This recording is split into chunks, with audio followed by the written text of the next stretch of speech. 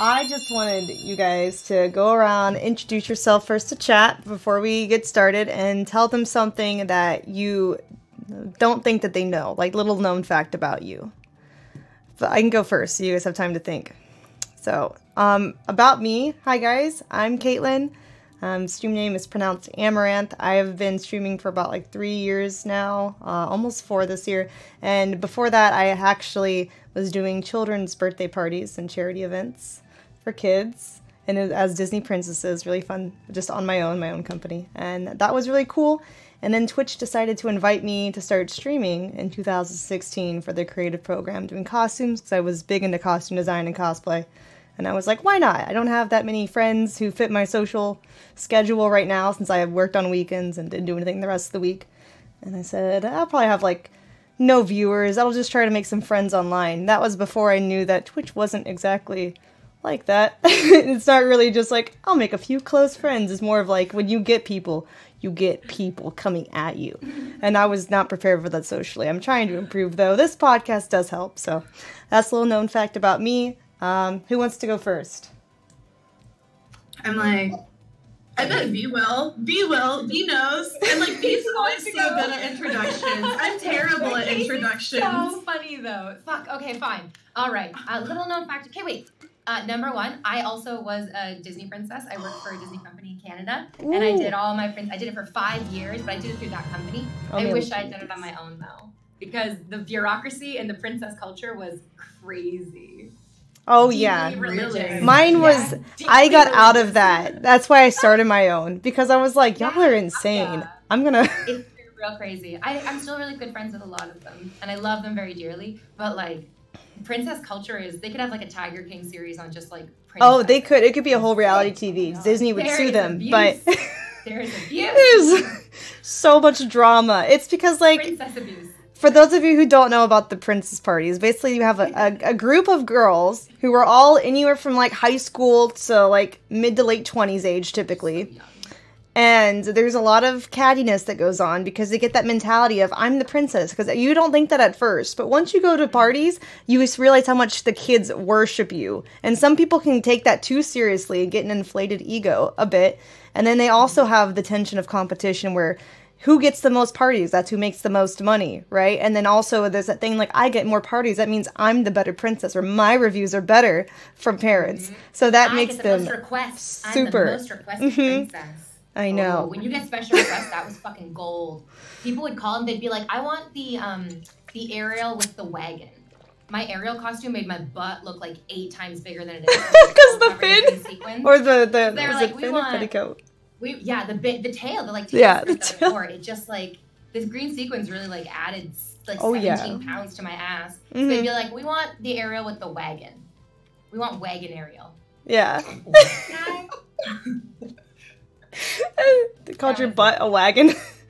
That was it. The only thing I had going for me. And then the other girls, the interesting, I guess like the little known fact about me outside of princessing would be I was one of the only princesses at my company who didn't have breast reduction surgery.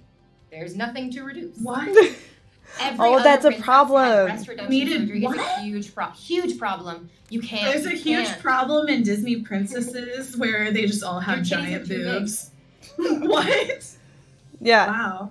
It's an issue because the costumes have to fit everybody. Oh my gosh. So yeah, that's why I just started making my own. I was like, I just made it so that the front fits and then the back is lace up, so no one had any issues.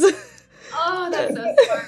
So good. Yeah. I did a party once where the zipper broke and I was Rapunzel, and I did the whole party with my back facing the wall. I like walked in and I like shuffled around the room so they wouldn't see the back of my dress just held together by safety pins. I've had that so many times, especially because when I was working for other companies. So like the zipper would sometimes like be really crappy for one, especially on like a seam line where the skirt meets the bodice.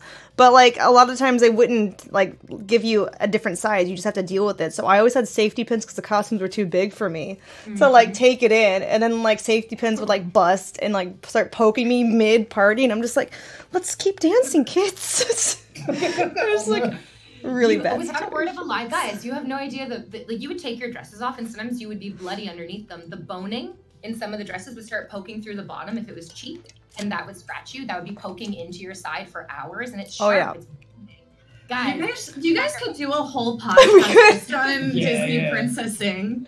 The truth behind Yeah. being a Disney character. princess. The truth. Sounds like a series, yeah. It does. Anyways, chat, what you need to know is it's not as glamorous as it seems. So, You get peed on. You get barfed on. What? kids. Yeah, I've had kids pee on me. I've had them barf on me. I've had them like be like, "I'm bleeding," and they like touch you and they're like, "Oh, why?" Because they think they know you. The kids think they know you. So for the kids, they're interacting with their very good, close, personal friend.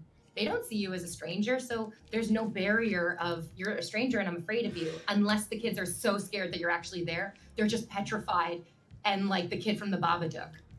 Yep. Yep. There's nothing in between. They're either your No. best friends or they're screaming in the back They seat are. of a car. I've had That's both. it. They're screaming terrified of you, or they follow you around and want to like hug you so tight that your wig falls off. Screaming it My all. favorite, my first aerial party with the seashells and the tail. My first aerial party, the kids started chanting, "You are naked. You are naked." And I was like, no, I'm wearing seashells. They're like, that's your skin though. You're naked. And I was like, no. It's like, this is not how that works. So it's like Twitch chat. It really prepared me for Twitch chat, truly. Yeah. You are naked. You are naked. Okay.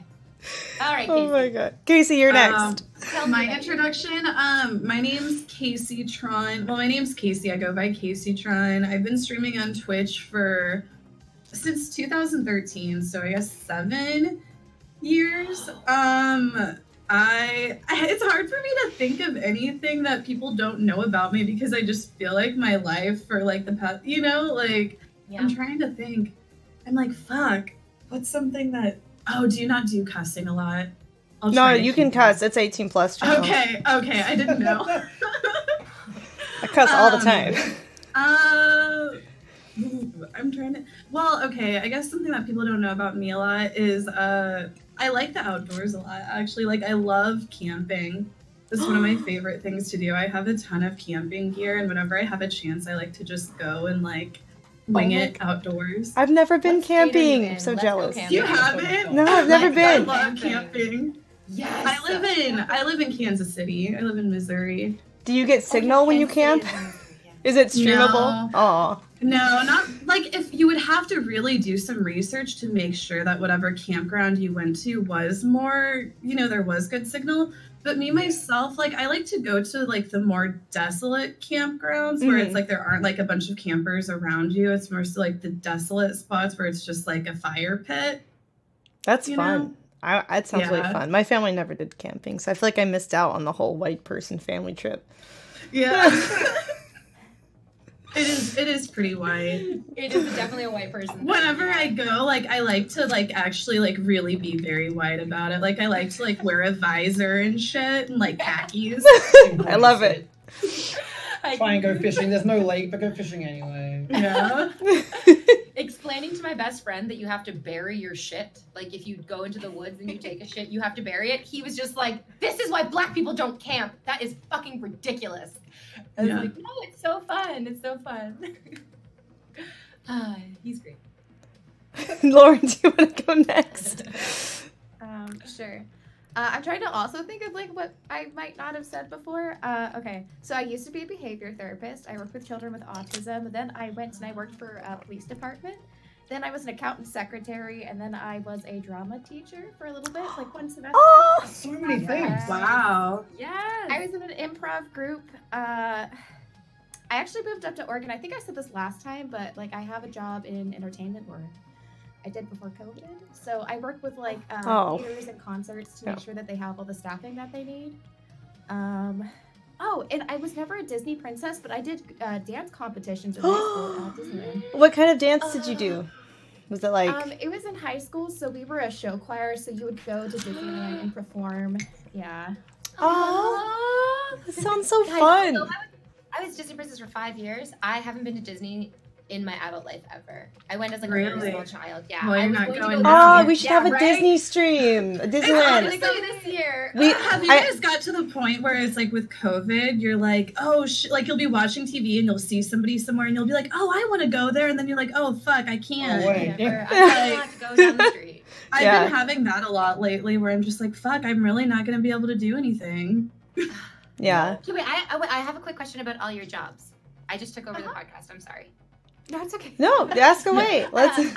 So you've done a bunch of different things. When you moved from job to job, was it people coming to you and offering it, or were you finding these jobs on your own? How did you switch from all of these? It was a little column A, a little column B. Because like when I found my job at the police department, it was kind of weird because I had that job before being a behavior therapist, but I had came back as a higher position. I was their dispatcher. But I was working at a car wash, and the sergeant approached me like off duty, and so he was like, "Hey, do you want a job?" And I was like, "I feel like if Oh, that's a weird question to ask randomly. I was like, "Oh, dude, I think if I go to this place, I'll be murdered." Yeah, like in my His safe address. So then, like, when I was leaving for work that day, because I was closing, I left the card on the counter, and I was like, "Should I take it? Should I throw it away?" And I was like, "I'll take it." So I emailed him, and it was totally legitimate. I don't know why you scope out people there, because like it was an entry position. You didn't have to have anything. Yeah, that's So, a like, strange you- question to ask. I would be like, are there couches Right? involved? Are there Yeah. like what kind of job? Honestly, Because what he are the had blinds asked like me- on the window next to that couch? We know. Wait, what? Oh, the blinds next to the couch are like. Never mind. It's a joke about porn. Yeah. It's a porn joke. Sorry, not quite. I'm so sorry. But yeah, because he had been asking me like personal questions too. He was like, "Oh, like, are you in school?" And I was like, "Yeah, I'm in college. Like, this is just my college job." And he's like, "How many units?" I was like, "Why the fuck does this guy care?" But it's because what they did was kind of like a work study thing with students, so that's what qualified me to go. So I guess they just needed someone, and he just happened to see my textbook like laying on the counter. So that's how I got into that. And then from there, you just make connections elsewhere. And then at the car wash, there was someone whose friend was a behavior therapist. And so when I was going through my schooling for my degree in psychology, they're like, "Hey, I know a guy." So it's just like all on accident, just like knowing people love that. who need people. Yeah. That's so wonderfully serendipitous. It just like dominoed into so many Kinda people. Yeah, Right. it was destiny. It was meant to be. And like honestly, like me being in Portland and like having this theater job, which, well, again, it'll be there when COVID's over. Oh yeah. Oh, the theater like is that- going to be so crazy after this. All the plays that are being written right now about like, I hate my fucking girlfriend. Let's write a play about that. Like Oh, and the yeah. concerts and stuff, like all Oh the my concerts got postponed, like not just canceled. So that's probably gonna kick back in. Like as soon as all of this is over, everyone's gonna be like booking the sites that we have. But the only reason I have this job was someone I actually knew on Twitch was like, "Hey, you have this qualification, we need somebody. Why don't you interview in the city that you've never been to?" And I was like, "Okay." Why And then I moved here. So brave. So brave. That's awesome Yep. though. I love that Job on the you spot. just jump around so many different things. That's amazing. Admirable. Yeah. Well, I'm just trying to like find something that makes me happy and stuff, because there's so many people that I talk to at my jobs that like they had that job because they didn't have another choice and it paid well, and they're like, "You're young, just do what makes you happy," because I was stressed out all the time. That's like, yeah, I was not having a good time at that job. So like when I hopped over, I was like, this is much more my pace and my style, and I can work from home if I want to. Now I have to. Yeah. But yeah, It's hard for me to talk about because I started streaming, several years ago whenever I was, kind of younger. I guess it's like I never really had an opportunity to expand my work experience besides like anything from, like teenage, like early 20 jobs, right? I don't know. It's just weird. I'm like, I have no experience. If this Twitch thing is over, where will I start? Like what? What Yeah. do? What do? Like I feel you there, No, definitely. You're so entertaining. You will continuously entertain people. You'll just find different ways of doing Maybe it. fine. I hope Yeah. so. Yeah, you are so entertaining, and that's like at the core of your being. Whenever people tell me that, I just like can't help but blush. I'm just like, what? No, seriously, you're very, yeah. You'll be fine no matter what. You land on your feet. Yeah, I try. But I'm like, what about whenever I get old? And, that's like my worry now, like the longevity on Twitch. It's like, what about whenever we get old? Well, It depends like, how yeah, fast well, Twitch grows. I think it's less of an issue as we see like people who are Twitch broadcasters moving into things like I've television heard. or stage performances, and stuff like that. So you just check your talents elsewhere. Right. That's what I could see myself doing, I guess, like after, like if I weren't on Twitch, I would want to try to like write for some sort of comedy show or something like that. Make it. Yes. It's totally like I know a couple of the Twitch guys work at like Adult Swim and Tiny Build Yeah. doing like writing now. So like Carnage and stuff does that now. So Oh, really? yeah, it's totally viable to move into like the comedy field, especially as Twitch have been doing more of those like kind of comedic bits with people like Ezekiel III, Number One Alex, so on and so forth. Like it's definitely possible to pivot into like comedy. I think quite easily. Did you I think guys it'd be, see like, that? Did you guys see that SNL did like a Twitch bit, like where they were making fun of Twitch streamers? I didn't get to watch it all. I just saw it on Twitter earlier today. It was really? like I wanna see yesterday. Yeah. Yo, let's pull I that didn't shit see it. up. Yeah, if you have a link, we can watch it. Yeah, Casey, my friend who she streams sometimes, but she's not like a stream person at all. She was like, I think I saw your friend was in the news the other day, and I was like, maybe, who knows? Let's not. Me? Yeah. About your band. About that, Oh, which my never band. happened. Oh my, yeah, I have had like, my dad was finally just like a couple days ago, he like was like, were you banned? And I was like, I knew that he would like figure it out eventually because somebody would be like, yeah, I saw something where your daughter was banned from Twitch. And I was kind of like, Oh, yeah. He's like, what for? And I was like, well, I made a joke that I wanted to spread coronavirus to poor and I won't say it again. Bad. Yeah, let's not do I that. made an insensitive joke, apparently. So Yeah. Good save, Casey. I won't say it Okay, again. I'm so glad that you're Oh, back. here she is. I'm here. She I'm got so here. Sorry. I am Don't like be sorry. so bad at You're being on here. time. Even Raj will be like texting me while Moo is on, and he'll be like, "Where the fuck are you?" And Well, I'm like, and then with Raj, it's like he's never on time. It's like he says it starts at 3, but you know, we all know we really had like an hour and a half. And then 7 p.m. he never gives us topics. Amarath gave us topics. Yes. Yes. Those are I'm like, awesome. oh my I wanted you God. to have topics. I don't like going into stuff not knowing what we're talking about. At least having a base. I know podcasts can kind of just like go, with the Right. flow, but you need to have like a starting point at least, so Yeah, we like a need to run out of semblance, things right, to talk about. I need Something to fall back structure. to. I need Yes. a structure, Mm-hmm. preferably blanket structures. I was actually thinking that I'm in a new area. I'm in a closet. I'm working out of a closet now. And I thought to myself, I was like, I wonder if I hang blankets up. Yes. Like, Honestly, Yes. yes. Oh my god, I think that because everyone's at home, I'm like, this is the perfect time for the blanket fort revolution. Everybody's stuck at home. You might as well stream from a cozy space if you're going to be Yeah. stuck at home all day. I think they Yeah. can be very fun and very cozy. It also, I did yesterday for the first time. I don't usually move my camera around because I like the anonymity that my blanket fort gives me. But for the first time yesterday, I gave a tour of my whole setup. oh wow. And it was very nice that my Twitch, like the overwhelming response was, your desk is so clean. Oh, that's because you're not at it, right? Thank you so much. Yeah. I really like Blanket it. forts everyone. I would just be I worried love about it. like dance. Since I do like a lot of dance stuff, having to move. I everything. cannot, I can't Yeah, stand up. you I have to can't, like, stay move in around one or do spot. anything. Yeah. But one day I want to like expand. I want to like, and maybe if I move, right now I'm in an apartment, so I can't. But one day if I move, I want to expand and I want to have like an area where I can go and stand up and do other things and like give fake weather reports or something. I don't know. Yeah. Big screen. That It's very sounds like that too. specific. Yeah. I have so many big ideas. I feel like that's like the number one thing I do is I come up with these amazing ideas, then I'm like, I'll do them at some point. Eventually in the future, Right. when I'm motivated, Eventually. I guess. It's easy to come up with ideas, but it's really hard to execute them. Yeah, Yes. exactly. That's a creative's dilemma. The right? doing. It's so easy. Right. Yeah, doing is difficult. Life's hard. Yeah. So I think we were going at what we're doing now, QD. We're still doing introductions, so it's okay. You made it in time. We've been saying things about ourselves that most people probably don't know, and now it's Ooh. Bless RNG's turn. Yeah, I'll go next to give you a bit of time to think. G'day, folks. My name is Brad. I'm based in Melbourne, Australia. Hence the accent. Hi from 6:45 in the morning on Monday. I am the Bless RNG global emote. People will know me as that stupid thing. I've been streaming for about 7 years. I currently work at Stream Elements as a day job. I previously worked on the game Dauntless, on indie devs, and in the anime industry, because I'm a massive weeb.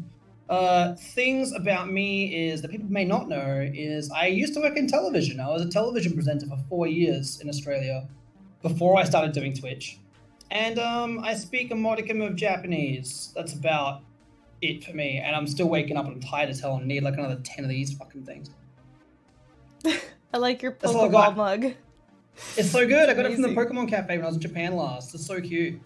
Pokemon Cafe is cute as hell. There's like multiple Pikachu mascots running around and jumping up and down, and everyone's clapping for no reason, and the food is not very good and very Aw. expensive. But I've the never environment's been. amazing. It's like shit like that where I'm like, what the fuck? I'm never going to be able to do that, at least anytime soon. Right, Oh, I've no, never been to I will Japan take you and I to want to go Japan. so bad. I want to go to Japan so bad. Let me know. Let me know. Treat. Your sassiness I'm- amongst the cherry blossoms is a dream. Do it. I'm always happy to help out people with. I go to Japan a lot. I'm there for probably about half the year, most years, except for this year, Lamau. But I'm always happy to help people plan Japan trips. I've done it with multiple streamers in the past. I'm also an IRL streamer normally, IRL and like variety gaming. So I do IRL in Japan pretty consistently when I'm allowed to leave the house when we're not on lockdown. Australia's lockdown's pretty severe for COVID. Yeah. But yeah, like Japan's hella good. I'll be going there pretty much the moment I'm able to travel there again because it's been a couple of months and I miss it. A couple of months. You're just like, it's been a Yeah. few months. Just play I travel Animal a lot. Like those who follow me on Twitter will be like, Brad, when did you go home last? I was like, oh yeah, like 3 months ago, and I was home for like 2 days. So I'll travel from like convention to convention. So I did most recently did like 6 weeks in Japan, went home for 2 days, 6 weeks in America, then came home again. It's kind of the bane of being in Australia. There's only like one gaming event here a year. Everything else is overseas. So I'm just on planes most of the time. It's good for miles, and I love traveling. Traveling is my favorite thing to do, going and seeing the world and like experiencing things I wouldn't normally get to experience. And I get to do that just because of the work I have. I've been working remote for like 3 years now at various jobs, so I can kind of just do it anywhere. So as a result, I like might as well, even though like I like my house, I love traveling and like seeing people I've met through Twitch and like other creators whenever I can. So traveling's hella fun. I highly encourage it when we are able to do so again. Right? It like with the whole corona thing, you know, it was like getting into spring, summer, and I'm sure you guys are probably on the same page as me. I was doing a lot of IRL streaming, and now it's just like, wow, there goes like all of my streaming ideas for the summer. Like I wanted to do some like vacation streams and like road trip streams and stuff, and I'm like, well, there goes that. Yeah, all I have left is pool streams. I was like, I can't go like Right? out and do like vacation type trips or anything. Oh, you're so lucky. I don't have I any. feel I like, live in Toronto. I have nowhere outside I can go. Are you in like an apartment? Yeah, I'm in like a house that's split into apartments, but like we don't have a front yard or a backyard because it's just so densely packed. So I can like go to the park where all the scary people are hanging out and like breathing on me. Right. Yeah. Does the house still have like a porch or like a balcony or something? Nothing. I'm very close to breaking onto the roof. And I'm like, I could get up onto the roof. It'd be worth it. I think if I Well, you fell, just I say, wouldn't like, even you know, die. You need think stream I should- ideas. I've There you slept go. on a roof. It's fun. I think I'm going to break onto the roof very soon. Roof streams will be a new thing. Roof Roof streams like neighbor watching, like, who's that? He coughed. He coughed over there across the street. Shun them. Get him. Yeah. Corona watching on your roof. Oh my gosh, that would be great actually. It'd be fun. Ideas. That's it. Just do like a squad roof stream. Next podcast held on everyone's roof. It's like Everyone's Everyone get on the roof. I think you guys all know, like, I'm like a bit, like, I'm a bit of a stoner, and 420 No, is coming you up don't say. 420 is coming up, and it's 420 of 2020, and so it's like the potheads for are 2020 really, Special one. are really in our feels right now. Isn't Your every day is day ruined. 420?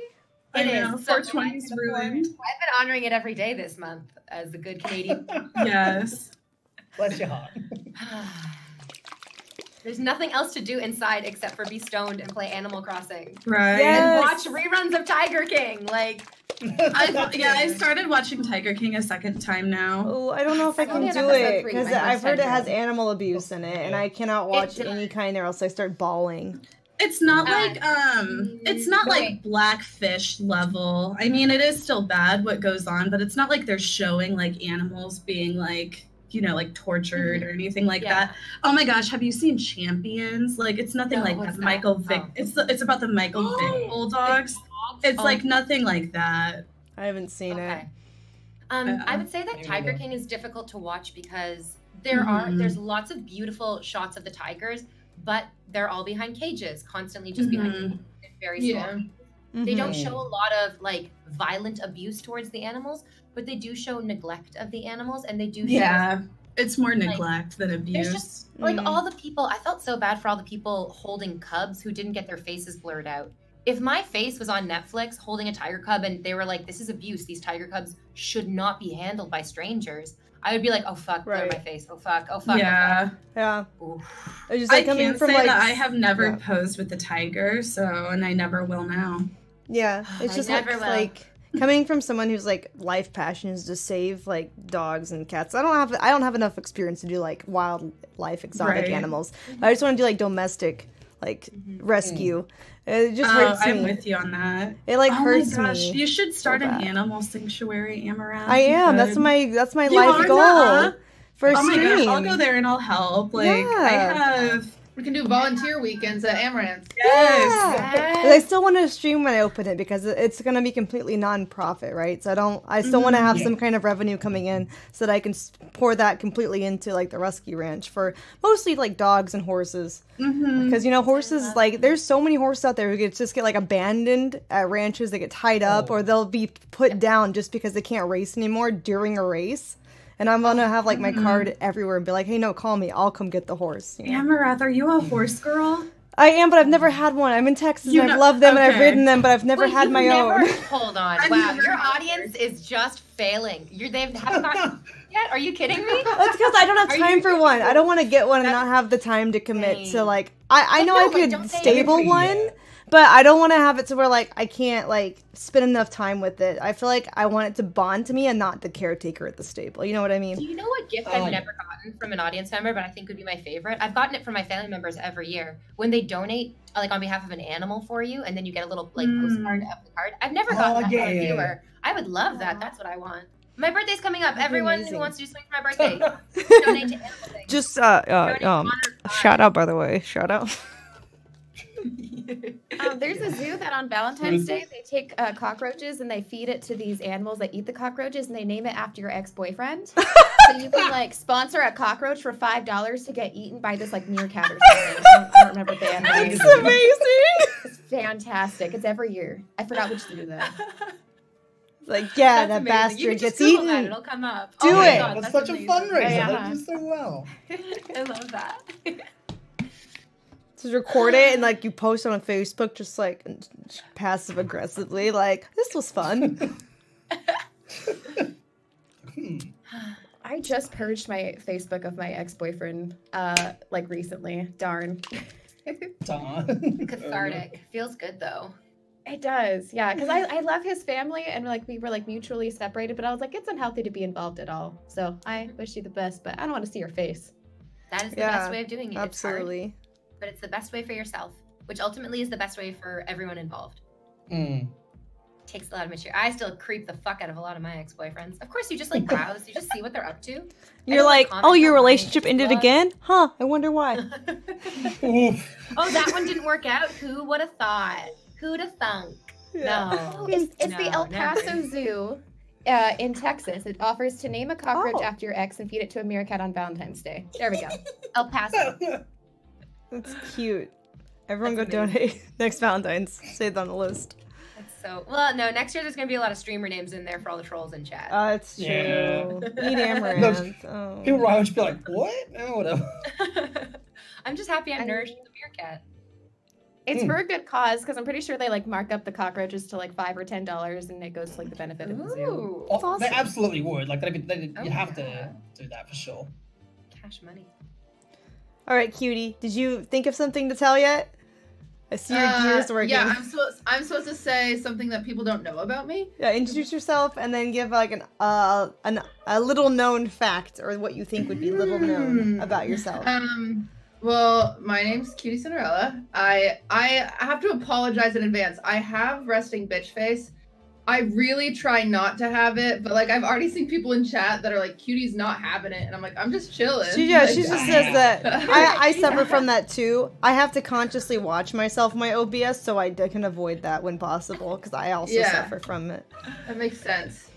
So just know I'm not angry at any times. I'm just chilling. But little known facts about me. I once doubled as Britney Spears on a cruise ship for a summer. It's awesome. Yeah. Interesting. I used to work at Disneyland as Cinderella. And I've met Taylor Swift once and Ed Sheeran 3 times. Kind of fun. So can we just like make a side So many Disney podcast of princesses? Wow. Yeah. Just like we'll just be in costume, be like talking about things back and forth. You should. Just all get drunk and be in It'll be character. like after like the not so happily ever after with the princesses. Who would be what? Which princess would you guys be? I want to be Snow White. She's my favorite. I love Snow White. She's so Okay. sweet, so kind. I would She's probably so be beautiful. Ariel or Anna. Yes. One of those two. Yeah.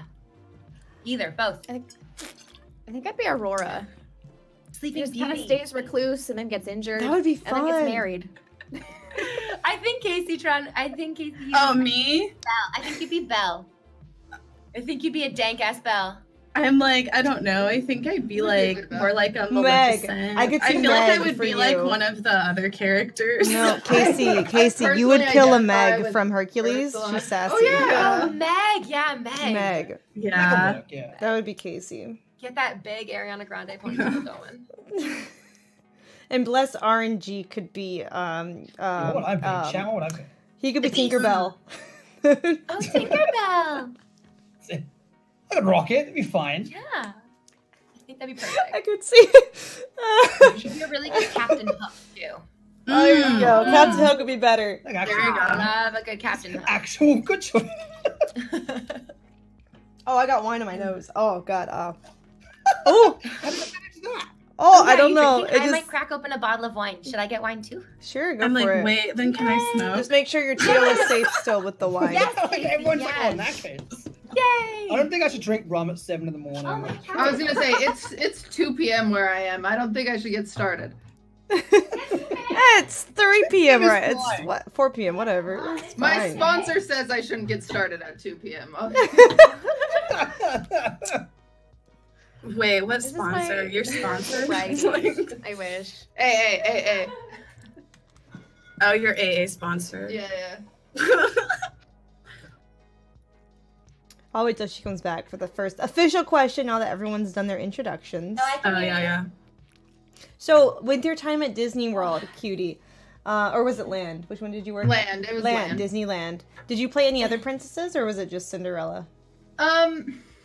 I think so. What usually happens when you first start, you kind of try out a few, but then you usually get stuck with the one that you're the best at, and usually you try to be the best at the one you want to be. Obviously, I did have to fill in. I had to fill it like I don't know if you've ever seen Phantasmic. I filled in.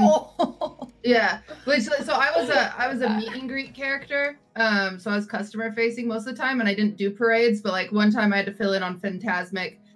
Well, I probably a few times actually as just assorted princesses because you're so far away that it doesn't really matter. Right. It's like at the very end of the show when the big boat comes around, they just literally throw anyone in a costume. So it's like Doesn't if you're matter. there, yeah, it doesn't matter. So that I had to do. Tinkerbell's supposed to be a very certain height, but I had to be Tinkerbell one time because it just happened. I don't know. They just needed one, and so I was there. And yeah, but make it besides work. that, Right? I was mostly just Cinderella. I didn't try anybody else.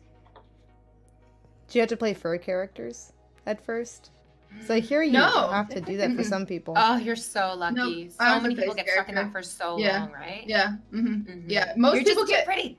like. It probably I don't know. depends what they really need at the time. If they have yeah. like a slot where they need a face character right then you probably go straight to it. Otherwise, they're like training as a face character first. I'm like, Yeah. that's So why, it was. I I've would- been like I've tried on like like the Woody costume and the Mickey costume, and they're just like so miserably Hot.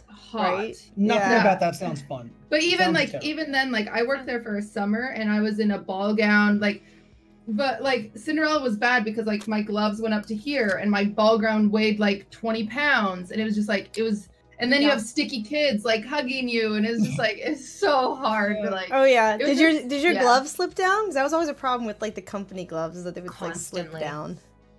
Oh yeah, See, and that's it's why I think I it's could like- definitely never be a Disney princess, though, is because of the kids. Like, I won't say that I hate kids as much as just being around kids makes me uncomfortable. Like, I don't know how to interact with them, get them away. I'm afraid I'll offend someone somehow. Well, I usually don't like, like I'll kids. accidentally say the F word. Oh, yeah. So you They're on my can't do cousin, that I feel as so a bad. princess. Yeah. So, like, Yeah. I used to have a really good off switch because I have like a sailor's mouth also, and then for princess parties, like I trained it so where I wouldn't cuss at all. But I don't know. It's been like 3 years since I've consistently done parties, so I don't know if I would have that anymore. It'd be kind of hard to go back to it. I feel. I don't know. Yeah, I don't think I could. I don't think. Well, it's different because you like flip a switch because Yeah, you talk in a whole exactly. different voice. Like your mannerisms become very floaty. Like, and so it's just like. I don't think I could ever imagine saying "fuck" in Cinderella's voice. You know what I'm saying? Like, Are you kidding? Oh, One year for my friend's birthday, I gave them a princess party, but I was like me as Belle, and it was like an adult princess party. So every time I said princess, they had to drink, and like I think I killed some people, honestly. I like swore, and I was like making all these inappropriate jokes and stuff. That's so funny. I did that for my best friends, and I was like, we can't take pictures. You can't record me doing this. I will Yeah. lose my job. I did so much stuff that I was like, this would get me fired, but I can't help Oh. it. Right. yeah. Like Right. all the time. Yeah, that's something that most people don't know about Loved Disney it. princesses is you actually can't tell people you work for Disney or as a princess. You'd be like, I'm friends with Cinderella. Yeah, technically, I have to say I used to hang out with Cinderella, but I'm not under contract anymore. I don't give a Right, shit, now you it know doesn't what I'm saying? matter. Yeah. But I'm not if you gonna were work still under there ever contract, again. Yeah. you couldn't post selfies, you couldn't post pictures, and you have to be like, I'm friends with Cinderella to like imply that you're Cinderella to people, but not like actually directly say it. Yeah. I imagine working for Disney is pretty insane or whatever it is. It's like other companies that are like contracted under Disney or something. I feel Yeah, you're That's what I restricted. worked for. I It didn't was- work in the parks. I just did like a company that was the only one in Canada that's licensed by Disney. So we were allowed to say, like, we're Ariel. We're not just the Little Mermaid. We have Elsa and Anna, not like the Ice Queen and the Snowflake Princess. So Right. the standard, the like quality of like performance and of the care of your dress and your wigs and the style of your makeup and everything was so scrutinized every minute. Mm-hmm. It's a very high standard. But I liked it, and I think it made me like polished enough to put all this shit together and stream for it. I would not last doing something like that for like a day because I feel like I'm a very like I don't know, like I said, I don't have, because I've been streaming since I was pretty young, it's like I haven't been able to get much like real like work experience. So I don't know if I could be professional. I don't know if I could be polished. You I definitely don't know. You just do it over like weeks and weeks Yeah. and weeks. Like Ugh. you do it little bits at a time. By the time I was done princessing and I was like, I think I need to move on to something else, I would finish full parties and full events and be like, I was on autopilot that whole time. I don't remember a single face, what I said to anybody. I just, Oh, yeah, tuned it gets out that and way. I'm like, did I the would line. get You I just was get in the fired zone. before I got to that point. It's Yeah. actually like an alternate reality. It's like afterwards you're like, Oh, that was who a good party, I that? guess. That was just in charge. It's literally, I think if we were doing this like 2,000 years ago, they would be like, you're literally channeling like dead spirits. You're like a channeler. You're just so embodying this character. like- You're not even yourself anymore. You just go into a trance. love it. Exactly. That's what it Yeah. feels like. I loved it. Good times. All right, so let's move on to the first topic for today. So the coronavirus, intros. of course, is on everyone's mind. Everyone's getting cabin fever, and boredom is starting to creep in for most people. Do you think this period will have any lasting change on society or culture as a whole? It's gonna be a lot of babies. That's all I have That's to what say. I thought too. Yeah. Oh my god. That'll be a But thing. will the babies be canceled Maybe out by the baby boom. people who just aren't even able to like meet anyone? Like the people who weren't in Oh. relationships Oh my That is before? an excellent question. The Also, dearth like- of the birth. The divorces. Mm. Like I don't know. Divorces. Oh, yeah. Versus. The I mean, divorce it's rates are gonna sad be to very say, interesting. but abuse has spiked. As I saw like a bunch of statistics with Mhm. that. It's sad to say, but Stress. check up on your friends. Yeah. I know at least in Australia they've announced like huge amounts of like domestic violence support packages and stuff, which is fantastic. But it's also fucking awful that it's happening in the first place. Mhm. Yeah, I feel like that's would be common because, like, yes, having quarantine time together can bring you close together for some people, but for others, it can also cause a lot of tension because they're spending so much time with each other. And some people, honestly, who, especially like those who marry maybe when they're younger or like when they're like in that lovey-dovey stage, afterwards, it's like, you know, they're gonna just be like bickering now that they're so close together with nowhere to go. So You it's can't like, escape, right? Yeah. yeah, I know feel like when you- there actually are some aspects of like quarantine. I wouldn't say like I like, but that just like are kind of, I don't know. Like I feel like people have gotten a chance to kind of reconnect with maybe things that they usually don't have time for, or you know, their family and friends and whatnot. It's kind of been simpler times, I guess, to really reflect. And you know, it's good to see people using this quarantine time in a positive way. Yeah. I feel like I'm connecting more with people that I talked to less when I was Mhm. hanging out IRL. Mm. Like, I usually didn't talk to my friends who live, I have a friend who lives in Albania, my brother lives in BC, and I didn't usually message them that much because I was out doing things with real people. And I was like, I'll see them when I see them. But now that I'm just at home, I'm like, what are you doing? Are you in your home too? Tell me about your home. Tell me about my home.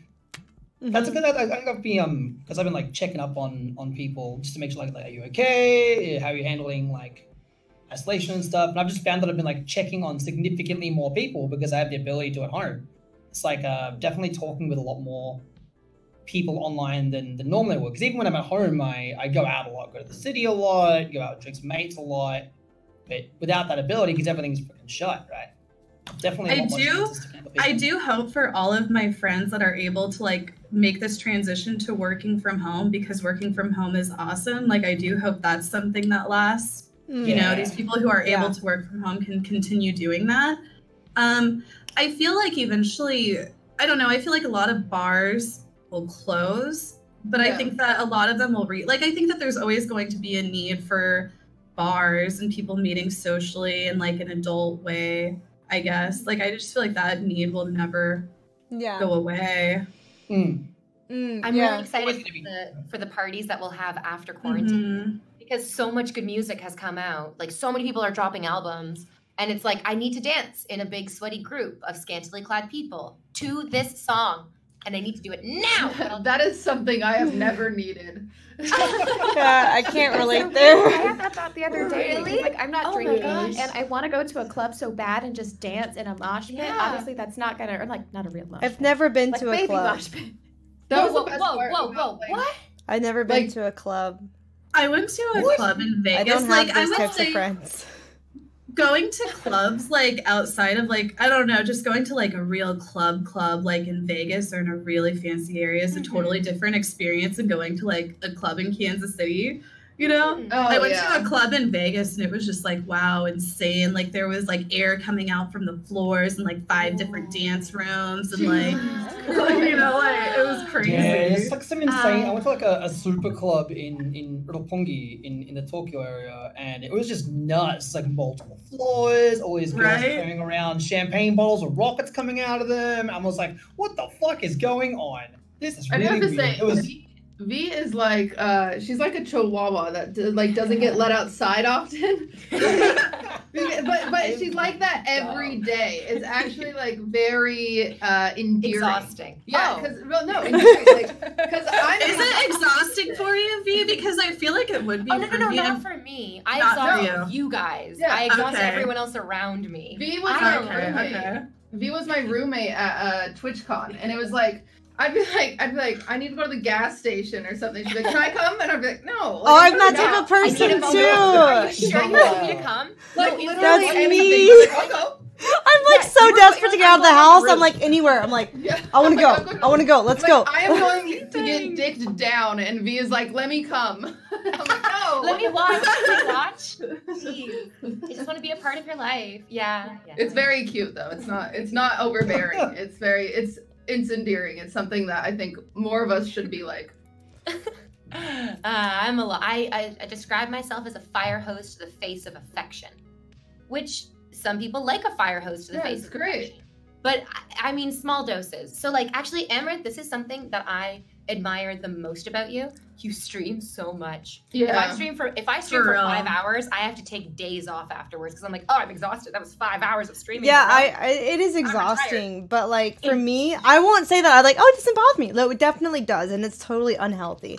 But the reason why I do it is because I really, really, really want to save all those dogs, and I want to open that sanctuary as soon as possible. Because every time I see like a picture or like a video of like a dog on the street who get like I follow like a lot of rescue videos. And like a lot of Instagram accounts. And every time I see one, I start to cry, like just thinking about it a little bit. But it's so like such a super big passion of mine. So I really want to do it like so bad, like so fast, as much as I can. So I just stream every day. And I'm like, do it. I was wondering about that earlier. Just do it. Do it. Do it. I was like, is she motivated or is she disciplined? And it's both.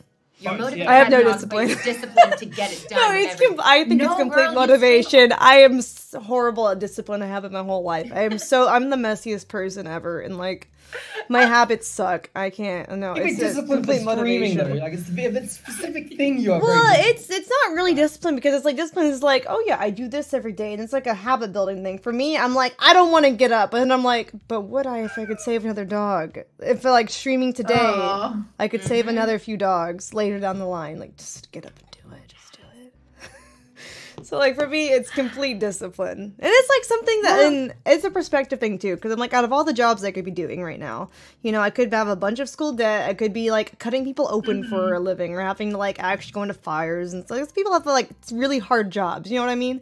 So like as streaming, it's like you get online, you talk to people, and you be silly for all day. It's like it's not that bad. It's exhausting just because of like the lack of sleep, but it's not like the worst job you could have, and it pays off a lot. So it would be silly of me to be like, my job is like so hard, and I just need like a vacation, because it's like I'll have my whole life to pursue my passion if I just keep streaming. You know what I mean? So it's like it's complete motivation. I am not a disciplined person. I can't. I suck at discipline. I don't know. You say that, but I think you are. Like, I mean, like you work out every day. Not lately. I dance every day. I don't go to the gym as often as I need to right now. I need to. I can be a bit of an Amouranth White Knight. There was a stream I did where I was like, I'm gonna do Just Dance with Amouranth, and it kicked my ass. And you were still going for like probably 3, 4, 5 more hours. I don't know. But I was just like, these people who, you know, we all know that Amouranth has some haters, and I'm just like, these people who hate on Amouranth have no idea. We all have haters. Yeah, everyone has haters. True. Casey, it's the same people. It's not that many of individuals. It's like the same group. 15 guys who are like, I'm just gonna follow them around. They have a lot of free time. They're not going on dates. They make multiple accounts, so it seems like there's more than there actually is. But it's like half the time. Like acting like Amouranth doesn't have content. I'm just like, are you kidding? Amouranth is always fucking doing something on her stream. Like she's like painting, drawing, like You're singing while you're painting and drawing. Like you're dancing, you're raising money. I am sorry. I'm in awe every day. Oh, thank you. You guys were sweet. But yeah, I just try to hustle because I'm like, you don't know how long this is gonna last, right? You got to get the opportunity while it's here.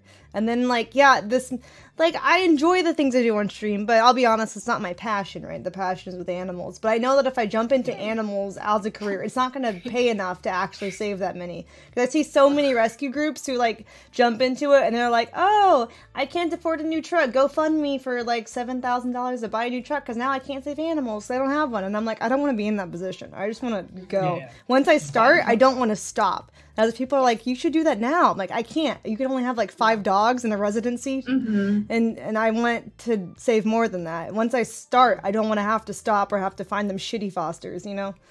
Yeah, you need to get it done when it's the right time. And you're able to have it like be sustainable. Yeah. If you just do it and it crumbles, my God, that would feel devastating. And then it feels awful because it's like you feel bad for the dogs that you currently have, and then you feel bad that you can't be out there saving more. Like, go back and do it again, right? So you might be like a one-off, and like, you know, I do that now, and then Twitch is no longer what it was. I can't do it again. So it's the right approach to have. So. Yeah, and then I can still stream it if I get it fast enough, right before Twitch crumbles. Who knows what technology brings? Not saying it will, but you never know.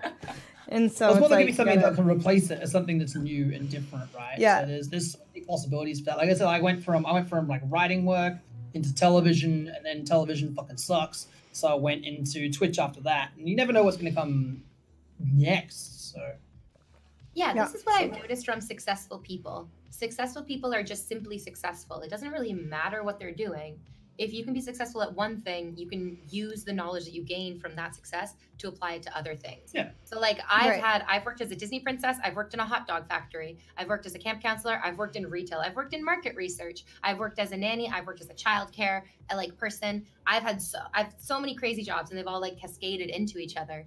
And each of them I was like, this is basically the same job over and over and over again. It's just people managing. What I can do is people manage.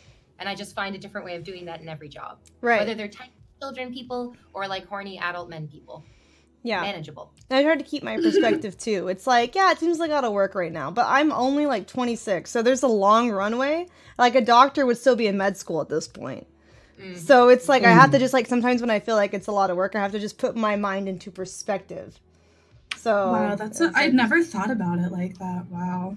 It's like if you think you have it bad, imagine the people who are still in school, still in debt, not even having a hope of a job yet. You know, it's like I'm very blessed, and I have to just keep that in mind and keep working. So that's why I just go hard every day. I'm like, it could be a lot worse. Something that I picked up, like in my many jobs, is like all of the jobs that I couldn't stand. I asked the people who actually did like it, and they always tell me the same thing, whether it was working at the PD or working with children with autism or whatever in retail. They always say that no 2 days are the same. Now, I feel like having those jobs, all the days are exactly the fucking same. I'm like, they say that, don't they? It's like across the board, no matter who you ask, they always say no 2 days are the same. And I'm like, that's insane. I want a job that no 2 days are the same. So that's what I'm looking for when I hop all these jobs. Yeah. Yeah. That was princess thing. That was definitely princess thing. Every like party. Oh, I miss it so much. Different. I miss it, but I know that it doesn't.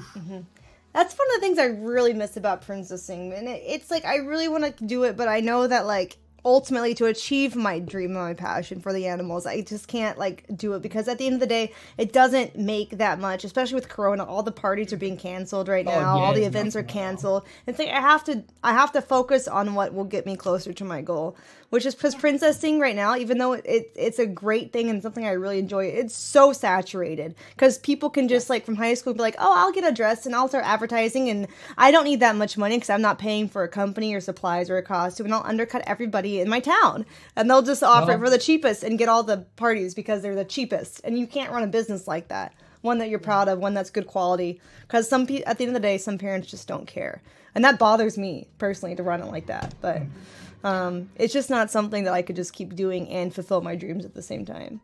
So it's like I kind of it's crazy to think about how like even after Corona, like they can't just say like, yo, have parties again. Like I just wonder what that transition will look like. Yeah. There'll be a lot of okay. I feel like there's really just so much unknown. You know, it's like we don't even really have a full understanding of this virus, right? Like we're just in the unknown, and that's really, I think, just the scary part right now. I feel like it'll go on for at least a year, but then it's like, yeah, after we're like, you know, in quarantine for a year, I don't know if I'm going to be jumping out to like hang out with people, or maybe I will. I don't know. That's what I'm wondering about. So shaking hands, hugging people, touching in public. Like, even if someone walks too close to me, I'm like, get the fuck away from me. And I'm wondering if that's going to become so deeply ingrained in us that when we go out in public after this, we can't shake the feeling of like, you do have a lot of germs on you. And I'm really aware of that now. And I don't want to go near people. Yeah. Do you think that kind of thing, and maybe like the social distancing in general, business organizations closing, will become like the new normal? Like, will it have a lasting impact? Or do you think it'll be gone? I don't know if it'll become the new normal, but it'll definitely be something that people will factor into their like everyday lives, like the act of effectively acting in a somewhat sterile way, like social distancing, as said, or like instead of shaking someone's hand, doing like the elbow thing, or like things like that. I think people will maybe not necessarily do it en masse, but there'll be a significant portion of people that will incorporate that significantly heavier than others. And certain countries are going to do that a lot more heavily as well, where they have like significantly larger impacts. So somewhere, say like New York, where it's like a huge epicenter of things at the moment, I think they'll incorporate things afterwards significantly more than somewhere like where I am in Victoria, where things are like less crucial. And there's only been like in our country alone, there's been less than 100 deaths. It's not nearly as strong compared to other places. It still sucks that those happen. Like every death in this situation is awful, but we have had significantly less of them here. So I think the culture here will be not nearly as changed. One of the things that I've had in my head, and I say this partly as a joke, but partly serious, I'm like, is this what's going to propel society into dressing more like, space people? Like wearing bubbles over our head and like space, you know what I mean? Astronaut Oh, we're finally getting to that fashion era of like the retro bubble heads. Yes. I've never been more ready in my entire life. I'm fucking ready. There could be some cute spacesuit onesies, right? It's just like Sandy Pikmin, cheeks. like Olimar were just like wearing suits and it's get on it now. Start a label and be ahead of the curve. That's it. Yeah, invest in bubble helmets. Holy shit. Oh, I Love want that. Yeah. I wanted to be a space girl for Halloween last year, so maybe I'll just be able to do it for real life. For Yeah, every day. For every day. Oh, yeah. I bought from like a costume shop one of those like plastic bubble head things that you can be like a space person or like an underwater diver or whatever. But it was cracked and broken and I threw it out because I was like, whatever, I'll just buy a new one. No, everything is closed. You cannot buy new bubble heads. Furious. Yep. Sucks. I think there's going to be a lot of good art. I think that there are a lot of musicians right now who are Right. isolated in their houses. I think there are going to be a lot of good movies and TV shows and plays and albums written right now on like the theme Yeah. of self-reflection and meditation and all that stuff. Oh yeah, I that, feel- that definitely like leads into like the next topic too. Like I was wondering what you guys have done to take care of your mental health or stay upbeat during the quarantine. Like what have you done to like busy yourself? Built everything behind me in the space of like the last week and a half. That was empty. Wow. Oh So I really? built all that. That's your set. Wow. Okay. Yeah, you 'cause I was told me talking to you Emma told about me being you're like, building I a hope I get stream my set. done in time. Fuck, and then that was like, it's still not done yet, and then, like the lights aren't working the way I wanted to. Amaranth Are they the nanolight panel lights? Oh, sorry. Nanolith's to the left, LIFX is to the right. There's an LIFX in a group as well. They all turn on and stuff, but because I'm not using my good camera, I'm just using a webcam for this one because it's on the other computer. If I turn them on, it just turns all white and you guys can't see it. It looks good for me, but otherwise, just you guys can't see like me in the webcam anymore. So I've been doing that. Yeah, just like building all this and like changing a couple other rooms, like trying to get my kitchen streaming rig done. I've got another room, like my third bedroom, which I'm going to change into like a comfy room, like kind of not quite like blanket fort tier, but that is like hella inspiration. But I'm thinking like getting like a kotatsu and like a projector and like a shaba setup, so I can just like chill in there because kotatsus are so good, they're so warm, and you just pass the fuck out. And like in Japan, I was on them all the time. Not really. It gets to like I don't know what it is in like I guess in Celsius, it doesn't really get any colder than 0 here. But that's still uncommon. So people in Canada are at the beach. If it was 0 and we could be at the beach, people would be out at the beach, and I'm like dead serious. We would be at the beach. People wouldn't necessarily be swimming, but they'd be at the beach. When I went to Vancouver, As I went to Vancouver during winter. American. Oh, Vancouver's not like Ontario. Oh my god. No, I've heard that. Yeah. As an American, I am so jealous of Canadians right now. Yes. Why? Why? Yeah. Because we have Donald Trump. I'm sorry. And like our Oh, stimulus and shit. Like I'm just like, oh my god, I just want to be a Canadian more you than guys have ever. such a shitty stimulus over there. Jesus, Yeah. it's so bad. Like ours is very independent. I didn't apply because I'm like, I'm streaming, I'm working from home. Like, I don't think I need, the government just texted me while I was streaming and they're like, we sent you money just in case. And I think I want to be like, oh no, just take it back. Like, I actually don't need this money. Like, I don't need the government money. I just stream. I should donate it. Yeah, I should. You can donate it because donate it because there's a good chance that that's still going to be taxable income. So donate it and like. Oh. Yeah, everyone forgets those stimuluses. I'm like, oh, that's taxable, by the way. Like, you gotta pay tax on that. So be sure to keep that in mind. So. Yeah, I'll just donate it. That's really nice. I'll keep my receipt. Do it. That'd be good. What about you, Cutie? What are you doing during quarantine? Baking. I've been baking. That's all. Oh wow. That's all I do. Can you send me all of the pictures of stuff that you bake? Are you worried about the gain? But I want to see them all. I actually don't like sweets that much, but I like I don't like cake, but I used to be a wedding cake designer. So I don't know. I used to be a pastry chef, so just like baking is like an easy pastime for me. I enjoy it, I think. And What do that you do and with the cleaning. sweets then? Do you give them to people?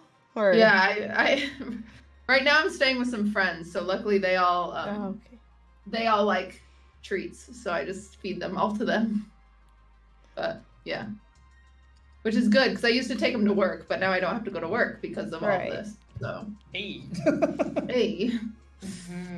I guess that's I how think a you lot of avoid people are going to eating embrace cake. cooking though. a lot more with this lockdown as well. Like, because you do Yeah. at home more, cook more, like, which is good for saving money too. You don't spend money like going out to the food court or something every day, which is dope. You can also support local businesses by ordering Uber Eats. Yes. And I don't feel ashamed for my life choices. I was do it. saving, I wasn't ordering any Uber Eats. I was being so good and saving my money so I could go to Disney. But if I'm not going to go to Disney, I'm getting Uber Eats because I want sushi and I can't make sushi. at home. Same. have I've been our- having a lot of sushi and poke bowls. Oh, delicious. Love it. Invader V, I feel like we're like the same person.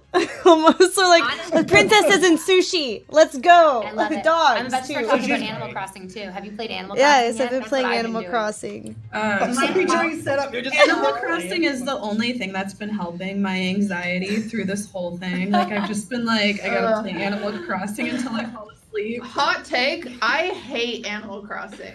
Oh I shit. hate it. I cannot I just don't stand it. Have you played it or have you just watched it? Yes, I am like Oh. I play it and I just want to bang my head against the Switch. I get so fucking bored. I hate Animal Crossing. That's okay. It's not for you then. Yeah, It's a that's gathering okay. game. Okay. Yeah. I can't That's gather. crazy though, because but hold on, girl. I've watched you. You brought all of your like sewing needlepoint stuff. I've seen What? you do mundane like Yeah. detail work. For me, that's what Animal Crossing is. Yeah, It's like that's mundane me detail too. work of like you check your trees, you shake them, you chop them, you label them, you move this bush, you plant these flowers. Then the It same way. takes- The it takes, like, designing 3 aspect of days. it and buying clothes are my two favorite Do you like want to things. see? Oh, I'll show I you my can't. house. I'm so proud of my house. I Mostly hate it because- so much. Everyone's like, it looks just like your blanket for it, and I'm like, yes, I have an aesthetic. Blanket aesthetic. I named my island the word for blanket in Ukrainian. Oh my god. Yeah. My island is named Tits or Get the Fuck Out. My island Like, is just Leech the Isle. abbreviation of that. I just oh my have god, cutie, can we be I friends? have Can I it- come visit your island? Sure, I think I have a Animal cancel, Crossing like, Friends stream. That would be fun. Yes, Animal I Crossing hate it. podcast. I love it. Yeah, all podcasts now. You can just like have one person, or just like I guess have your game feed up Amaranth, just Animal Crossing, but the talking's still the same. Yes, exactly. We're all talking, but we just have representatives in Animal Crossing. It's honestly, this is just me anyways. I'm That's just your having house? This is my living room. It is Cute. extravagant. It's so There's cute. many Oh my That panda god. was so big. 1,000 flowers. My bathroom. My house has a bed I got out of a balloon and a turtle that I caught. That's my house. No, you don't actually have a turtle. Is this Yeah. your house or your Animal Crossing house? Wait, My what? Animal Crossing house. It just has a turtle in the room and a Snappy You bed. have an turtle. actual turtle. Oh. I thought, And I got Oh. a giant sign also from a balloon that says like "Dine here" or something. It's like a neon Dying sign. here. That's so cute. It says "We're open." I put it above my bed because I figured that was appropriate. I am so jealous of the turtle. Can I trade you a hamster? holy shit! Yeah, that turtle. I Are thought you that guys? was just a meme. I think no, you we're not catch joking. turtles at nighttime in April. Are turtles a big What? deal? I've never you caught catch a turtle. snapping I've only caught turtles fish. at nighttime in You April. can I haven't have got a turtle yet. Wait. Are they like in? They're not like snapping turtles aren't in salt water, right? That would be a salt. That would be a. No, I think they are in the ocean. Ironically. They are, or Yeah. because aren't snapping turtles freshwater? Oh, Snapping they're turtles are they in the like- river? I saw someone fish out of the ocean. Maybe it was different. I River? don't even like It him is a that river? much. You could have him. My bedroom is my Maybe- favorite because my headboard is a dinosaur. Maybe it was the mouth of a river, right next to the ocean. Okay, it was probably the mouth of a river So then. huge. God, I'm obsessed. your house is insane. I got an Amazing. S rank. I got S rank immediately. The minute that Isabel came to Just my done. island this morning, she was like, so the minimum requirement was 10,000 points to get a good ranking, and you had 75,000. I was like, I really like this game. I I'm very tried so happy. hard to like it. I really wanted to. I streamed it for like 3 days, and I'm like, I can't do it anymore. Oh no, you don't stream. Oh my god, I don't stream it. I just show them on done. Like Yeah, It's I don't hours of stream it grinding because off it's stream. too boring to stream. I'm like, I It's can't very play hard this to on stream. stream. Yeah, I most try. people fall asleep to my stream anyway, so I figured it was True. I was helpful Yeah. at that point. I was being Same. helpful. Me too. People fall asleep to my stream too. I've thought about just like busting it open during ASMR, like at the end of the night when everyone's already asleep anyway. I'm like, wait, I'm gonna play Animal Crossing. It's like a 3 a.m. music, or is it like ultra chill? Like, yeah. Also, is there anyone, Amaranth, when you do your sleeping streams, do you ever get DMs that are like, I'm sleeping with you, queen, and like someone sleeps at the same time? Like, yeah, ideas? I get some DMs like, I wish you would do a sleeping stream every night. And I'm like, yes, That would be insane. That's awesome. That would be That's Oh my god, Every my night. sister actually came across somebody who was commenting on my Instagram, which I never even post on, and they were talking about how hot I looked whenever I slept or something like that, and she went to this dude's Instagram and he literally just had pictures of girls like sleeping. Like not even like in a sexy way, just in like a very creepy way, like he likes to watch girls sleep. What is it Ew. about that? I get the foot I thing. swear there's I a fetish understand. for everything. Yeah, what is it I'm about? true. I'm down with the Like, sleeping fetish. vulnerability? Is it? oh, was it? also, let me mod everyone. Let me mod all of you guys in my chat. That way, when you guys see something you don't like, you can delete it. Oh yeah. I don't even. Oh, sorry. watch out, boys. I don't have chat open. I'm sorry, guys. I can't. I get too distracted very easily. I probably have AD. So One I of you don't bring use up bed bugs, I swear. that. Do it. Just kidding. I won't. Oh my god. I won't ban it. Did you get the mod, Casey? Yes, I'm just like, wow, I'm an Amaranth mod now. Oh, I'm gonna check all the e-boys. Let me see. feel / user. Oh. Who should I check first? Just The kidding. power. The power. That is good power. I will be tweeting out screenshots of. Just kidding. You are no longer safe. I'm leaking everything. Yeah, that's what I've been doing. Because my house is so fully decorated. I've lived here for 3 years, and my Animal Crossing house is that decorated. I've been playing for 7 days. This is my 7th day anniversary of playing Animal Crossing. I did that in 7 days. Wow. My whole house, my whole God. house Holy- is just as wow. decorated as that. So I can't decorate my house. It's like spotless clean. I've just You been playing didn't, you video didn't games. time skip? No, I didn't. I'm just playing it, and I'm not like getting strangers. I didn't Oh, either. mad For respect. the record. I just want to do it. I don't know how to time skip. Is mostly why. Oh, time skip. You go to your settings and you do like data in time, and then you can switch it if you unsync it from the Oh. internet. Mhm. Yeah. Have you time skipped Amaranth? Maybe once or twice or 10 times or 20, 15, somewhere in there. What a bitch! You cheating bitch! Wow. I'm not I think cheating. I'm playing the game how I think it's a I mistake. play the game how I enjoy playing it. I think it's a mistake because I don't know if my game glitched or if I found a feature of the game that other people haven't noticed. One night I had a meteor shower. None of my residents talked What? about the island, but I had a full meteor shower and I was like, nobody talked about this, nobody gave me any warning, and Celeste is not on my island. And for the 3 days afterwards, I had meteor showers for 4 days in a row. Who is Celeste? And why does V sound like someone that says like she's been abducted by You know, aliens? I've noticed a glitch too, I think. I haven't checked today, but I know today's Bunny I've gotten Day. so- But this whole month, I haven't found the Easter Bunny on my island at all. Really? Yes. He's supposed to be there right He's not, now. though. I hate that He might be bunny. there today. I haven't looked today, but the rest of the days, I have not seen him at all. Oh yeah, I like decorated my whole island for Bunny Day and did. Yeah. Nice. But My yeah, I housemate's been think. playing like hell on Bunny Day at the moment. He's Oh been my loving gosh. it. The meteor showers are so good because it's the getting star fragments is the rarest material in the game, and I've been playing for a week and I have 50. Well, I haven't encountered any media Bananas. showers. I've been playing for a while now. That's great. I haven't found any. We'll be friends and I'll invite you Okay. to my island the next time it happens. Okay. Everyone can come and invite Sounds friends. good. Oh, And fun! it's so Party. cute. I made smoking spots on my island because I'm such a stoner. So like I grab the clumps of weed and then I leave the clumps of weed at different smoke spots on my island. And then I get high with my little Animal Crossing person as I like build things. This is what I've been doing. Can you smoke the weed on It's a Animal lot. Crossing, or you just pretend? Quarantine has been treating you well, V. It has. I will say, the other night, I was like, I ordered a pizza and I was drinking wine and doing a Princess and the Frog puzzle while watching Princess and the Frog, and I don't think I've ever lived a better life. Just Oh, that like, sounds like a dream. Oh my gosh, like that sounds so fun. We're smoking I love weed. puzzles. yeah, it was hype. It was pretty good. I've been a bit of a puzzle, whiskey and puzzle kick. It's been. Whiskey and puzzle. It's been nice, right? Like one of the things with, American culture and that's kind of annoying, I guess, is just this idea that you have to work all the time, even whenever you're sick, and you never get any time off for yourself, and like you should be really proud of that.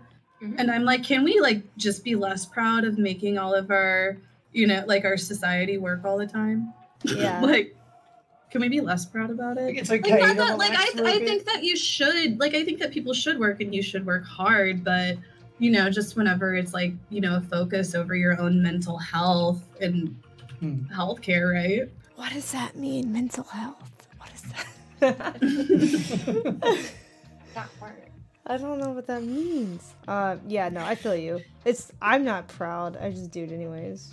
Like, have you I've like really felt a sense of like, since we're on Twitch and we stream and like we haven't lost our jobs, I've felt like, oh shit, I have to work twice as much now.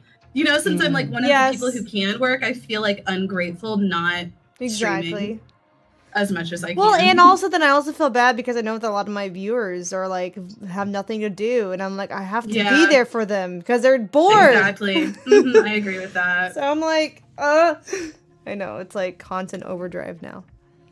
Yeah, I feel kind of bad. Yeah, I've been pulling back a little bit because I was streaming a lot, and I was like I'm exhausted, and now I'm getting crabby. So I'm trying to find the balance of like streaming too much or not streaming enough, and yeah, it's a delicate. I'm so sorry I interrupted you. Please continue. Oh, I don't think you interrupted anyone. Yeah, I think we finished. No, you were speaking. I'm okay. It's fine. So, okay, next one is: has the whole quarantining and social distancing experience taught you anything about yourself? Any reflections?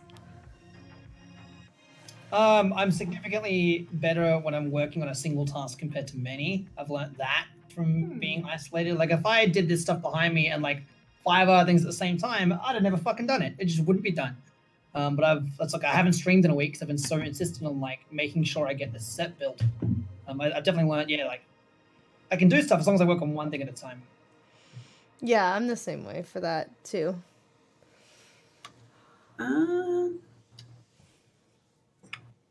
I think I learned that no matter how much time I have on my hands, it still won't force me to work out. Yeah, fair. I just don't want to do it. Yep, I feel that. What have I learned in isolation? Small, short messages can be deeply impactful. That's what I'm learning. I will be having a bad day or I'll be feeling bad, and a friend or a family member will DM me like a funny meme or just like an inspirational line, and I'll find myself repeating it or like bringing it up in my mind over and over again. And I guess before quarantine, I was using things outside to distract myself from negative thoughts. And now being in quarantine, I'm using people to distract me from my own negative thoughts instead of trying to do it myself. So yeah, I think I've been relying more on people, which I didn't do a lot outside of this, which is nice. It's good to have a support system and to utilize it. That's a really good revelation to have. Yeah, good shit. That's awesome. I've been thinking a lot just about, I don't know, I always try to be a really grateful person, and whenever I think about, my circumstances, I guess I've just learned to be a lot more grateful, being in a first world country, I guess, and having the advantages that I do in comparison to others. I don't know. Yeah, perspective. Yeah, perspective, exactly. What about you, Lauren? Have you noticed anything about yourself? Yeah, I'm the only person getting in the way of all the creative stuff that I want to do. Because, I think I told you guys about, all the random jobs I have. I've always put Twitch way on the back burner. It was always a hobby. So I've actually been around for 5 years, but I would stream maybe 3 days in a row and then skip 8 months and then maybe stream again and then leave again. So yeah, now that I have all of this time, I'm able to work on cosplays that I want to do. I'm able to work on all these little funny bits that I've been meaning to instigate, because I don't have to wake up and do 7-8 hours a day 5 days a week or anything like that. So that's a lot of something that I get to do. I think just the only thing lately is I don't know if you guys have felt this, but the past 2 weeks I felt a little bit off my game, because I think it's one thing because I am a recluse, but I do go out at least a couple times a week, maybe 1 or 2. But now that I'm forced to not be around people, I get really weird like, right, it's just like me sitting, and I have like roommates, but it's like one thing where you're like with 3 other people, but like all the people I would typically see in a month, it's been several months. So that's like kind of getting to me. And I'm a basement dweller, so I've been trying to go outside and get sun. Oh yeah, me too. Ironically, because vitamin D is so important to your mood, and I'm just not doing it. Like I'll stay here, I'll watch Netflix, I'll stream. Like I almost threw my food, but I'll do all of that stuff. Food, just whatever in the moment. Yeah, so it's just taught me that like it's not that my creativity's gone, it's just like I've pushed it and been like, no, that's not like a, you know, like a career path for me or anything, which is really weird because I feel advantaged. My mom has always pushed me, like when I graduated high school, she's like, why don't you go to LA? And I was like, because that's how people become waiters. Okay. Your mom wanted you to go to LA? Yeah, she was like, That's follow your dreams, and I was like, no, Mom, because I'm responsible. Thank you. Wait, what were You're your working dreams? for the PD? Well, I wanted to be an actress, but moving to Portland, I've actually been in a couple short films, and I've been auditioning for more things up here. But I had seen so many people that I considered more talented than me, who are a couple grades above me in high school, like moved to LA, and again, they worked at Starbucks, and their big story is that they handed Tina Fey a coffee. And I was like, I don't want that to be me. But it took me like a little bit of time to like have those life experiences to like, my job pays me really well, and I can go and do all of these like adventurous creative things that I want to do. So I'm in that like sweet spot right now. Yeah, that it's I'm- a how do good you spot to be like in, Portland? Is it I won't nice? shut up about it if you give me the platform to talk about it. Well, I'm just like, it's That's Oregon is great. one of the places I was considering for the animal shelter because there's so much space and it's Oh. cheap and it's close Yes. to It's so California, nice. to where you could still save a lot of stray dogs on a road trip. Yeah. Yeah, because the big thing about Portland, I know like a lot of people have probably seen like Portlandia. I didn't watch it before I moved here, but it's a little bit accurate. Like you I have love Portlandia. Never seen that. like they have a whole episode that's called Pickle It. You can find anything pickled up here. It's the white person's dream. Everything is pickled. Women and Women First is a sketch. Oh yes. Women and Women First. They do the sketch where like, I'm sorry, the book is not available. I can't. It's just not available, and they're like barely reaching the book on a shelf. Me and my friends have incorporated that into our regular dialogue entirely. I'm sorry, it's just not available. People on stream will be like, "Can I see your plushies?" And I'm like, "I'm sorry, I just can't reach. I can't just reach. It's just out of reach." And if you like books, we have Powell's, which is like a couple blocks long of like a huge multi-level bookstore. And there's 2 of them. There's one on the east side and one on the west side. The one on the west side is the one that's a couple blocks, and there's like a smaller shop on the east side. But yeah, it's really cool. You're like gonna find a huge streamer community up here, so that's really cool. So I'm a part of the POBA group, which is the Portland Online Broadcasting Association. Oh, that's awesome. Whoa! I didn't know that was a thing. Hello. Yeah, pretty much like wherever you are, there's probably a streamer community either already established or trying to be established. Because a lot of people just in general Oh, You the sound cut out. You that muted out. I've There you go. Or- I've now. narrowed it down to like a lot of people don't have specific interests with the people that they're surrounded with. So if you go to all of these like meetups, like you don't have to be a broadcaster, you could be a viewer too, but it's gonna be automatically a room full of people with your interests. So it's awesome. Yeah, the common ground is there. I've been running the Twitch Melbourne chapter for about 3 years now, and every time I have it, there's a few hundred people that go, and everyone they like, that everyone likes Twitch or streaming at a bare minimum. So the icebreaker is easy. You can just be like, what kind of streams do you like to watch, or what kind of streaming do you do? And it allows so much conversation to be generated from there. Plus, you'll normally get shit faced, and that's always good too. So. I do think that the entertainment industry is, like you were saying that you wanted to be an actress and stuff, and you were like kind of staying away from going to LA. I feel like the entertainment industry is kind of moving more towards being like independent creator content, like with YouTube or Twitch, it's taking over. And I don't know, me myself, I really like that, kind of cutting out like that Hollywood, Right. I don't know, whatever the fuck goes on there. Yeah, because I feel like Hollywood especially like just takes a bunch of old ideas and freaking just like eats them and throws it back up, and everyone's like, yes, that's the best thing ever. It's like they're out of touch at this point. They're out of touch because they've just been doing the same thing for so long, and they just like see, they're, I don't know, they're out of touch with the normal citizens. It's not that like nothing good is coming from it. It's just a very small percentage, I feel like now. And like people on their own have such the ability to create awesome things and like very individualized. I was on casting calls. And right now with COVID, because usually they do like a bunch of, there's like internet competitions for short films and things like that. They're doing what's called like the COVID thing. It's where you make a web short film. So like you're in your house and whoever you're working with, like it's all through cams. And you have to like develop a story that way. But like, I just think like projects like that are really cool. Sorry, I love that. Bee's dog. I'm sorry. I'm sorry. She's really like my stream is mostly just like managing her moods. She's like a real big part. Come on, yes, we're talking about you. And she's looking at her little tail's going. Does everybody have pets? Yes, I have. Yes. I have fish. That's all I have. You only have a fish, but you got a roommate. That's like a pet. Some of my roommates are like pets. Some of my pets are. I got a roommate in solely because like of COVID to like keep myself from going like crazy. Normally I live by myself, and I'm like, You got a roommate for COVID? Friend of mine lived in place, so I'm like, just Okay, crashed my I house for see. a couple of months during everything going on. Because normally I live alone, and that's fine. But I'm like, yeah, living alone and not leaving the house as someone who normally is not home for months at a time, that's gonna suck. So Welcome to my life.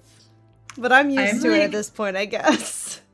I'm a huge animal person. I have like, my sister was living here, and whenever my sister was living here, she's also a big animal person. We had 7 cats and 6 dogs, and I have 2 hedgehogs now and a snake. I'm so Nice. jealous. I was thinking Now my next pet I'm might down be a to snake. 4 dogs and 4 cats, so I'm so jealous. I have 2 I dogs love right now. animals. Yeah, I'm really happy. Amaranth, were you happy to hear this? That like shelters and foster animal sanctuaries are like, oh wow, people are doing a huge uptake in adopting dogs and fostering dogs. Yeah. It makes me so Yes. happy to hear that. I'm My nervous best though friend once they get did back too. to work. Like, Yeah, there's probably going to be an upswing of animals being surrendered, but with the number of jobs that are being worked from home now, I feel like a lot of companies are going to be more lenient about work from home because it can cut down their overhead. So maybe some dogs will stay. Yeah, hopefully.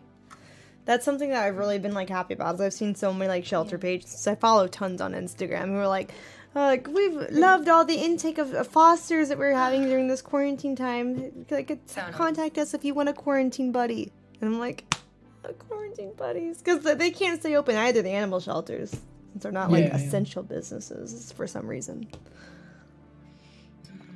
That's frustrating. That's a bit frustrating. But it's nice that they're all getting adopted. Mm-hmm.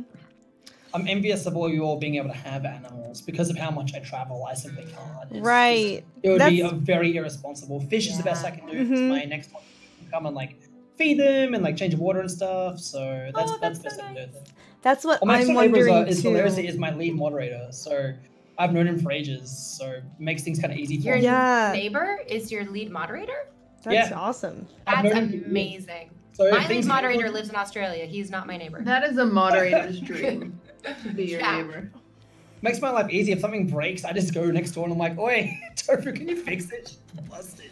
That's He what just I've comes- thought about though, with like the whole traveling thing, like especially when I do an animal sanctuary. I'm like, how am I going to be able to go out and save more animals? So I have to have like a staff. Or I thought about even having, if streamers are interested, like to come stay at the ranch for like a week or however, and then like they can Dude, that's stream hot. from it all together and work at the shelter while I go out and I save more. We'll take shifts. Yeah, it's like y'all can like use it as your content, and it can still like go to the generate some Amaranth money Ranch for the ranch while I'm out like getting more animals The or Amaranth? something like that. Yeah, Amaranth. I was just thinking that. Oh my Something like god. that. I can't wait to go to the Amaranth. Yeah, that would be really fun. Or like even have like group streams of like saving animals too. Some could come out with me too. That would be On the See, road. that was my favorite thing. People ask me all the time. They're like, "What was your favorite part of TwitchCon?" And it was the eagle that was there. The people who brought the eagle. One of the guys watches Wait, me. what? That was and an so he- eagle? Wait, there was an There was eagle? an eagle. I There didn't was an see an eagle. Guys, oh my god! I'll show you the picture. I don't know what corner of TwitchCon V was. Yeah, I didn't hear about an eagle. Yeah. Guys, it was so cool. I didn't hear This about guy an eagle. found me and he was like, "Oh, I love your channel, and also I'm bringing an eagle. I thought you would like to see the eagle." And I was like, "You do watch my channel. That's you know me so amazing. well." this fucking eagle. As I was walking away from the eagle, Maya was coming and I screamed at her, it's really pretty. It's a good eagle. It's a good eagle. So excited. It was good eagle, guys. Wait, let me find it. I put it in my favorites because it was the best part of fucking Twitch. Oh, you missed the Damn best eagle. part. See, all I saw was Bang Girls dancing, which was nice, but the eagle would have been better. The eagle is so good. My favorite Amaranth, do you remember whose meet and greet was it? I think it was E-Rob's meet and greet. Do you remember going up to E-Rob and taking a No, picture I didn't go with to him? anyone's meet and greet. See, so this is what happened. Amaranth is like skipping around because Amaranth is a fairy and she just is skipping around TwitchCon and E-Rob is having his meet and greet and I go, yo, Amaranth, he's your biggest fan. Will you come take a picture with him? And Amaranth's like, yeah. So she walks over to E-Rob, takes a picture with him and then just skips away and E-Rob just looks at me like, did she come to my meet and greet? I didn't And even was know like, that I was was like, him. yes, E-Rob, she did. Oh my gosh, I didn't even realize that was E-Rob. Oh, that's a huge eagle. Oh my It gosh. was so big and so cool. Please focus. I'm wearing my Wow. sweater to my train. Oh my gosh, that's amazing. It was the coolest thing. That's awesome. So I just cut his line because I don't remember waiting in any Totally, lines. you cut Oh my E-Rob's line and took a picture with him, and he thought you came to see. I convinced him that you like came to meet him, and he was like, "That's crazy." I think I have a picture of it. I'll find it. Look, I need to see that photo. It's so funny. I'm obsessed. He was so hyped, and I knew Okay, wait. you weren't there. Is TwitchCon gonna be It's funny to happening? get the story now. Do you think we'll I get it don't in September? know. I don't know if it'll be. It's far enough away to where maybe, but it depends on how long they keep the lockdowns going for. It's definitely possible. I'm still annoyed there's the same fucking weekend as Tokyo Game Show. I normally go to that. I miss it for the first time in 5 years. Normally I get flown out to do like commentary or like hosting work for Tokyo Game Show.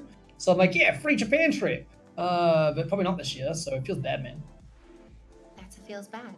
Feels bad, man. But TwitchCon's like my favorite time of the year. TwitchCon's great. TwitchCon EU last year was fantastic. I always love TwitchCons. Here's a picture. Here's a picture of Amaranth and E-Rob. Oh my It's- gosh, it is She me! has the receipt! I didn't even realize. Look how excited he is. He is I smiling from ear to ear. That is beautiful. That's a great Nice ear. picture. That's a That's really- Amaranth so has funny. no clue that. I didn't even know. I was wondering. Wait, he lives with Mizkif, right? Or was that a different Yeah. one? Yeah, No, I was he wondering lives why he with- looked yeah. familiar, but I was like, maybe I must have seen him on Twitch. That's L Rob. That's so funny. Oh my god.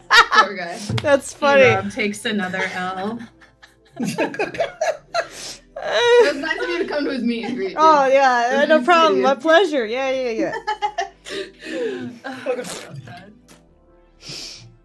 That's amazing. Oh my gosh. Oh, that leads us to another question though about Twitch. In number 4 in our topic list. Do you feel that Twitch is fair right now with regards to male and female streamers?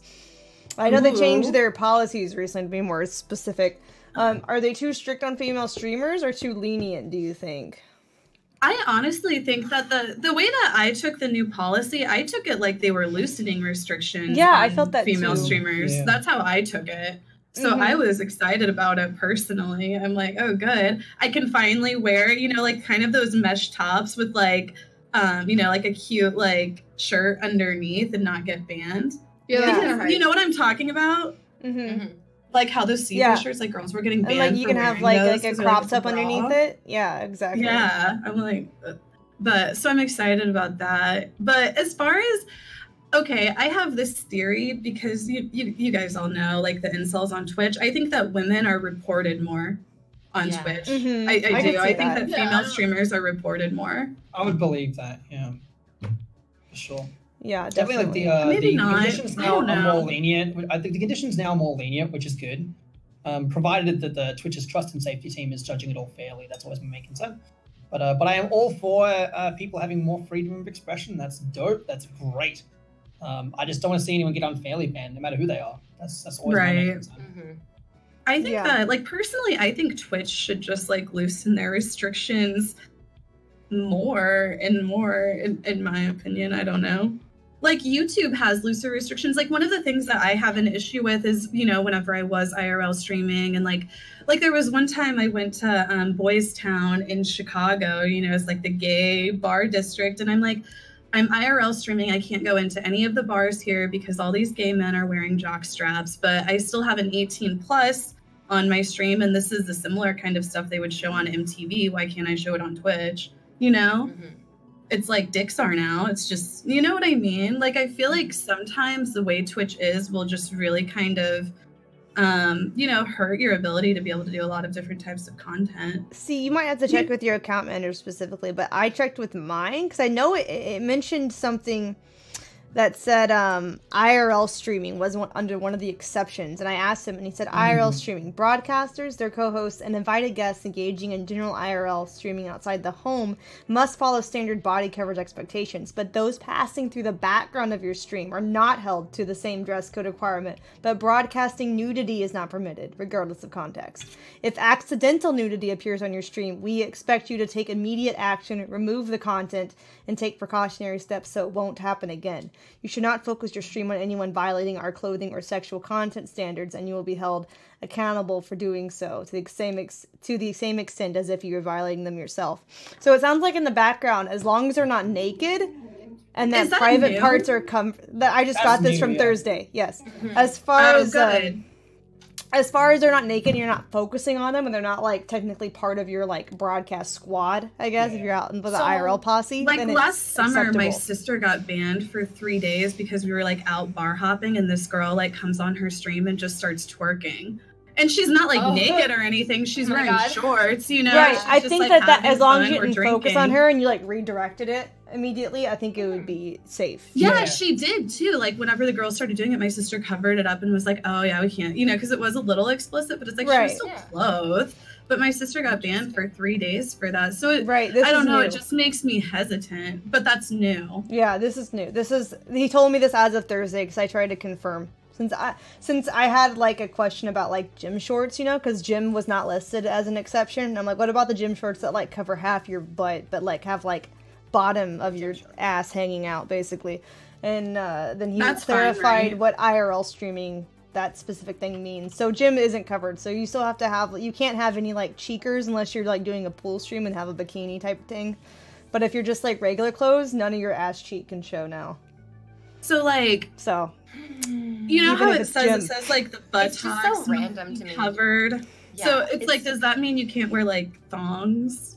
Because you know, like I like some of the thong bathing suits. So like, no, the swimsuits are the exception. Mm-hmm. But in the gym, if you had like, you know, shorts that don't go down all the way to the bottom of your cheek, those aren't allowed anymore. Pants. Hot pants style pants are like they cut through the like meat of your butt, and they're usually high waisted. Mm-hmm. Hot pants became popular in the the late 70s, early 80s. It's insane to me that people used to just walk around wearing hot pants every single day, but now in 2020 you can't wear hot pants on the internet because they became popular so long ago. Which is a little bit contradictory to me because previously it was anything you could wear at a mall, and since Twitch is based in California, I feel like that should be acceptable to have like athletic shorts that are just cheeky, right? But now it's apparently it has to cover you from like your midriff, like I guess right below your belly button, like waistline technically, to the bottom of your cheeks if it's not like a beach or bikini or like pool stream, you know?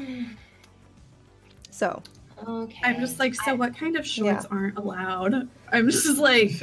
Basically, any shorts that like, for reference, if they would come to like here, you know, where it's like you have like the very bottom of your cheeks hanging out, it wouldn't be allowed. So you have to have shorts that cover your entire ass cheek. Your whole butt. Your whole butt. Okay. Yeah. That's difficult. Some butts are Isn't bigger it? than others. That's what I'm saying. Well, and I just cover like your whole butt. A lot of shorts just show that. Like a lot of female jean shorts, you go to American Eagle, that's how they are. Yes. So the I don't know. I'm assuming it's fine. All my shorts from California then because I asked specifically, and he told me that it wasn't allowed anymore. I've had that happen a couple times where I'm like, I've thought about like taking a picture of an outfit that I was going and then sending it to my I call him my Twitch baby.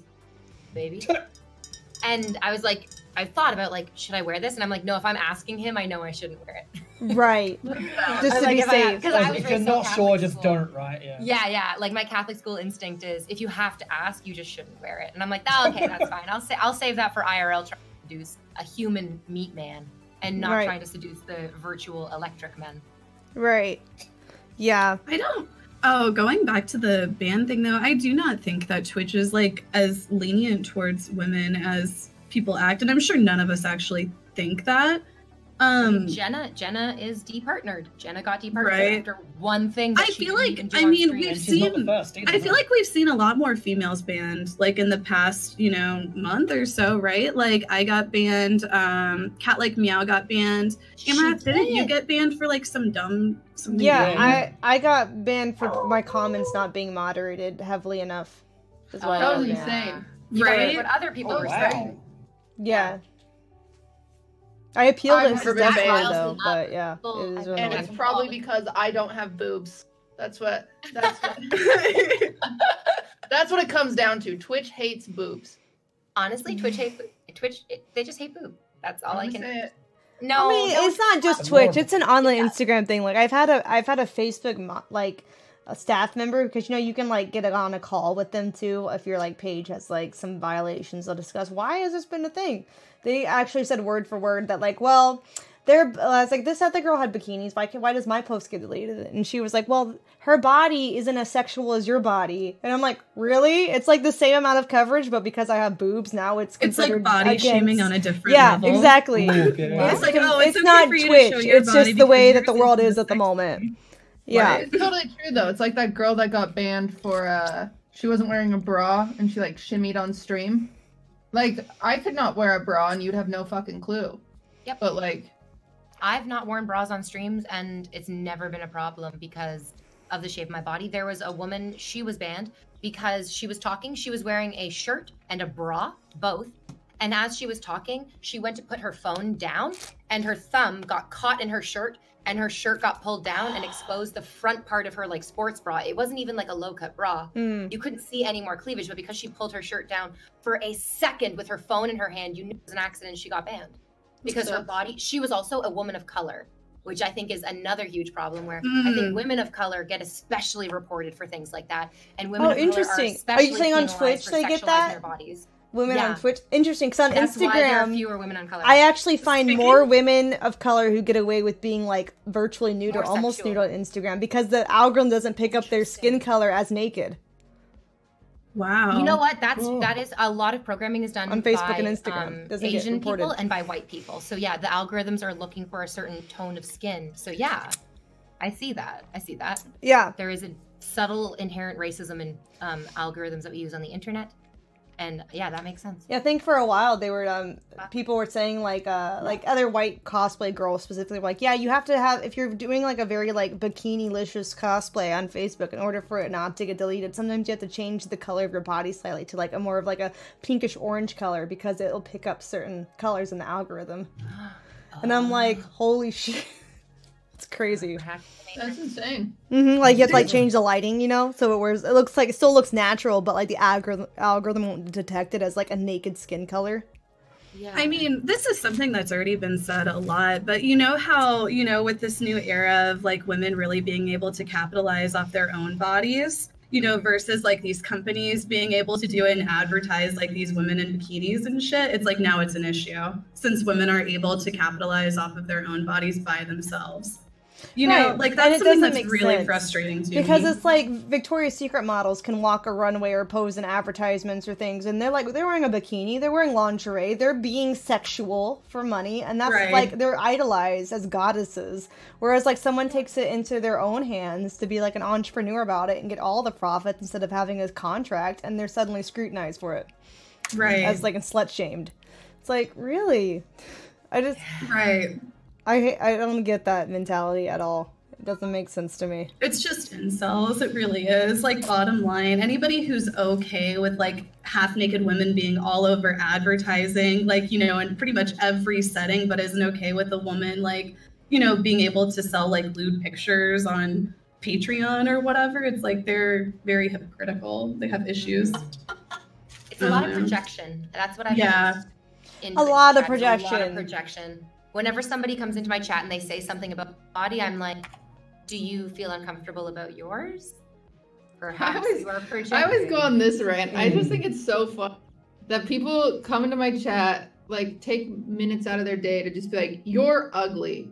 When it's like funny because like say you like go to a worker at Walmart, you know, your cashier, you don't just like pause them scanning your grocery and you're like, "Hey, you're ugly."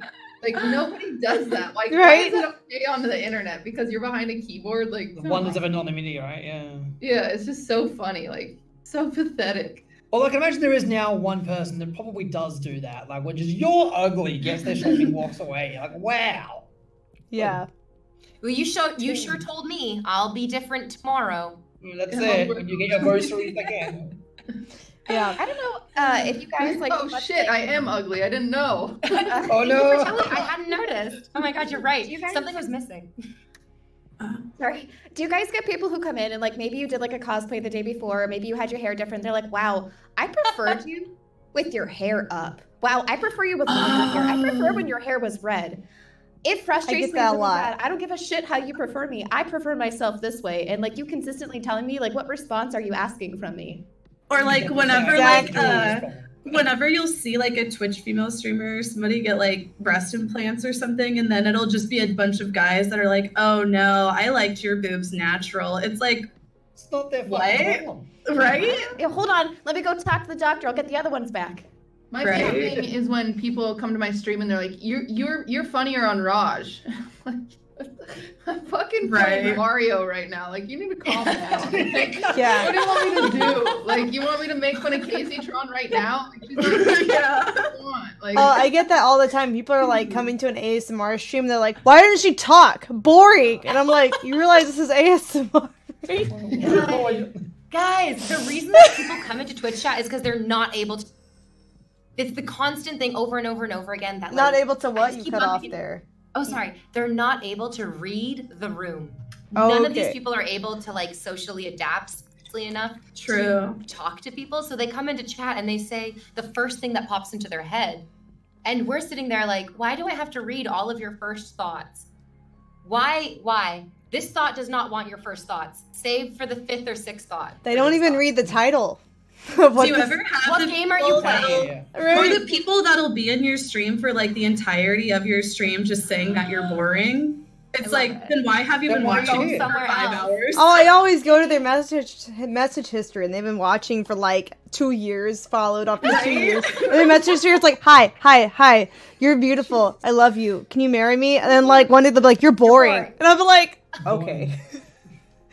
all right, yeah. dude. Can I go to the bathroom? Yeah, go for it. No.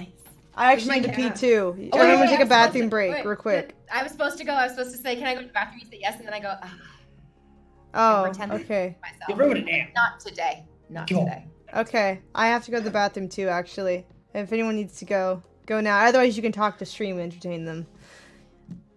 all right, I'll Stream talk to lightning round. You stream. go. Somebody said I've been watching this stream for 36 hours and I still haven't got a Valorant key. I'm still mad. I couldn't even get Valorant in my region. Like Did Australia. anybody get Valorant? I didn't get it. All Honestly, right, I just don't even exclamation care. Point drop if you would like a Valorant key right now, girls. We're giving out Valorant keys while We're giving out Valorant in the keys. bathroom. Not false advertising. I'm being honest. The first person to press Drops enabled. 456 gets a Valorant key. Control W for your Valorant key. I'm so. Talk to Chat, you would know. You watch this a lot. How many seconds does Amaranth take to go to the bathroom? I assume you guys know. Yeah, to the second. I'm sure it's quite precise. I believe in them. For knowing. 30 minutes. Perfect. Okay. Got some Well. time to kill then, chat. Shit. As That's fuck. crazy. I don't know if I can talk to you for 2 minutes. Any Has Simpson Amareth chat? really been streaming for 36 hours? I just wouldn't even be I'm surprised. Screaming. I'm I actually had my going to go headphones make and I a heard cup it of all. tea. Like it's like, because I'm out of tea and I'm tired. You've been so- spying, V? Yeah, I love. Oh my gosh, getting I got these as a gift from one of my favorite and sweetest viewers, and I made him a moderator too, because why the fuck not? I got I got the Galaxy Buds. Top donators. I'll make you a moderator. Anytime. Honestly, I need more my moderators get so out. They're like, I can't read these comments all the time. I need to take a break. And I'm like, I'm so sorry. Yeah, I need more moderators. It's hard to find it's not hard to find moderators. Like and I'm not saying like I haven't really had this issue, but I'll see it a lot like in some smaller girl streams where like they'll just have this moderator that just seems to be very controlling. You know what I'm talking about? I have the best fucking moderators. I can't even complain. They're fucking amazing. They're like this gang that are just like they're fucking hilarious. Like I love my moderators. Like, and there's like more people in my chat that I would make mods, but I already have I literally have like a cult of like just the dopest moderators in the fucking world. So good. All of my moderators are just such trolls. Mine are also varied. Mine are very different. And so I think I've had like there's like personality clashes between my moderators. And it's like, okay, let's keep a delicate peace. We all have big personalities. That's a good thing. Yeah, my moderators do fight over fucking me. They all want to date me. But I think that's normal. I think Can I be a moderator? I want to fuck you. Is that the only requirement? Are you not a moderator in my chat? Am I? I don't probably are. Do you guys watch other streamers? I barely watch other streamers. I literally, when I'm at work, I usually have Slicker. I think I have like 100,000 channel points in Slicker's channel. I'm always listening to Slicker's channel. I love his channel. I have Candyland on my auto host. She always starts her stream early, so I'll always have Candyland playing in the mornings, and she'll just say the funniest shit. Dude, Candy's the best. She cracks me up. She's so good to wake up to. I agree. One of my favorite things was whenever we were on Raj, I think it was probably you, me, and Nix or something like that, and they were asking why they should choose her, and she was like, you should choose me because I'm your only chance of getting an actual lady. Jesus. I'm like, she's right. I'm like, she's right. Are you guys talking about moderators though? I heard moderators in my Yeah, we're talking about moderators. I have some moderators that, you know what, Amaranth? I'm gonna say it right now. One of my best mods DM'd me one time, and there was a girl streamer. She has like 50 viewers. She's kind of newer, and she said to my mod that she would date him if he became a mod in your chat. Who was it? If you want to make him a mod right now, you could potentially be the matchmaker of the century. This is a good thing. Wow. Oh shit! Who was it? I'll look up his chat logs. You look up his chat logs? Yeah. Can I say it out loud? I feel like I shouldn't say it out loud. You can type it in the Discord. All right, I'll type it. I have it on a different window, so I can see it without showing it on stream. Dude, that's okay. Wait, one of my moderators met a man in my community, and she's a lady moderator, and now they're dating. And I was like, I helped you fuck. Oh, that's so cute. They went to visit each other, and they were like typing from. They were like, "Oh, hey, it's like me, but I'm on my girlfriend's account." And I was like, "I'm obsessed with this. You guys are so cute. I feel like I'm your mother and your child."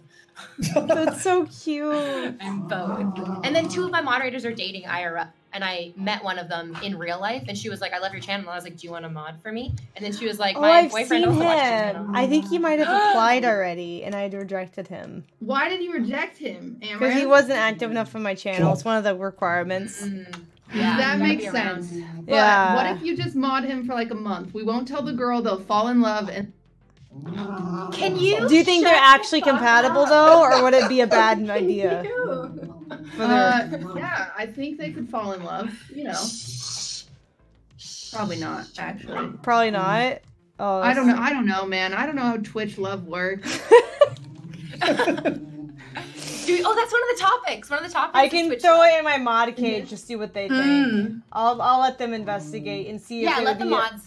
I'll give a pass as far as activity go, and they can investigate otherwise. He does have like 10. I just checked his chat log. He has like 19 messages. That's it. So I understand the hesitation.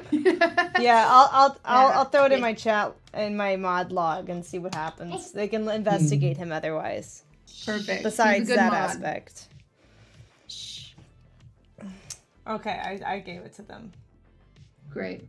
That sounds familiar. What the fuck? Because he did a mod application before. He did a mod application. I think when you got banned because you needed mods, I was like, yo, He could actually be a mod because he just lives on Twitch. He was recommended, yeah. Yeah, I recommended that's why. him too. And then that came up, and I was like, oh shit, and then I forgot to make a meme out of it. Give him a pass on the activity, you guys. Just make sure that he's like good in our chat so far. Who's he in love with when my mod says, give us the tea? Oh, I'll do it. I will spread the tea. Let me see. Let me find. I probably have the clip. I'll just send the clip. You can send on the clip. Yeah. He's gonna kill me, but no, it's fine because this is for the better well-being of humanity. Oh wait, if we're sharing things, cutie, should I share that dick pic? Is that the next phase? Oh my god, I hate me. She sends me. She'll be like, "Yo, I got the best dick pic," and then just like put it in my face, and I'm like, I hate dick. If there's good ones, then you should share. What makes a good one, V? Please tell us your requirements. It's a really good one. It's so good. Does it have like googly eyes and a sombrero, or what is it? Oh my god, it's so good. It's my absolute favorite. I share it with everybody. I VIP'd the guy who sent it to me. There was one time, the most interesting dick pic I got is this guy just sent a picture of his dick, and for whatever reason, there was just a bag of Ruffles potato chips and a Coca-Cola. Like in the picture as well. It's like he set it up like that. It was really weird. Honestly, that's good framing. I'm like, is this through scale or what? Yeah. This is the best. So I got another one where this guy was taking a picture of his dick and his balls were shoved into a shot glass. What? Have you guys ever seen a micro penis? I just the same picture of the micro penis 8 times. Yes. I was at a Denny's one time.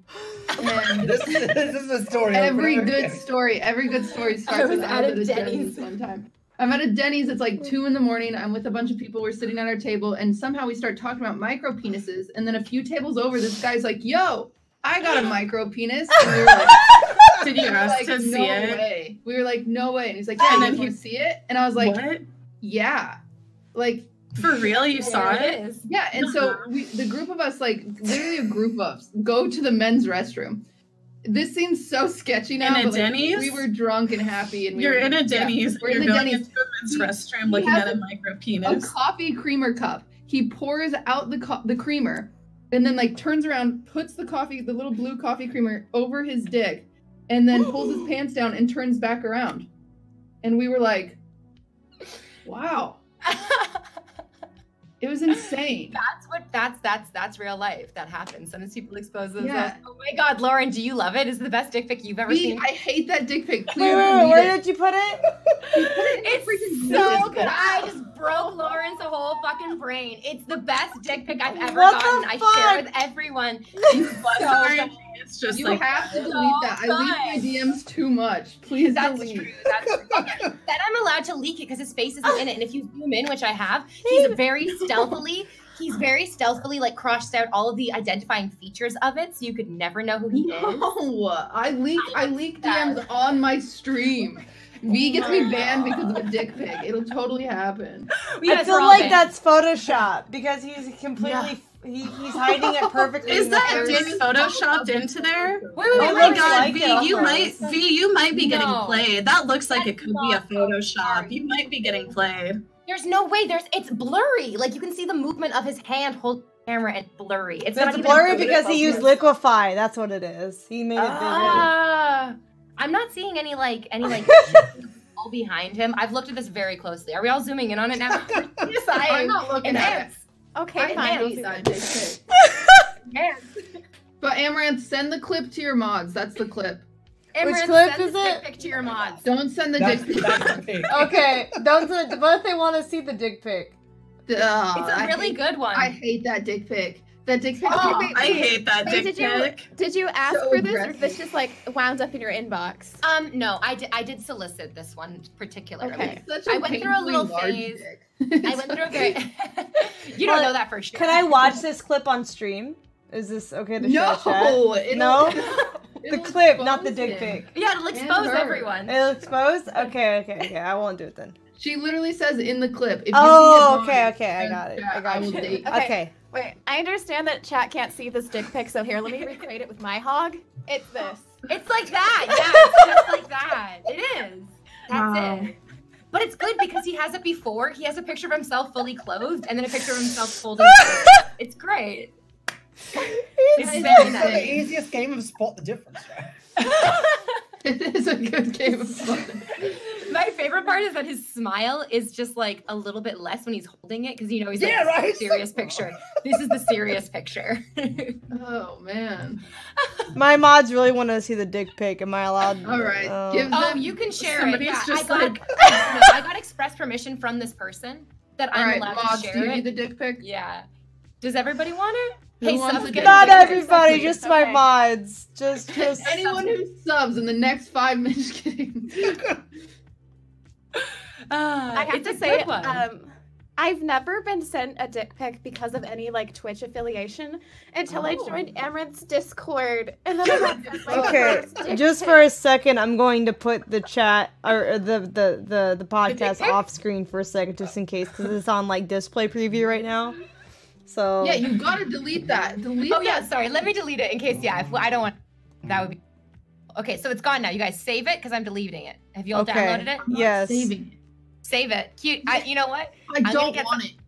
Oh, you better never leave me alone with your computer. I'm gonna put it as your desktop. Oh, man. Never leave me alone with your I think computer. with a desktop image, like it just repeats. Okay, it's So gone. we're Dick gonna be pic like is it gone. 20 times. Yeah, it's Yeah. wild. Thank you. Tile Actually- is So perfect, sorry for my exactly. dog. She is having a great time. Amaranth, I'm sure you can play The dog that is living clip on its best life, it's stream. fine. I feel like you can play that clip on stream. So it's okay to play. Yeah, I think it's good context for the chat to cheer along. You know, we're all working towards the same thing, and it's Oh, making it's him Ellie laugh. Moon. Oh. That's the streamer girl? Yeah. Oh no. But now is she gonna be like, oh no, I have to date this guy? Or is she like She's playing gonna be coy? like, great. I've been waiting for this excuse to date this guy. That's what I like to hear. That's right. Okay, let me see. I'll go to the clip. I'll go to the The clip. pinnacle of success for all mods is becoming a mod in Amaranth's chat. My mods are saying definitely Photoshop. By the way. No! No, I'm devastated. Dream I'm shattered. sorry, Be V. like- That's hilarious. I just feel like if he was gonna Photoshop it, it would be like it's just so it's not outrageous. It's just like a natural looking. Like a realistic. Okay, I photo. have Hold the on, clip. wait. um, Let me Kinda my gay friends. I think gay men can spot a good Photoshop. Hold on. Let me see. Display. Gaydar check done. Mm. That is crazy how it's doing your screen capture. Yeah, I'm fixing it. Okay. So this is Like it's this- not leveled up, chat. This is the clip for review, boys. This is the clip. I'll play it down here. Oh, you can't hear it. Hold on. Hold on. Let's replay it. Hold on. Let me get the volume up. Go on, go get it. I'll mute. I'll pause the music. Yo, I mean, if you can actually become an Amaranth mod. Hold on, let's start over. Yo, I mean, if you can actually become an Amaranth mod, I tried to the other day. I will officially volunteer to be your girlfriend as a tribute. Oh, for real? Yeah, but you have to become Amaranth mod though. You'd want to date an Amaranth mod. Yes, yo, I mean, if you can actually become an Amaranth mod, I tried to the other day. I will officially volunteer to be your girlfriend as a Oh, tribute. for real? Yeah. Oh my god. Officially. Dude, I told you. Pog. You could make dreams come true. That's it. I think it's our duty to spread magic anywhere we can and to get as many people laid as possible. I agree. It's What a noble goal. It could be some That's- Discord movie oh, I mean, watching put this together over that here. could be happening. Oh, so romantic. Where is it? Can There it is. you? Sorry. I, She really wants to make sure that toy is dead before she hands it over. Damn. Now I feel like I have to mod him now. you gotta. Your responsibility. Okay. You don't have to To do love. anything you want to do, but Yeah, of course it is. it would be like a cute, funny thing. If he turns out that he's like not, if he's causing trouble, you can obviously. This would be a Yeah, great I can start to a unmod him rom- if he's annoying, Yeah. but we'll Yeah, give him a of course. chance. I love your modern chat that says, so will she date any I just mod? modded him. Let her know. I just modded him. He just got mod. Official. He better get the fucking... You. It shows that he's watching. Good girl. Perfect. I'll screenshot Can I have some it. claps in chat? Claps We've made in history chat. just for now. We've done it. Houston, Dreams do come true. It's believe. that liftoff.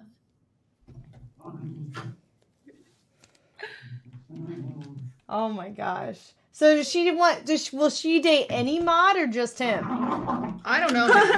That's a good question. 'cause Look at I'm a mod Amara. too She's now, like, so- wait, will she date any of my mods? She's trying to.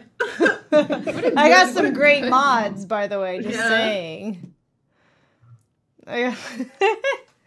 That's so funny. Okay, we hit the sub goal though for a chat topic. So before I move on to the next one of my topics, I'm gonna look at the chat suggestions. I have a Discord thread for that. So if you guys haven't already in the chat, you're wanting to ask us something specific and kind of lead the podcast for the day, or at least have some moments of where you can lead it, join Discord.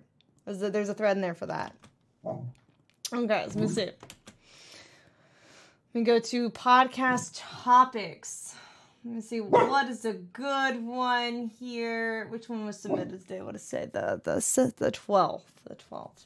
Okay, so I'm trying we to go got... through all those plush toys on the blanket fort. There's so many. Oh yeah, I'm also a big weeb. We have Jotaro. Yeah. One of those is from Gravity Falls. I got Jotaro on the wall as well. I'm a big JoJo fan. I love JoJo. Oh, I have shit. Angry Bill. Here we I have go. two Bills.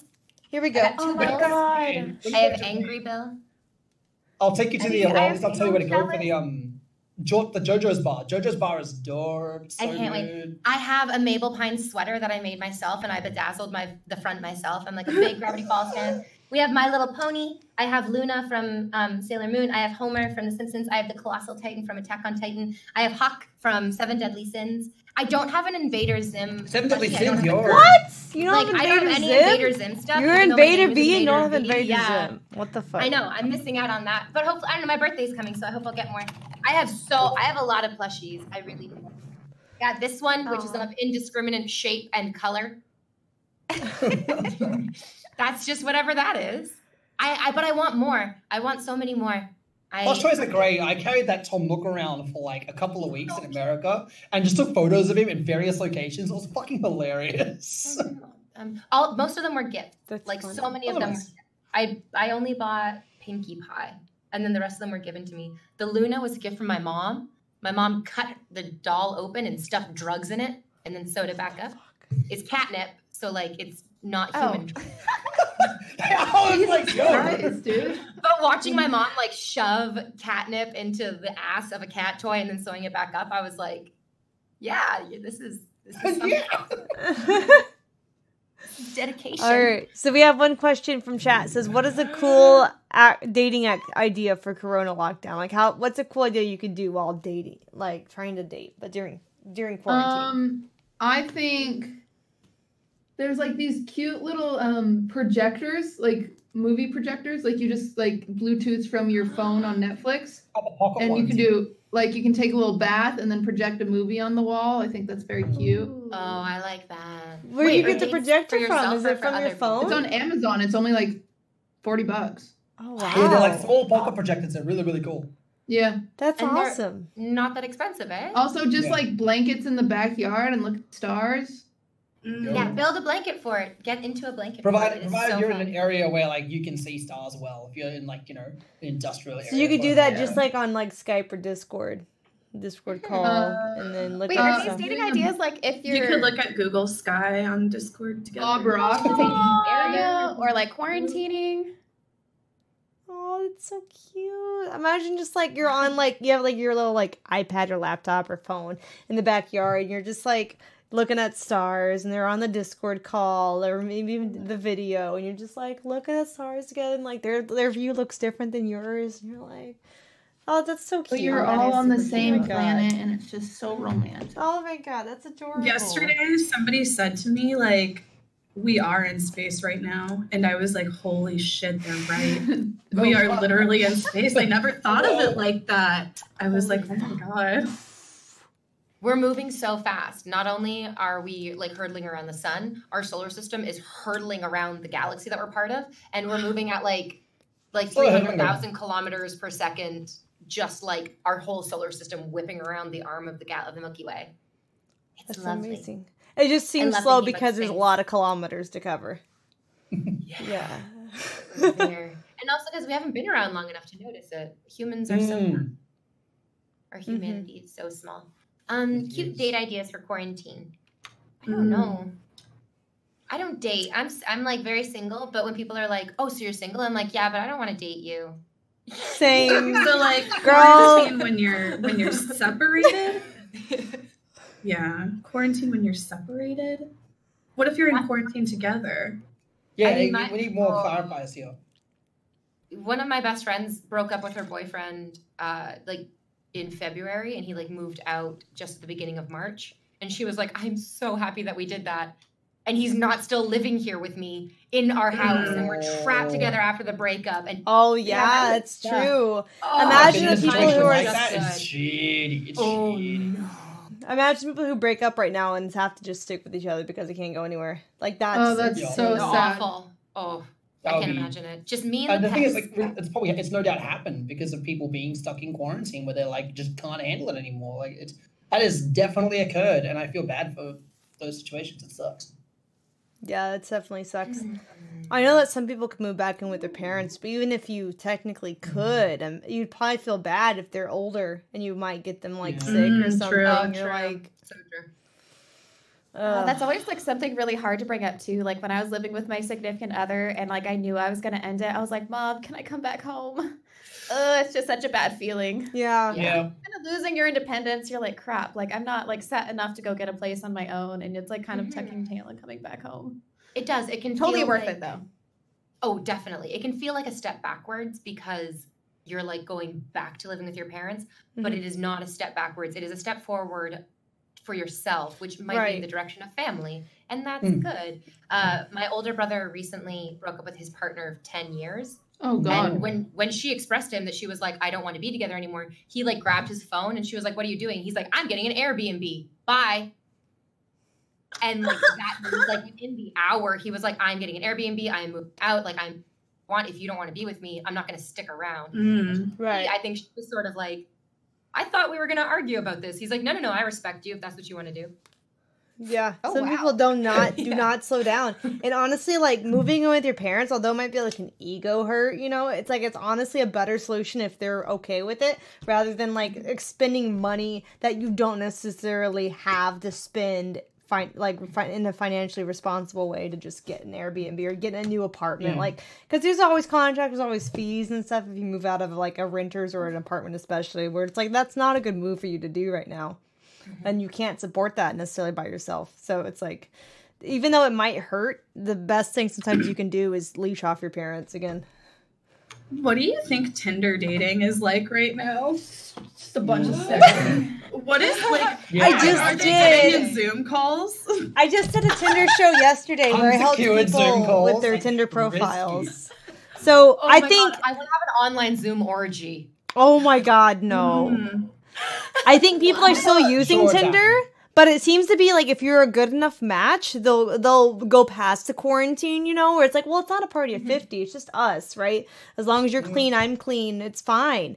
But In honestly, Australia, some you're people, allowed to have one guest over at your house. It's still okay. So some people are now using quarantine to kind of like as an excuse where they'll match with you. We saw this in our Tinder segment yesterday. They'll match with you and they'll like kind of lead you on, like, yeah, they'll act interested, and then they'll realize I'm not really not that interested. They're like, well, maybe after quarantine, and they just stop responding. So it's like hit or miss. It's kind of like, in one way, it's like they'll look past quarantine, obviously, because otherwise why would you be on it, Because you don't know how long quarantine will last, so you can't just set aside people for the future indefinitely. But at the same time, it's like they'll use it as an excuse of not to meet up with you as well. If they feel like they changed their mind, they're not as interested as they thought they were. So I feel like Tinder is still very active, but the actual meeting up might be a little less, just because now people have a very readily available escape to use. Right. And now it's like you can't go and meet at like a safe place. You're like, you can't really go and meet at like a coffee shop or in public, right? It's like, but then you just can't go over to a stranger's house. I don't know. I wonder if the murder rate is down. Is that a weird thing? It is. I wonder. Yeah. It is? All crime is down right now. I just saw this morning, so I'm like excited. I'm like, I know the answer. I guess Yeah, that they're makes having sense, yeah. significantly less gang violence in particular. Oh. Holy shit, who would have thought that the gangsters would be the most respectful if they're like, I was looking for an excuse to just quit ganging for a while. Dude. Yeah, I feel like Gang that's actually is a thing, though. Wait, hold on. I feel like gang is a lot of peer pressure, like the gang mentality, where it's like if people are telling you should stay at home, like fucking finally, right? Please, I don't want to go out tonight and get shot. Fuck that, you know. Good for those people. I'm glad that like regular crime is down. I think That's really good, yeah. a lot of people are going to have time to actually, like exactly what you were saying a moment ago, Lauren, that a lot of people are going to discover that hobby that they always wanted to do is exactly what they needed to be doing. And that's wonderful. I don't think that everything happens for a reason. If you've worked as a Disney princess long enough, you've interacted with sick children enough to know that there is no reason for children to get sick. There's no reason for domestic violence. There's no reason for a lot of the bad stuff. But there can be good in anything that happens eventually. It might not be good in the moment, but you could look back on it months, weeks from now and be like, there was something good taken from it. You can be an advocate. You can use that to inspire you to never take life for granted. When it's good times, you can like do so much. Like that's how I look at it too. Is people are always like, how do you work so hard? I'm like, well, I'm healthy. I feel like I actually can. Whereas I've seen kids actually literally dying in hospitals, and you're like, sometimes their last wish, if you're like doing Disney princess stuff, that they want to see. But then like you never see that kid again, and you know going into it, and you know coming out of it that you never will, because he's fatal. He's going to die. Like it just gives you a so much like more appreciative outlook on life in general. It's like, wow, I'm so lucky to have my health, if nothing else in life that I want. And it makes you work that much harder for your goals, because you know not as many people who deserve to have that chance do have that chance. So it's like it makes you work for it 100% harder. It would, yeah. People ask me all the time that it's my birthday at the end of the month. I'm turning 30, and people you cut off after never. At the end of the month, you never. I don't even remember what I said, but it's my birthday coming up, and people are like, "Are you turning 30?" And I'm like, no, getting older is a privilege that is denied to so many. I feel the same way. Love to get older. I like getting older. I'm Benjamin Buttoning. I've never had more toys. Yeah, I feel like getting older doesn't have to be bad. You take care of yourself. You know more about yourself. You're more secure in the world. You feel happier. Like, I feel like you know more than you did, and you learn from your mistakes, and you can just have like a happier year every year if you choose to look at it that way. You absolutely do. Like, I'm 32 now, and in the last like 5 years, I've just like done so much more and traveled so much more. And it's because of like the skills I had as a child, and like, you know, in my younger years and maturity and all that kind of stuff. I think, yeah, definitely growing older is something that, you know, we're very lucky to have. Like, my mother passed away at 50, so I've only got 18 years left before I was her age. And like, I will be very happy if I get to that and then further beyond, because it's something that so many people, and especially like children and things, like don't get. I do a lot of fundraising for St. Jude Children's Research Hospital, and there are so many children there that don't get that luxury. Thankfully, there are a huge amount, 80% of them that do, but some don't, and that's really, really tragic. So very thankful that we get to kind of like, you know, keep kicking it. This like topic, I had somebody really close to me pass away. They were only 7, so this is like, you know, like a hard topic for me. Right. Yeah, my first boyfriend, and you might actually know him. He like helps with Raj's production team. We were together for 10 years, and we're still friends now, and I'm still close with his family because we went through so much together taking care of his sick younger brother. It was so hard. Like, it's still hard for me to talk about. It was, sorry. I'm like, it's okay. But what you guys were saying, it really like touched me, you know, just like, hearing you say it like that, you know. But it's so hard, and it's something that I dislike about the Twitch platform, that showing that sort of tenderness, and that really, like, something that has happened to me has been so impactful. There was a before that and after that. It's so frustrating that in those moments we have to be like, don't get overwhelmed. Don't feel it. Don't express it. But Casey, thank you so much for telling us that. That's very, very Yeah. I'll I talk just about show it it. a I don't give a little fuck. If I'm gonna cry, I'll cry. I don't give a shit. Like, it's overwhelmingly like myself. It's I talk about like things that'll make me tear up all the time. I don't give a shit. It's like, oh no, I'm sad. I'll show that I'm sad. I don't like cry that we on have to screen hide it. more than I'd like to admit.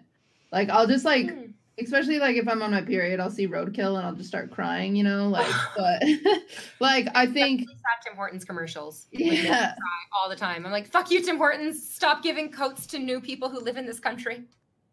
It's just it's rough because I feel like when you do cry, it's like, oh, like it's so funny because you can show raw emotion on Twitch. And there's just people out there that'll be like, "Oh, she's being manipulative," and you're like, "I'm just sad right now." Yeah, like I'm not. I know what you mean. Holy shit! Like that thing blows my mind. Like the way people twist stuff and dilute like raw human emotion is kind of disgusting. Oh, I know what you mean. Like whenever they're like, "Oh, you're just doing this for show," and it's like, "No, I stream for 8 hours a day. Sometimes I'll get sad over nothing. Like, sorry." Yeah. It definitely happens.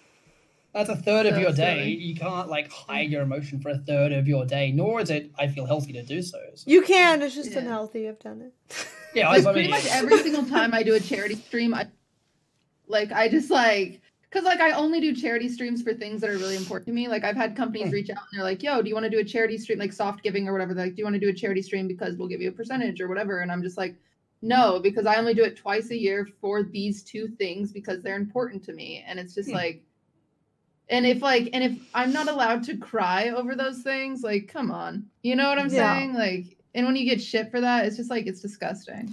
No, definitely. I think the only people who give you shit are like 9-year-olds who are like, "Oh, you're crying with a baby," that kind of thing. Where it's like, no, it's actually a very adult thing to feel comfortable to cry in front of others. It's like a kid thing to try to run away and hide it. Yeah, exactly. Anyway, let's all cry. Yeah, I'm already crying now. I'm so ready. You need a If good you guys cry. do, then I'll start. I'm a sympathy crier. I can't do it. I love that.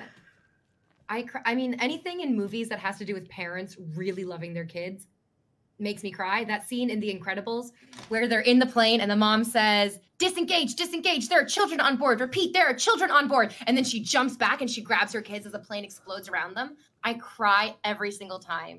I cry too when it's like, love it. but only for Whenever me I for watch- it's animals mostly, because I'll cry with the monthly thing, but only like during Lamb of Time or like Lion King type of things, or like if a dog dies, I'll cry. Yeah. I'm like, Whenever I watch any old movies that I watched whenever I was like young, I feel like I'll just cry over like nostalgia and like thinking of being young. You know what I mean? Oh, I do that too. Like with Pokemon, Yeah. even if it's not a sad moment, if Ash wins Yeah, a not battle even with at sad Pikachu, parts. I'll just start crying. I'm like, Their eyes start shining and you're like, "Oh no, here it The comes." weirdest thing that I get worked up about is like when people in shows are so excited about something and then it doesn't happen. Like I get so sad. Like this is the weirdest example, but that guy in Lilo and Stitch who has the ice cream on the cone oh and my it gosh, I know always that guy. Yeah. falls off. It makes me so sad because he just wants ice cream. It's just like I just want to give him the ice cream. I know. Take it. It's Oh so my god, I simple. think like the most recent thing that I cried at was the end of Gravity Falls, which I just finished. I won't spoil the ending, but like there was just like so many emotions in that last moment. I was like crying, and then I turned to the person I was watching it with, and I was like, "This is a children's show." It is, and it isn't at all. Oh my gosh, Gravity Falls is an adult show. It's amazing. Everybody should go check it out. So lovely. It's We not that should, one, eh? and I really hope that they have like a continuation for the next summer, because like, oh my god, my heart. I really hope so too. Yeah, I love cartoons are keeping me afloat in this I've time. watched a lot of Disney movies recently, and they're like so sick.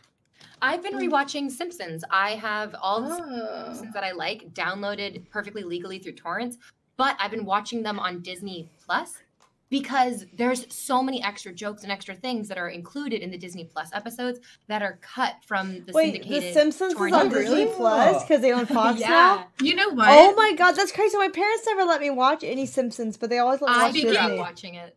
Speaking of Disney Plus and movies, we should give some quarantine recommendations. I need some right now. I'm like, what else should I watch? Oh my Oh god, my go back gosh. to the original Disney Channel classics. Watch some Xenon.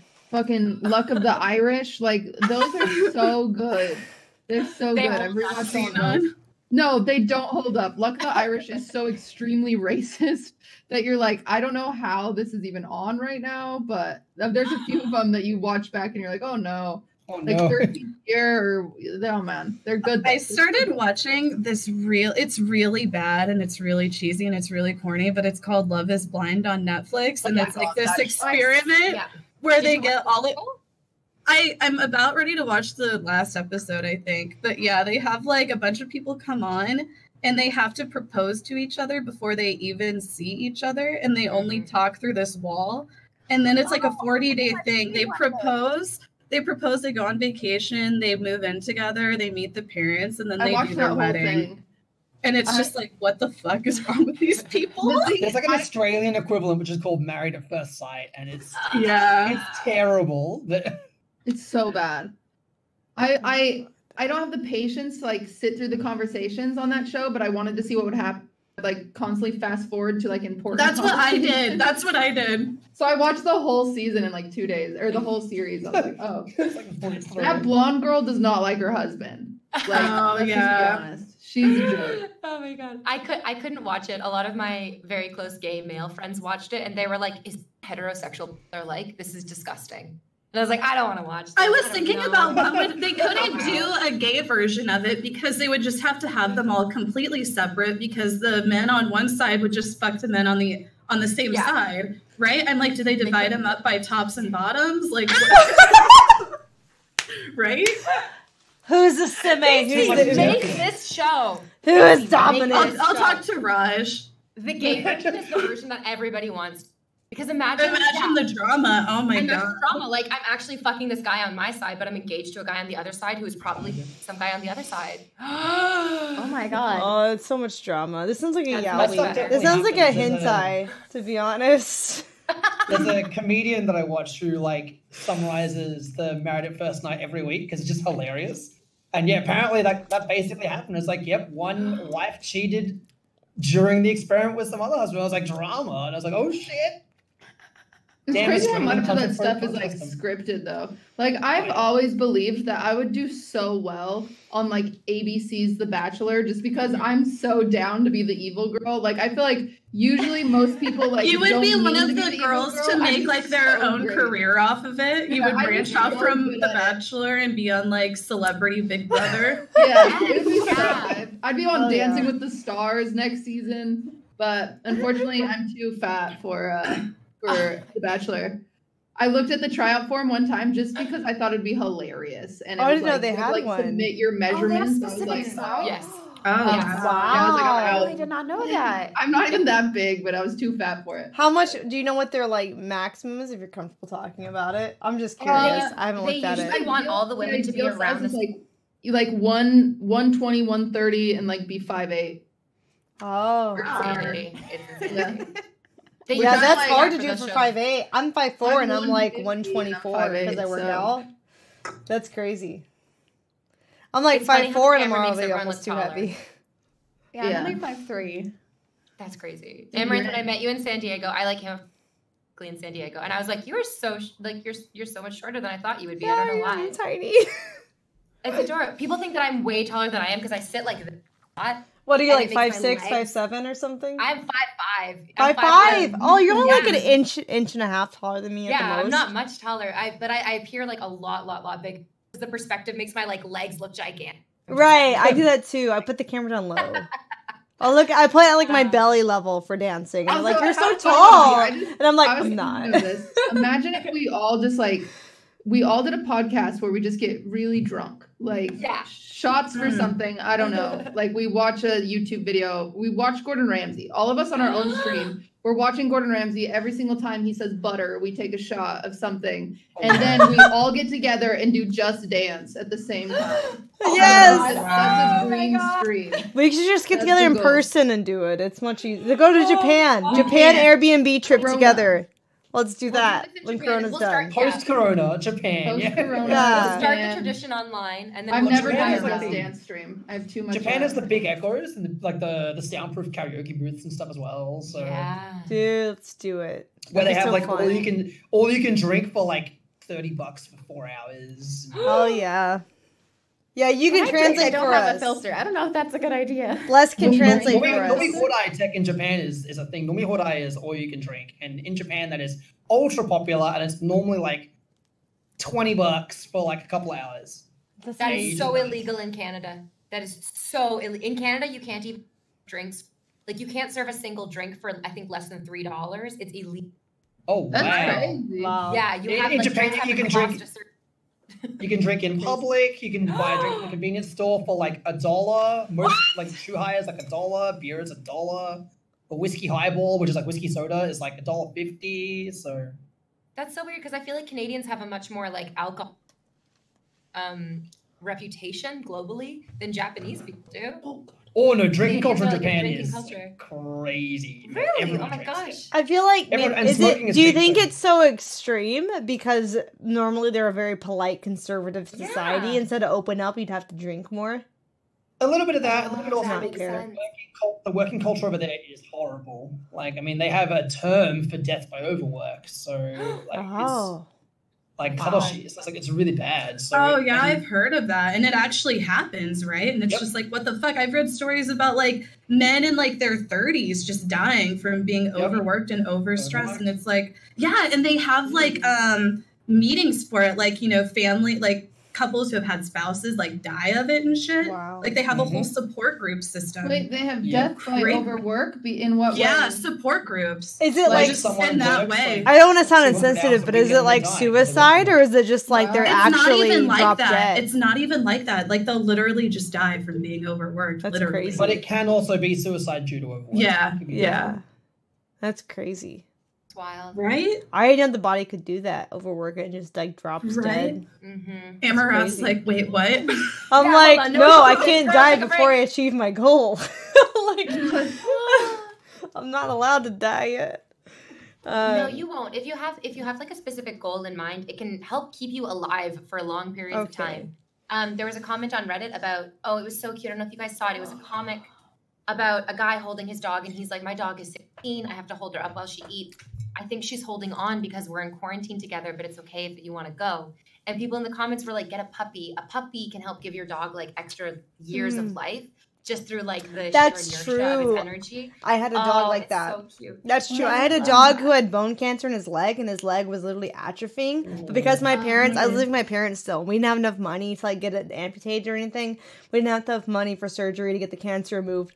We were just like trying to give him the best life he could have on like essentially 3 legs without being actually amputated. He would just hold it back, because it was like losing all of its strength. And we got like a 6-month-old like husky mix, and he was so much like he lived for like 2 extra years with a leg atrophying until we finally put him down because he just wouldn't stop licking his wounds. They'd be like open all the time, and so we just finally put him down. But I think that prolonged his life. I think it's true. If you have like a younger energy in the room, it can like give the older dog like motivation to keep going and have like a purpose. Like, I have to teach this dog to take care of my family. Yeah, I love that. I think it's very, very important. Oh, that's I have a cat, and I saw her earlier, and I have a dog, and I noticed that when I got my dog, when she was a puppy, my cat was like, I'm gonna be more responsible and more adult, and I like saw a shift in her personality where she's like almost better behaved. Cute. Come here. I like them together. Yeah, more pets. Yeah, I recently got a new puppy too, and I noticed my older dog is like so much more like happy. I'll notice him like, even when I'm not looking, I'm not out there, they'll just be like playing together, and it makes me That's so cute. happy. Do they get jealous of each other? Oh, though? absolutely. I Yes. am so jealous of each When other. I'll I'm just there. be petting one, and I'll look up, and then one will be in the background just looking pissed off. Yes, they get very jealous of each other. They don't like each other to like be. If they're feeding, they have to be fed at the same time, or else they'll get jealous. Like if one's laying down, the other goes for food. He's like, "No, you can't have my food. I'm not hungry right now, but you can't have it." Or though if I'm like there, they have to be both kissing my face, or one of them will go off and throw a tantrum in the corner. I'm like, Their personalities are It's just so cute. so beautiful and so individual, and they have like, I don't know. Did you guys grow up with pets? I feel so blessed that I I've did, yeah. always grown up with pets. mhm. I felt so lucky. I was Sorry, actually missed born them at so much. home. I wasn't even born in a hospital. My Uh-uh. parents were like, "Fuck hospitals." I was born in the room with like my cat and my dog that I grew up Aw, with. I kind of Wow. did. I had pets from when I was like maybe like 4. I had cats and I had like a guinea pig in 1st grade. I didn't get my first dog though until I was 12. But I feel like I kind of still had dogs because something about dogs, I don't know, maybe they just trust me. Maybe it's my nature I give off that I really like them. Because every dog in the neighborhood would just walk by until I was 12 and had my own. I would just be in the front yard and every dog that walked by would just come up to me and lay down for hours to get pet. It's like they like knew that they could trust me. I think that's when that's when I developed my like dog love. It was like dogs would just come up to me all the time. I used to watch dog movies, have like dog stuffed animals, carry them around like on leashes, even though they were just plushies, like they were real dogs. And they would just come up to me all the time, different other people's neighbors' dogs, and I would just pet them for hours, and they would just like love on me and stick around and not want to go home. It was really cute. My family is like huge animal people, and I always say one of the main ideals my mom instilled into me whenever I was young is whenever you get an animal, that animal is yours for the rest of their life. Yeah. I cannot stand people that get rid of animals. I can't either. Oh my god. It's like it gets to me so you, mad. your dog is No, I one am part the of your same way. life to so many people, but for the dog, every dog, you're their entire world. They wait Right. around Yeah. all day for you to come home or to interact with them at Like all. people who will be like, yeah, I'm moving to an apartment, so I have to get rid of my dog. It's like, find a different fucking place Yeah. to live. Like, what? Don't move into the apartment. Yeah. It's That's not just about like the sociopathic to me. Like, who does Yeah, I that can't. besides somebody who I'm the can't kind have of a person who connection? plans my life around animals because I know they don't have as long of a life as I do. Right? So it's like I committed to this dog. I'm going to make it the happiest I can. If at some point I decided I wanted to travel a lot, then I would do that when I no longer have the dog. I'm not going to like desert my dog because it no longer fits my lifestyle. My lifestyle is built around animals for me because they're what make me happy and keep my life like have a purpose, you know? Right. I love how animals come into our lives. My best friend wanted to get a cat, but he was really dragging his heels on it. He was like, I don't know if I don't know what kind of cat I want. So he had a litter box, he had food, he had all the things. And I was waiting on his front porch while he fucked another man. Wow. So that I could hang out with him afterwards. And this person came up to me and was like, this cat is stray. Do you want this cat? Yeah. And she handed me this like long-haired orange cat. And I was like, I guess I want this cat. Thank you. And I like put the cat down on the front porch and I was like, you're going to run away and go somewhere. That cat just stayed. And that cat is his cat to this day. Like that cat just stayed on the porch. His name is Jasper. He is amazing. He still lives with him. And he was like, the universe brought him to me. And I was like, the universe truly did. That this angel was just like, do you want this cat? It's like, I do. I have this cat. That's Yeah, amazing. now I just have this cat. And he's a real sweetheart. I love them. I love them so much. I was thinking because I'm in quarantine, I should get another pet. Because all of my houseplants are thriving. I have a lot of Animal Farm stuff going. I want to take care of more things. Yeah. Snake was the next one. I was like, get a snake. Snakes are I wanted a Oh, snake yeah, as they a are. kid. Snakes My are mom great. wouldn't let me though. Snakes are so She was good. like, you can get a hermit crab. And then she went back on that too when the hermit crab pinched her at the pet store. And she was like, no, you're not getting anything actually. I'm like, oh, pity. Not allowed. You're like, I went back on that real quick. So it's only been cats and dogs for me. And a guinea pig. 3 guinea pigs in my life. But guinea pigs don't actually do anything. They squeal, they poop, and they run around and fling poop out of their cage. And that's about it. It's not that great. Love it. I was they're super not into like- hamsters, but I had one of my friends, my childhood friends, watch my hamster because I had to go to my grandma's for 3 days. I came back and it was like hot, and we had been keeping my hamster because there was like a garage attachment right next to the house. So my mom said she was being stinky, and it was winter, so it was okay. But I told Haley like, hey, please like check on my hamster because I have to go for a little bit and I can't take her with me. And she left her, and there was a like random heat wave of like 90, and she died. I was so upset. Horrible. Yeah. Oh, It was that's a so lot of baby. drama too because I thought that she would just like take her to her house and she didn't.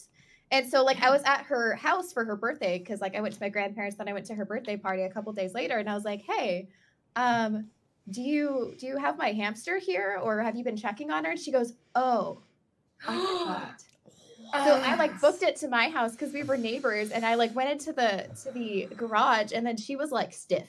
So I think she died like day 1. And I cried because I was like, I've had her for like 4 years or like something crazy like that. And I was like, oh my God, you killed my hamster. She goes, you ruined my birthday party. What? Oh my god. What? Toxic. A party is nothing compared to a life. What the fuck? Actually, You just no, have another it party. truly isn't. Yeah, birthday every year. here. Come on. I go out of town probably like once a month, and I had this house sitter that was like very consistent. Like she'd always watch my pets. She did a great job. She was also my assistant at work. So I was like, oh, this is great. Like this is so easy. Like she knows my house. She knows my animals. Because my dog is very, very shy. And so last time I'm out of town, I just had a security system installed in like March or January or something like that. So I'm out of town in like February or March. And my security system tells me when a person leaves and comes in, and that's about it. And I checked my security system, and I'd been gone for a day, and she'd only been to my house like at 8 a.m. and then left at 8:15 and hadn't been back. And I was like, this is weird. So I texted her, and I was like, hey, like, how are the animals? I know she's not at my house, and she sends me a video of my dog, and she's like, oh, they're so cute. And I'm like, what the fuck? So I give it another day. She goes back for another 20 minutes, and that's about it. And I was like, oh my God. That's and not I just, enough to make sure the dog eats all of his food and we deploy I with went them. off on her. Like, I was Holy paying shit. her. I was like, you're supposed to stay there. Have you not been staying there? Like, what the fuck? Like, they need I hate attention. people They who need like just people. pour the food and leave. It's like the dog's not Yeah. gonna eat it all.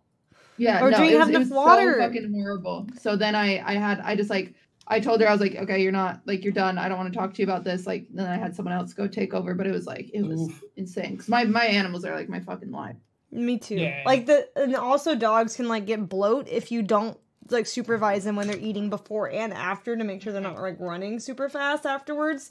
Like you could Yeah. leave, pour the food outside, leave, and then they get distracted by something, eat a few kibbles, run, and then get bloat and die, and you wouldn't even know it within 30 minutes. What? Yeah, that's the you thing. have to My be dog very died of careful. that. One of my dogs died. What? I've never heard of that before. Yeah, it's more common in like big-chested breeds, like German Shepherds, Huskies, etc. Oh. Great Danes. If they eat too fast and have been active right before or active right after, they drink a lot of water too. It can cause bloat, and their stomach will literally fill with air, turn on itself, and cut off the air to all their other organs, and they can have seizures and die within 30 minutes. Whoa. Wow. Yeah, and if you don't get them to an emergency vet, they're gonna die for sure if their stomach starts bloating. Sometimes they release these burps, other times it goes wrong and it starts turning on itself.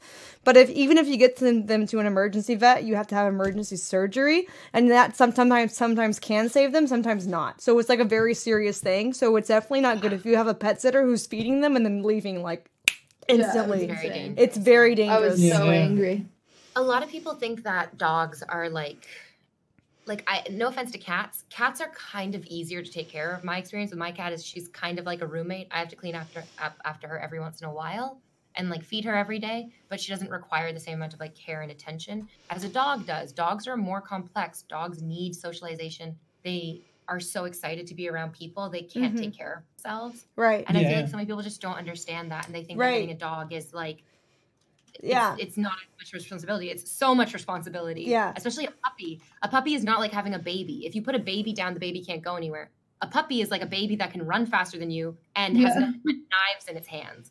Yeah. Just tear everything up. That's why like people always ask me like, "Can you rescue cats?" And I'm like, "Trust me, cats can survive on the streets. Dogs Cats are fine. cannot." Yeah. Sometimes Cats are cats fine. want to be on the streets. When I had a family cat when I was really young, like 4, I loved that cat to death, and that's probably why he ran away. Cats want to get away. If sometimes they're like freedom, let me go. Dogs are like family. Where are you? You know. Yeah. Where's your people? It depends on the individual, but typically I'm gonna say cats can goodnight. adapt. Dogs cannot really. At all. Bye, everybody. Thank you so much, Imran, for Oh, inviting no me on. I'm going problem. to say goodnight. Bye, All right, everybody. good I'll night. talk to you all very, very soon. No problem. Bye. See you later. Later, V. If we have any girls who want to pop on, feel free to tell me in the chat. We can get you added in here if you're ready to go. If not, we'll just continue as we are. Let me know so I know whether I need to adjust my layout enough or not.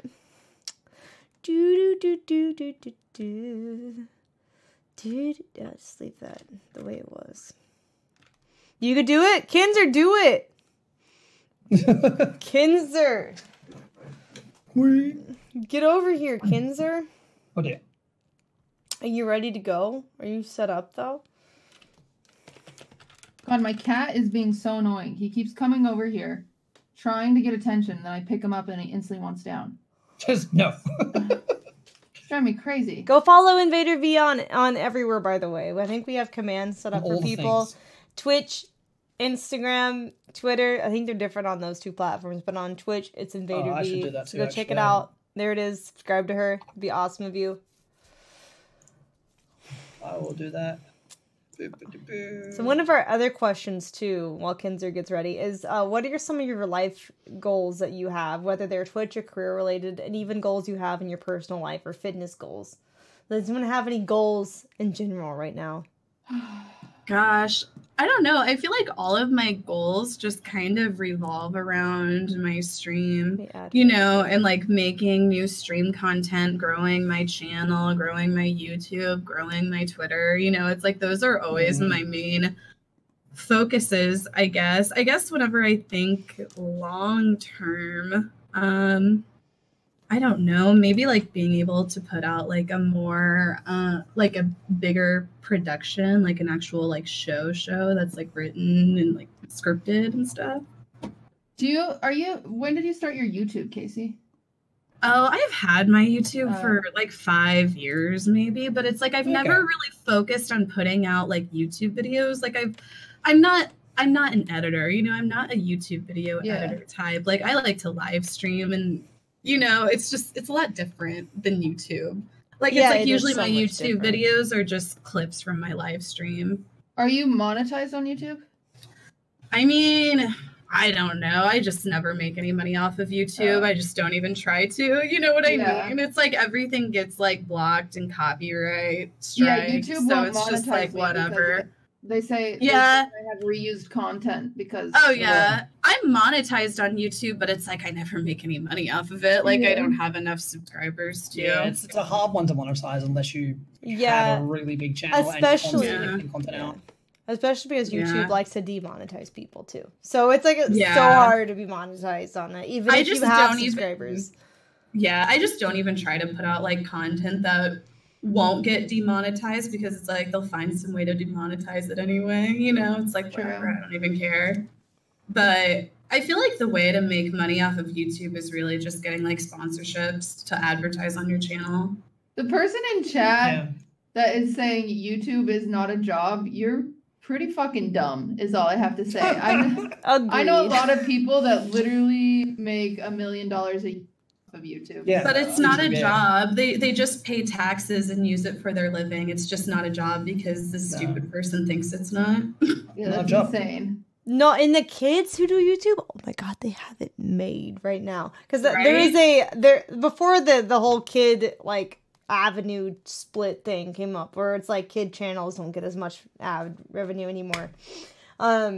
There was a kid who was making like millions of dollars a year, and he was 7 years old. So he's already set his parents up for life, set himself up for life. Like, and all he's doing is opening toys on his videos. Him. Well, I'm sure there's like a lot that goes into it, but at the end of the day, the kid is literally getting paid to play with toys. You know, I'm like, holy shit, that's the life I should have had. Like, Ryan, I think he's in Houston too.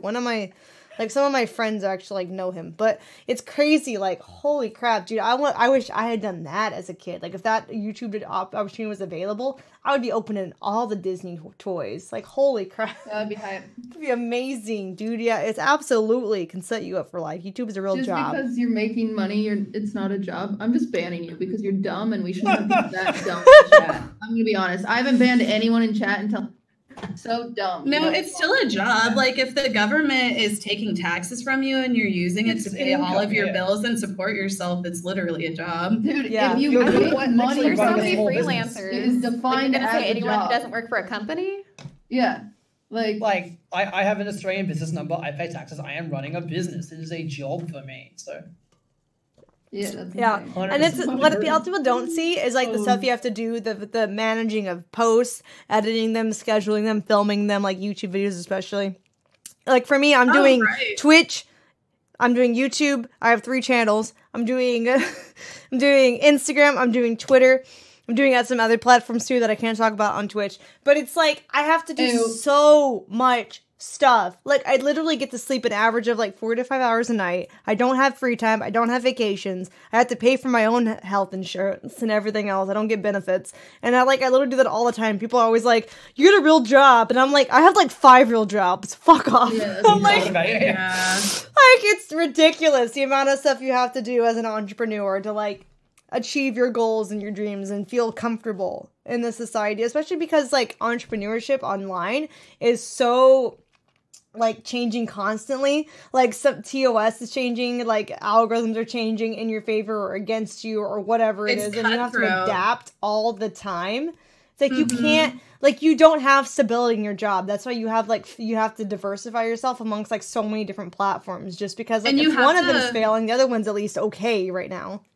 You have to make but one of the things I always say is it's just exhausting having to make yourself pretty much like ever present. Like that's what I feel a stress about. It's like, oh, if I'm not streaming, then like, you know what I mean? It's just like, there's like just this need to be like, I don't know, present on social media a lot whenever you're an influencer, I guess, also, right? The movement of it. I mean, I've had great streams and I've had like shit streams, and it totally depends on how you define that. But like sometimes you'll be streaming for 6 hours and you'll have 5 subs and you're just kind of like, wow, you know, like right. It's so exhausting mentally to want to do it again, because if you're making money, it's a job, you know what I'm saying? Like, right.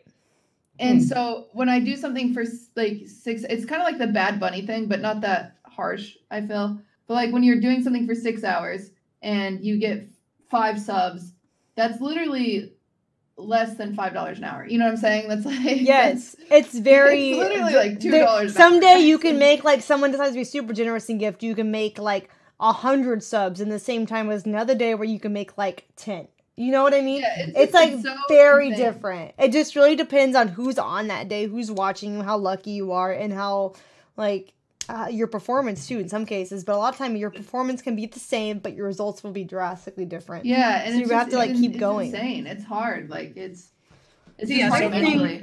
Factors, right? Like it's the other thing that I feel like people don't think about is like at normal jobs, like I feel like it's like you can kind of check yourself out and be on your phone and still be like communicating with your friends and fucking around. But like whenever you're streaming, it's just like that's 100% your main focus.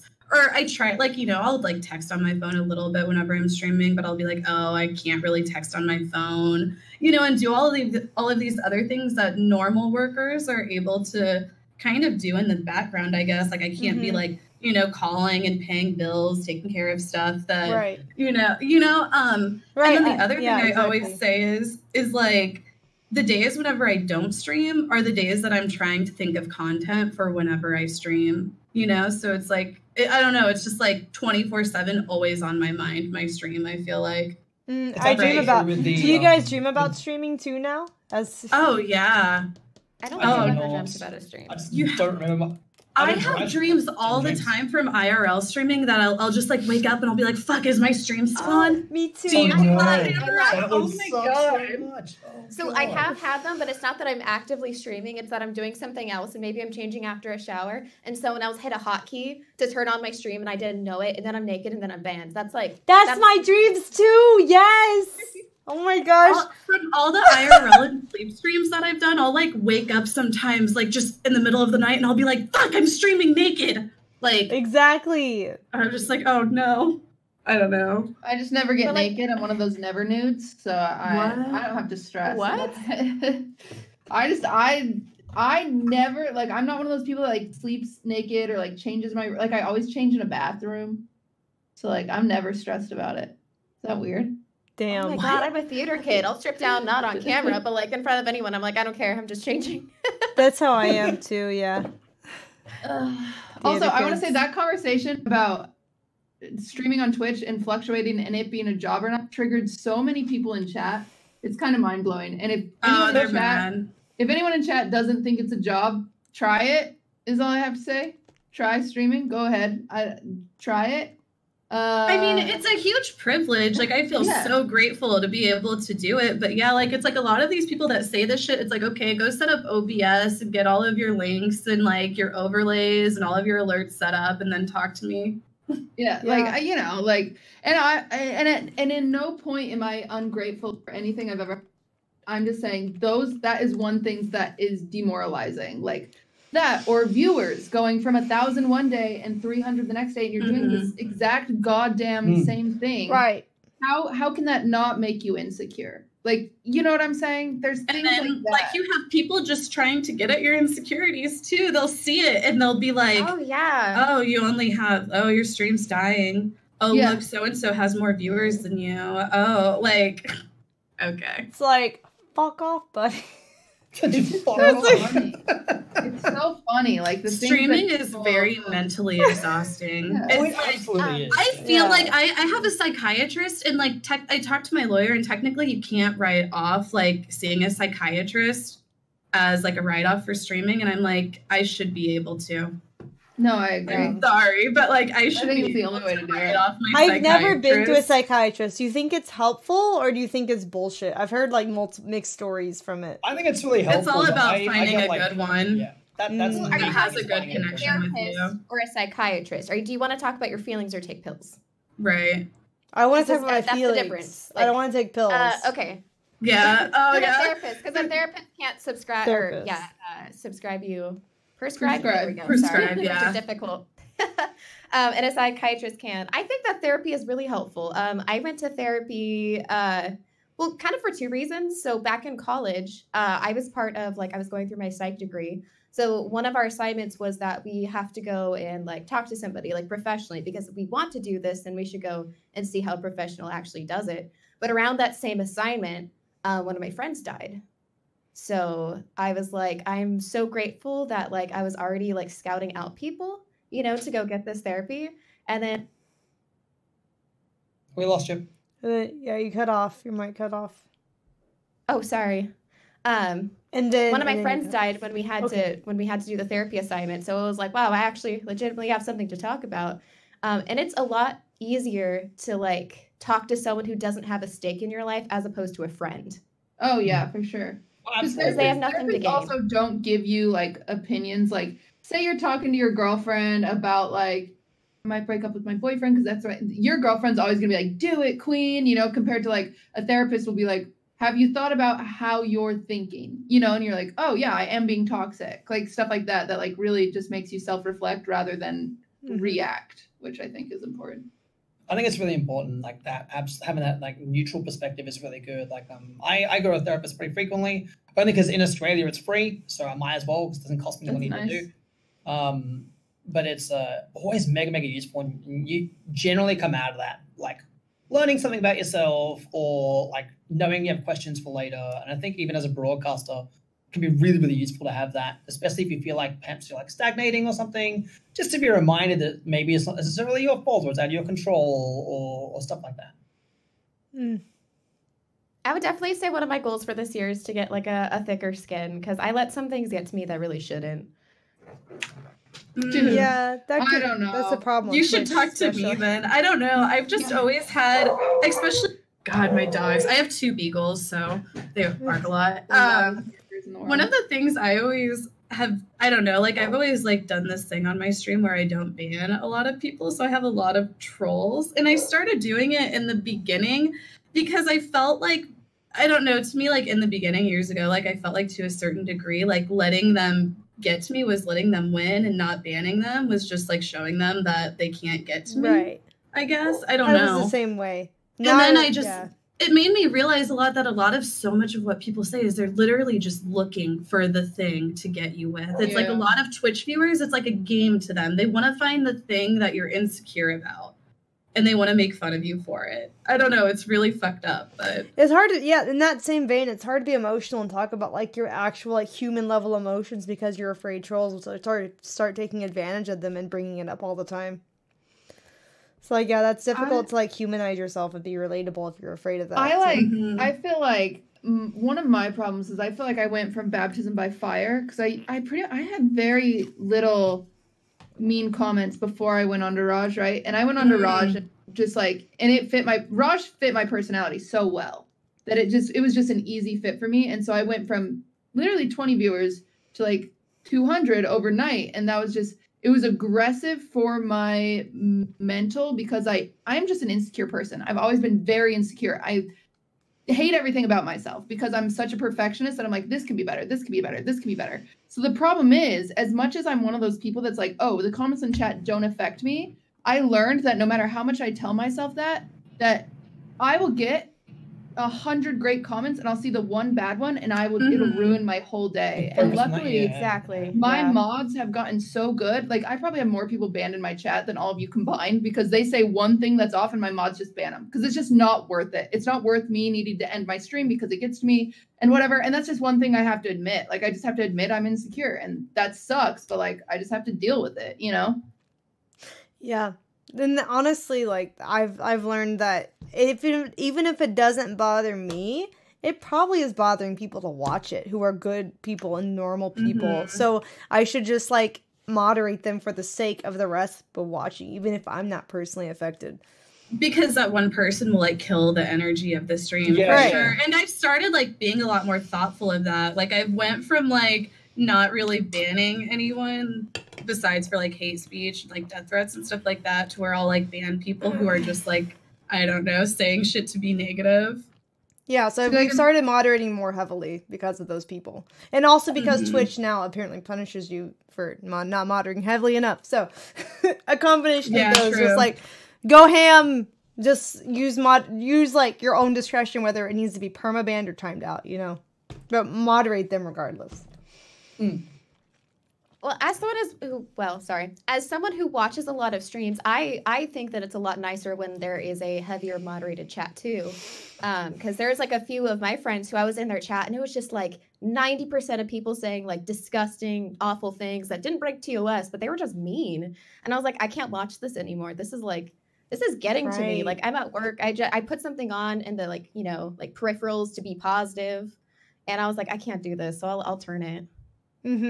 Yeah, if a stream is too toxic, I think it does drive people away who are literally just trying to enjoy and chill. I don't know, because I've been streaming for so long, and like I said, because I kind of started off with having like this whole thing where I was like, oh, I'm not going to ban anybody, no, nothing offends me, you know? Like, I've kind of like, I wouldn't say I have necessarily a toxic viewer base, really not like I used to, but I have like some old time viewers, and I swear a lot of them are gay men.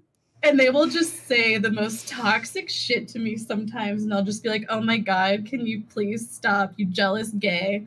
I'm just like, they're jealous. But the gays love it. Jealous of? Oh, it's just me fucking with them. That's interesting because normally in the personal life, I find that the gay guys are the chill ones in my personal life. I don't know. Normally they are. Online. No, it'll be funny too. And some of them, it's like, you know, like I'll have my viewers that'll kind of just like fuck with me and say toxic shit to me. And whenever like somebody comes in that like they don't know and they start saying toxic shit to me, they'll be like, what the fuck? That's my queen. Only we can talk to her that way. Dude, it's actually pretty mine funny. And Casey's fucking relation. Yeah. Because I came in just always just like all the girls on Raj just because it was just like, I just didn't think any of it was real. And I didn't realize some did. Like, I was just like, why would you think this is real?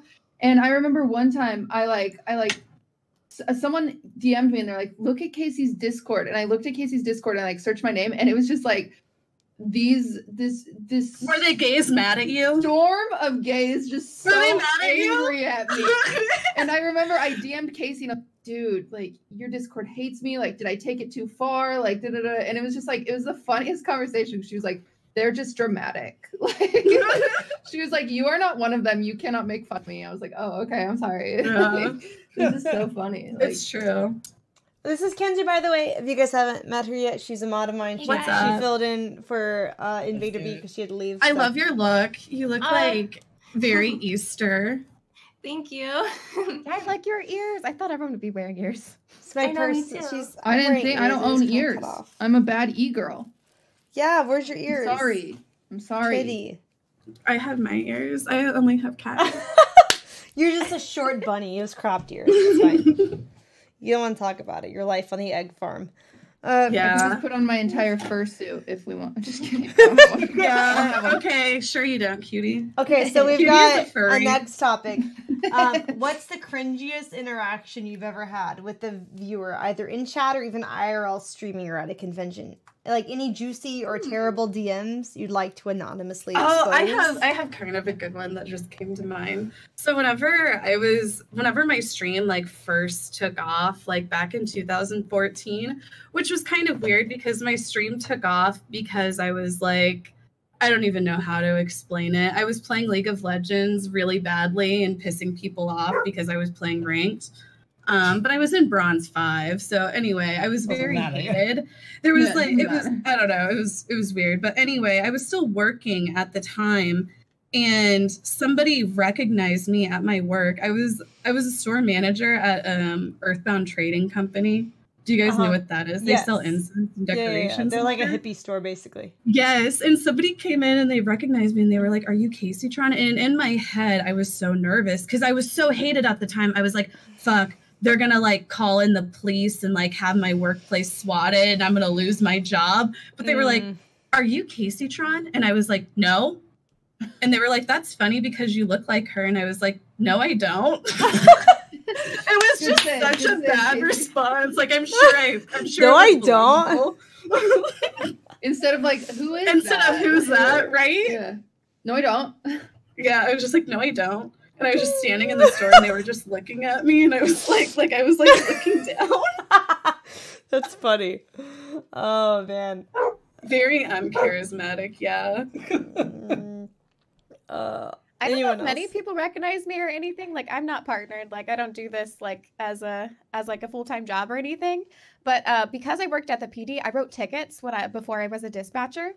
And so usually when because I'd been recognized I think once. And so when people be like, "Are you Lauren?" I'm like, "Oh God." I don't know like if you know me from like games or because like I pissed you off or like I did traffic control and I cut you off. I don't know. So I'd have like a ton of panic. Oh usually it's because I wrote them a ticket. Oh no. Did anyone he wrote a ticket for decide to ask you out while you're writing them a ticket because they thought you were cute or what? I looked like a man in my uniform soon though. What about after? There's still a couple like pictures in my Instagram of the suit. Like it was not form fitting. None of that. A lot of people accidentally said "sir," so no. We got pranked though. Like someone I guess had this like YouTube prank show where they're like, "Oh, I found drugs," and like we're not legitimate like officers. We're just like the like helper people. Like we just do parking citations. Like it's like super basic stuff. Like you don't have to have a degree for it. Nothing. Entry level. So they thought that we were legitimate because like if you're not well educated on like the law enforcement system, we look the same. We wear different colors. So they're like, "I have drugs," all this other stuff, and I was like, "Ah, crap." And right as I went to like call something over, they had a traffic stop, which means we are not allowed on the radio. And I was like, "I'm stuck with this guy with drugs." Great. Because he was like, "Oh, I found some Coke." And I was like, "Okay, well, we have to hold on for a second." And then it turned out to be like, "Oh, it's Mexican Coca-Cola. Ha ha ha ha." And I was like, that's so annoying. Ugh. "I hate you and you're not funny." And I was like, I felt like such a mean person, but I like rolled my eyes and I was like, "Don't ever do that again. Like that's stupid." Because it's a serious thing, especially because like I think there was like a couple of specific laws for that area. And I was like, "Oh no," because like it was near children. So I was like, and these were like full ass adults. I was so pissed. Ugh, I hate people. My only cringy experience, like I've never been recognized anywhere besides like TwitchCon, like a place where I feel like you put yourself out there to be recognized, which is great. I think that's what I am comfortable with. But a few people that I met at TwitchCon would come up to me and they'd be like,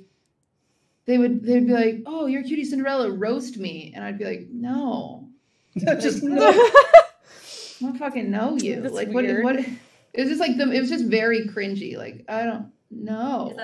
Do you roast people on your stream? No, I do. I'm just rude on Raj. I'm just a mean Raj.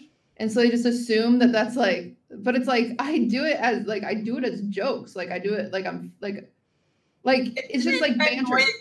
Isn't it annoying though, Cutie Cinderella? How it's like because you make like these jokes at like other girls on the show, you're a bitch, but whenever like guys do it to other guys on the same show, it's like so funny. Yeah, it's so funny. I had the hardest time on Project Melodies because I just felt like I could not be funnier than the guys because that's just how it fucking is. You know what I'm saying? Right. Actually, yeah. There's this fascinating show on Netflix right now. It's called 100 Humans, where literally they take 100 humans. Oh, I saw that.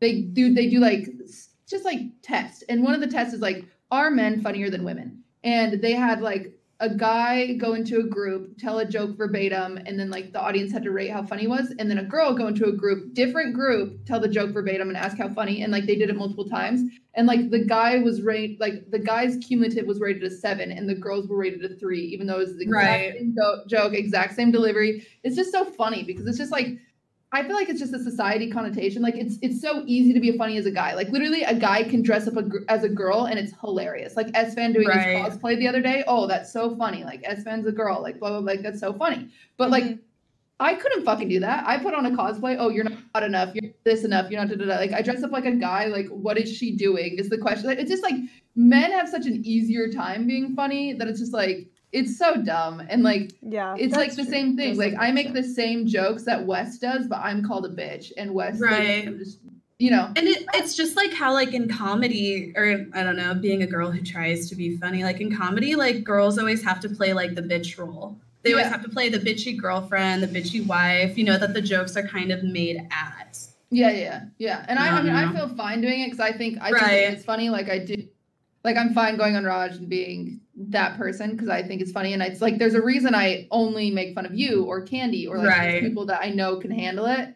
Because it's just like, it's not worth it anymore for these people to come in my chat and they're like, why did you attack my queen? And I'm like, Casey's my friend. I can say whatever the fuck I want. You know what I'm saying? Like, she knows at the end of the day that I don't mean any of these things. And she'll tell me if I go over the line. And it's like, there's why I do that. And so when random people come up to me and they're like, roast me, I'm like, no. Like, no. Like, go the fuck away. I think that to some extent that's just society in general. It's not just humor. Like if a guy who's like really good at his job and like is dedicated to it and stuff and like makes hard decisions that people may not necessarily agree with, but that's good for the company, he'd be viewed as like a very good boss, good at his job. But if a woman does the same thing, oftentimes she can be viewed as like a dragon lady or like a bitch, you know? So it's like it's just society perceiving like what like men should be more like good at certain things and women shouldn't be like about that necessarily. Like it's just like a stereotypical thing. And I think in the future that might change a bit more. But for right now, I think a lot of people are still stuck in that mentality of judging people based on what they think this gender should be like socially. I mean, it's also the other way around. Like when guys are more of the homemaker or male nurses, stuff like that. Like the fact that is still a conversation that's like, oh, you had a male nurse? Like that's fucking insane. Guys like, being able to show emotion. We're pathetic for even that being a hesitation. Like, come on, people. Like, I'm all about women like embracing their sexuality. My cat just took another side. It's just a thing. The fact if you don't do that, you're like weird is also not okay. You know what I'm saying? Yeah. Like, it's crazy. Yeah, it just. Well, I don't know about you guys, but I have a really funny friend that is female that dresses up as a man regularly, and oh my gosh, that shit cracks me up. She like draws a full beard on and goes on Twitch, and oh, it's a whole character. It cracks me up. Does she like make fun of guys or what? No, I mean it's like a character. Cam Webb, she does this character called Dan, and I don't know, he's like just this crazy guy, and I can't really describe it because it's a little bit different every time, but it just cracks me up. So it's like, I think it's a person-to-person basis. I mean, it's pretty generalistic to say that, you know, no woman is funny, right? But I mean, I don't think we're saying that. I think we're saying as a whole society, it's easier for men to be seen as being funny. Yeah, it's perception, statistically shown, which is fine. It just is. It's just lame. Like sometimes that's okay to admit. Like you can complain about something. It doesn't mean it needs to be fixed. It's just lame. It's just shit, right? That's all. Like, this is the thing. It's a bummer. Just sucks. Yeah. That's fair. A different question, though, that we have for a different topic is how has becoming a streamer or being a social media on social media in general affected your love life? Have you had success or luck in dating, courtship, or hookups after becoming a streamer or starting to stream? I know I've already said this, but I'm dating my mod of 3 years. We're in a 1-year relationship, so... There's hope, men! There's hope for you! Mods! simps do have life outside of simping. It's true. It's you don't have to just like. It's a fact. It's possible.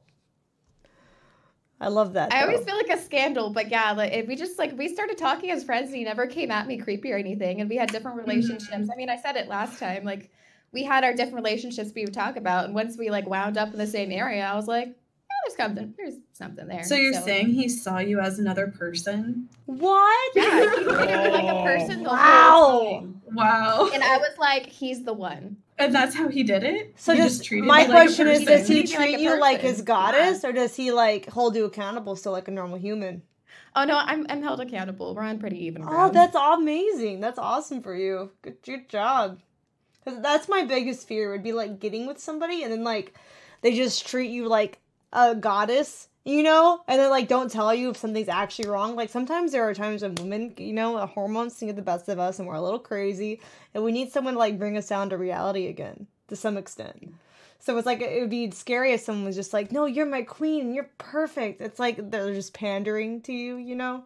Yeah. So like that would be like a big issue with people who are like praising you I think and putting one on a pedestal. Twitch is a direct reason why I have some of like the best friendships that I have currently is because of Twitch. So without those, I would say I wouldn't. You know what I'm saying? Like Twitch is literally the reason. Most of the people who most of my closest friends are like fellow broadcasters, some viewers in some case. My moderator, I'm going to his wedding next year, so like I've made some really, really good friends. And I said like my lead moderator is my next door neighbor. Because of broadcasting, and I've had partners, like I've dated other streamers. Sometimes it goes well, sometimes not so much. Like, found that Twitch as a platform has been a really, really cool way to meet people. The reason why I started broadcasting in the first place was to make new friends in a different way, instead of making them through the TV industry, because the TV industry is toxic as fuck. So I think it can be really, really good for finding friends or again like finding a potential partner if you're not like not going in for the sake of doing that. I find that can definitely lead you to kind of like fuck up or go astray pretty easy. Just be like, I want to go meet some cool people. Oh, cool. Now I'm dating one of them. That's dope. That kind of like is the natural progression I think things should go. But you know, you never know. I also think there's an appropriate way to handle relationships. Like if I'm ever dating anyone, I don't think I'd ever tell Twitch explicitly not to do the thing that you get, you know, that gets put on women a lot where it's like, oh, she pretends that she's single, so like all these white knights will try to be your boyfriend. It's like, that's not it. It's like I shouldn't have to like say it like every I don't want my day. Like why do I have to, right? It's so annoying to me. Let's talk about the most recent huge relationship that just blew up in a very negative way. I don't want that to ever to me. You know what I'm saying? I don't want my relationship to be speculated and like I already get like, you know, I talk to certain guys a lot and people know that I talk to them and I already get DMs from like other like fucking kids DMing me and be like, you're not good enough for him. And I don't deserve that. Like I don't deserve that just because I choose to put myself on a platform. Like, you know what I'm saying? Like that's not okay. Like that's why I don't think I would ever be explicit like, hey, just so you know, I'm dating Ninja. Like, you know what I'm saying? Like there's a reason like he's married. Well, that's why I used him as an example, because if you use Ninja as an example, he's married and then people start doing what they do. You know what I'm saying? There's a reason I just did that. And there's a reason why I think they're like at first, like, and I know Casey, you probably have some good input on this. At first I was appalled by the whole like Ninja wouldn't stream with females, but I do kind of understand it based on the hate that his like. And at first I was like, oh, his wife must be so insecure. But it's like, that's exhausting. It really is. Like, I guess, like, for me, one of the annoying things, like, I feel like, you know, being on Twitch and being a content creator, like, it's like I want to be able to do content with male streamers, too. And it not just constantly be speculated that we're, like, dating or maybe, like, some sort of, like, oh, this is their new, like, girlfriend. It's like, why can't females just make content with male streamers and it not be like, oh, well, it usually is. It's usually that way, but the other way, like, so I can stream with any guy. I can stream with Slicker. And, like, my chat is not like, oh, she's dating Slicker. But the second I'm on Slicker's stream will be like, oh, Slicker. Like, it's a weird different dynamic, right? Two-way thing for some reason. Like I can stream with any guy, there's never, my chat is never shipping me or anything like that. But the second that a guy pulls a girl on his stream, suddenly it's like this huge culture that comes out of it. That's just not okay. Right. Like, yeah. it's insane. Like, absolutely. Like I did a stream with like Espen and see it. Miskiff, and people will go to like Maya's chat and be like, force and CD and stuff. And I'm like, that's so shitty, because it's like on a personal level, like I really respect Maya as a fellow like animal, like but like wannabe activist eventually later in life after like I save enough for it. So it's like that really pisses me off that people will like, if you're streaming with another content creator, they have to feel like they have to cause drama, and when there is none at all. And it's really like sad. Like I feel bad for them. I feel bad, you know, for like the streamer themselves. I feel bad for their partner. It's like, it's really frustrating. And it's never my chat that does it. It's always like their community too. Yeah, and I find that's that just the same. shitty, and I don't think anyone deserves. I think it's important to keep relationships off of Twitch. I'm not It can saying like, vary. Like if you go into it correctly, it can be a really big thing. Like I dated a streamer and we kept it secret. I didn't want to. I wanted it to be public, but we just talked about it in great detail, and then we were like, actually, no, it's probably a better idea not to do that. Yeah. As long as you have the conversation, don't just blurt it out there. Be like, yo, I'm dating this person, without actually having some kind of a discourse about it. I'm not And that's saying a I good would one. never date another streamer, because I'm sure I would. Like, I'm sure there's like the right other streamer or whatever. But there's just this part of like other, like where I'm just like, I couldn't date another streamer, because so many streamers are just so egotistical, right? I'm just like, I just couldn't. It's difficult to get around that for sure. Oh my god. You're just laughing. No, I'm so bad. I'm so bad because I'm just like, I read chat and I shouldn't. Like, I just shouldn't. Even Amaranth was like, ban anyone. Like, this person goes, Cinderella seems very conceited. What the fuck did I say in the last 20 minutes that makes me sound conceited? They're just looking for attention and trying to project their unhappiness. There's just these people who have been in here for like 2 hours. I think he just learned a big word and he wanted to prove that he could spell it. Like, I don't understand. Do you know what conceited means? Google it, buddy. Like, Jesus, it's crazy. It's so crazy. Yeah, there was somebody saying that I was out of touch, and it's like, you've been in here for like 3 hours just talking shit on people on the internet, like, and I'm the one who's out of touch. Yeah, so crazy. Oh man, people these days. I know. They just hide behind their keyboard and they think they're so fucking big, and it's just like, you don't Honestly, need to do that. anyone who talks shit, I look at their chat and either they just were following a minute ago, or they've been following for a long ass time, and their entire selection of comments are toxic. So it's just like them as a person, to be honest. It's never you. It's always them. It's just really sad. It's crazy. Yeah, that's my opinion on relationships on Twitch. Yeah, I think that like if publicizing the relationship makes sense for whatever content you're doing, you have that discussion with your partner, then it's fine. Like, otherwise, yeah, probably shouldn't put it on there because people are crazy. Absolutely. Yeah. Like, it's such an important part to, like, you know, have that discussion with your partner. Well, if you're going to go into especially- as to what is, Especially because, like, for women, if you say you're single, they're going to try to constantly get with you. And if you say you're not single, then they're going to start looking up all of your shit and try and find out more and stalk you. You know what I mean? Yeah. It's like you really can't win in those situations. They'll try to start If you're some like, shit. yo, I'm dating this person, they'll start stalking that person. Be like, oh, that person's cheating on you. And you're like, no, like. They'll try to start drama where there is none, just so, like they just can stop. intervene and have their chance. It's ridiculous. Yeah, it's insane. So you really cannot win. Yeah, there's no way. I guess the best all, thing it's all to about do, mitigation, really, yeah.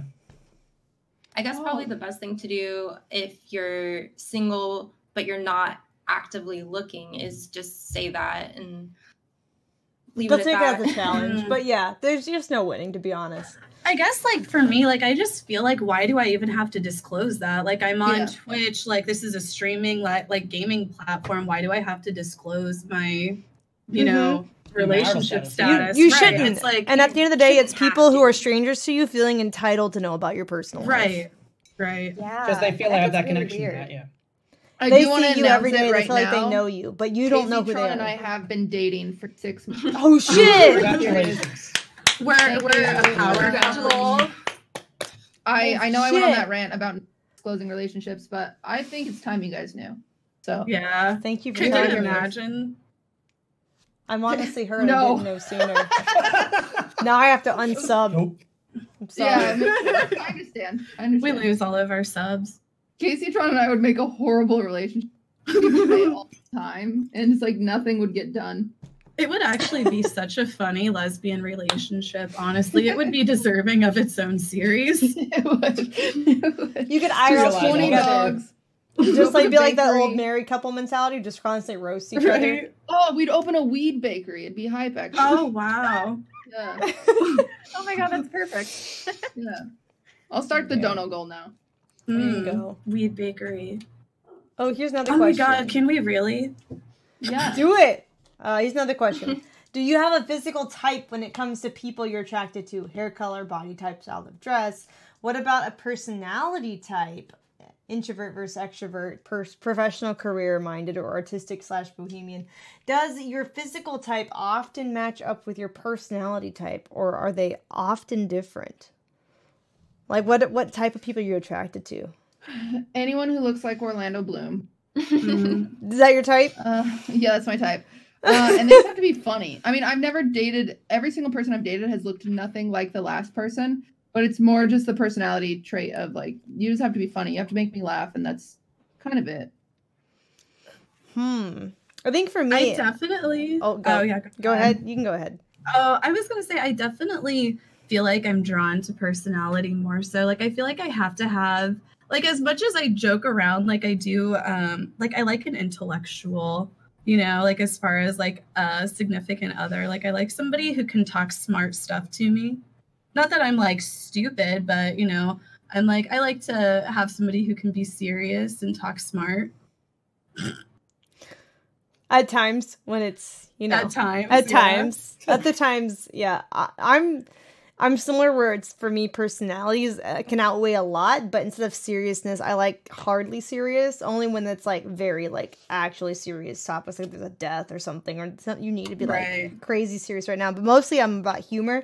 But as far as physical preference goes, I do. As far as hair goes, I really like lighter hair, like light brown, like red. Really does it for me, I think. But like, oh, you like redheads? Yeah, I love like the freckles and everything.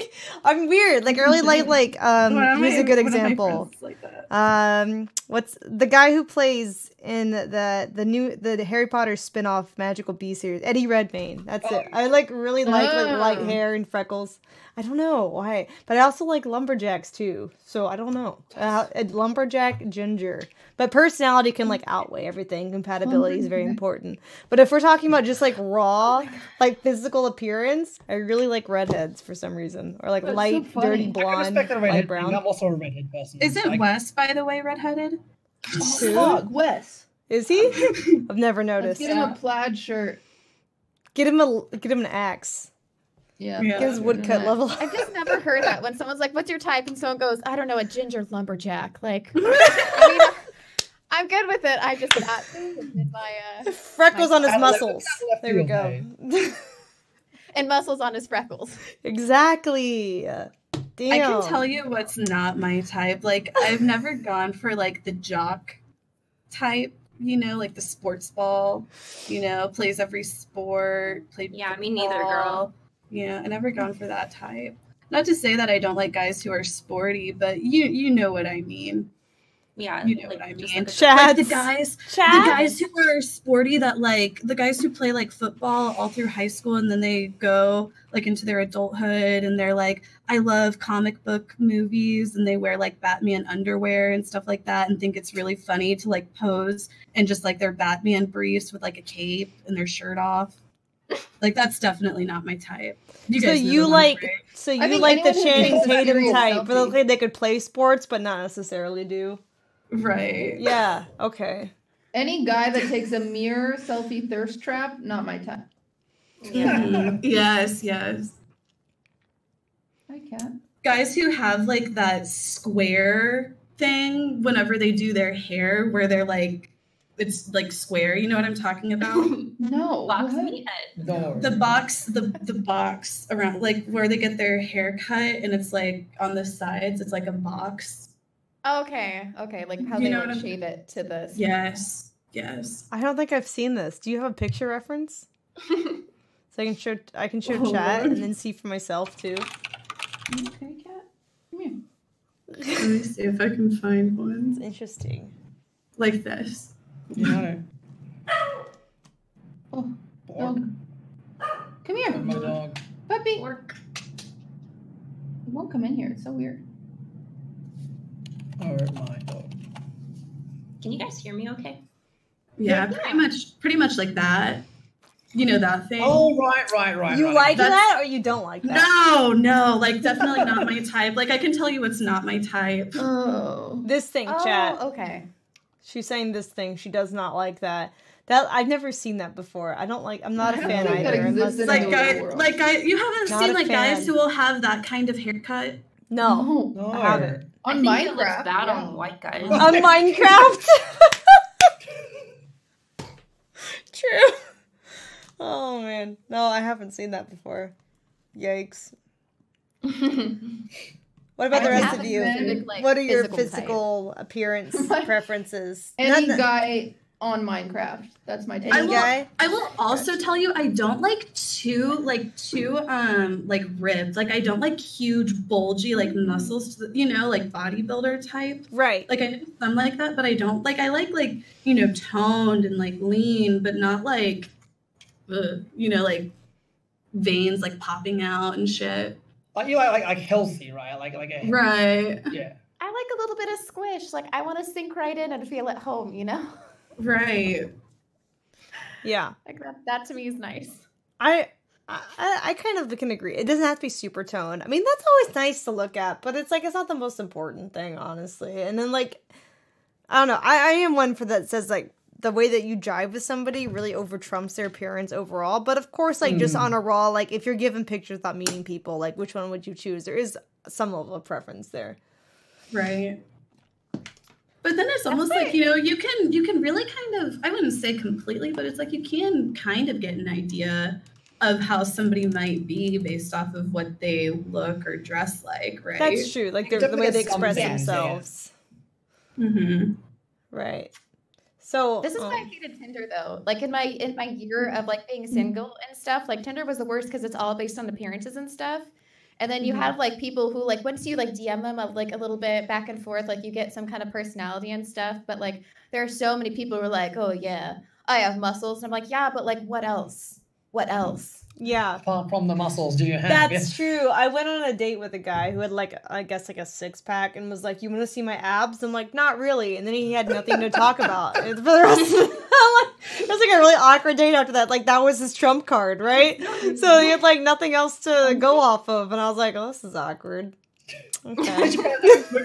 Somebody said 90% of women go off of what their dad's qualities are like. But what about women who don't have like fathers in the picture? That's Right. why. There's a But I thing guess about that's like a daddy completely. I guess that's a completely Yeah, better. that's yeah, true. right. Okay.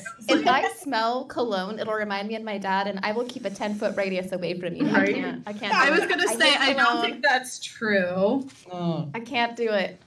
If you have a handlebar mustache, I'll avoid you like the plague. I think there's a difference. Like I think that like you can be attracted to paternal kind of traits. Like, like a lot of men are attracted to like a woman who maybe has like more maternal traits and is like kind of caregiver. Do you think that's true? Like, but that's different. so. I think that's true to Because- an extent because some of my guy friends, like who were friend zoned for the longest time, didn't start really trying to get me until they saw how I was around kids at princess parties and around animals. When I was like super maternal instinct, then they were like, it made our friendship really awkward because then they were like, after that there was like a switch and they were like super. Like too nice, you know what I mean? Where they're like trying to ask you out. but Whenever I can't. do It cooking changes the streams, my friendship. chat does want to date me more. It's true. Really?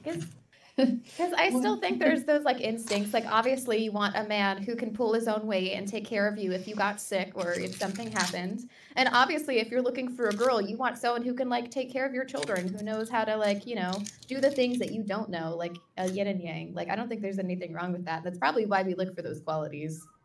Like I would I think that every woman likes an alpha man, but that not to be confused with a controlling man, right? Like it's like I consider myself to be like a pretty like alpha woman, but that doesn't mean that I want a guy who's always going to cave to me. I think that there's certain turn-ons to a man being a little bit more alpha, but that's different, like I said, than being like controlling or like manipulative mentally to a woman, you know? Yeah, they're not at all the same thing, right? Right. One is more like I can take charge of a situation and make things happen, and Right, one is more exactly. like we're doing this thing. Yeah. Exactly. Yeah. Connected. That leads me to another question. Have you guys ever dated another streamer or social media personality? Like, I wonder how that's different than, like... So what was the question? Have you ever dated, like, another streamer or social media personality? Casey Tron and I have dated. Yeah, she's the first streamer I've ever dated. Was damn. Yeah, true. It was a good relationship until I found out. Until she started being a cunt. All right. Oh, okay. shit! Get some popcorn. Let's hear about it. Yeah. Damn. Like I dated another Twitch partner for briefly, so I've definitely done that before. How was that like? Is it hard to balance like the perceptions of their community onto you? Do you care or no? Well, it was like we didn't publicize that we were dating, so it made things a lot easier in that regard. But I was still in their stream quite frequently, and they were in mine quite frequently, and like a lot of like streamer friends of mine did know, and like at TwitchCon or at TwitchCon a couple years back, and like, you know, we were hanging out together, and, you know, people were able to put two and two together. We in public we weren't exactly as hidey about it. It's more like online we just didn't talk about it at all, right? In any sense, like don't ask, don't tell.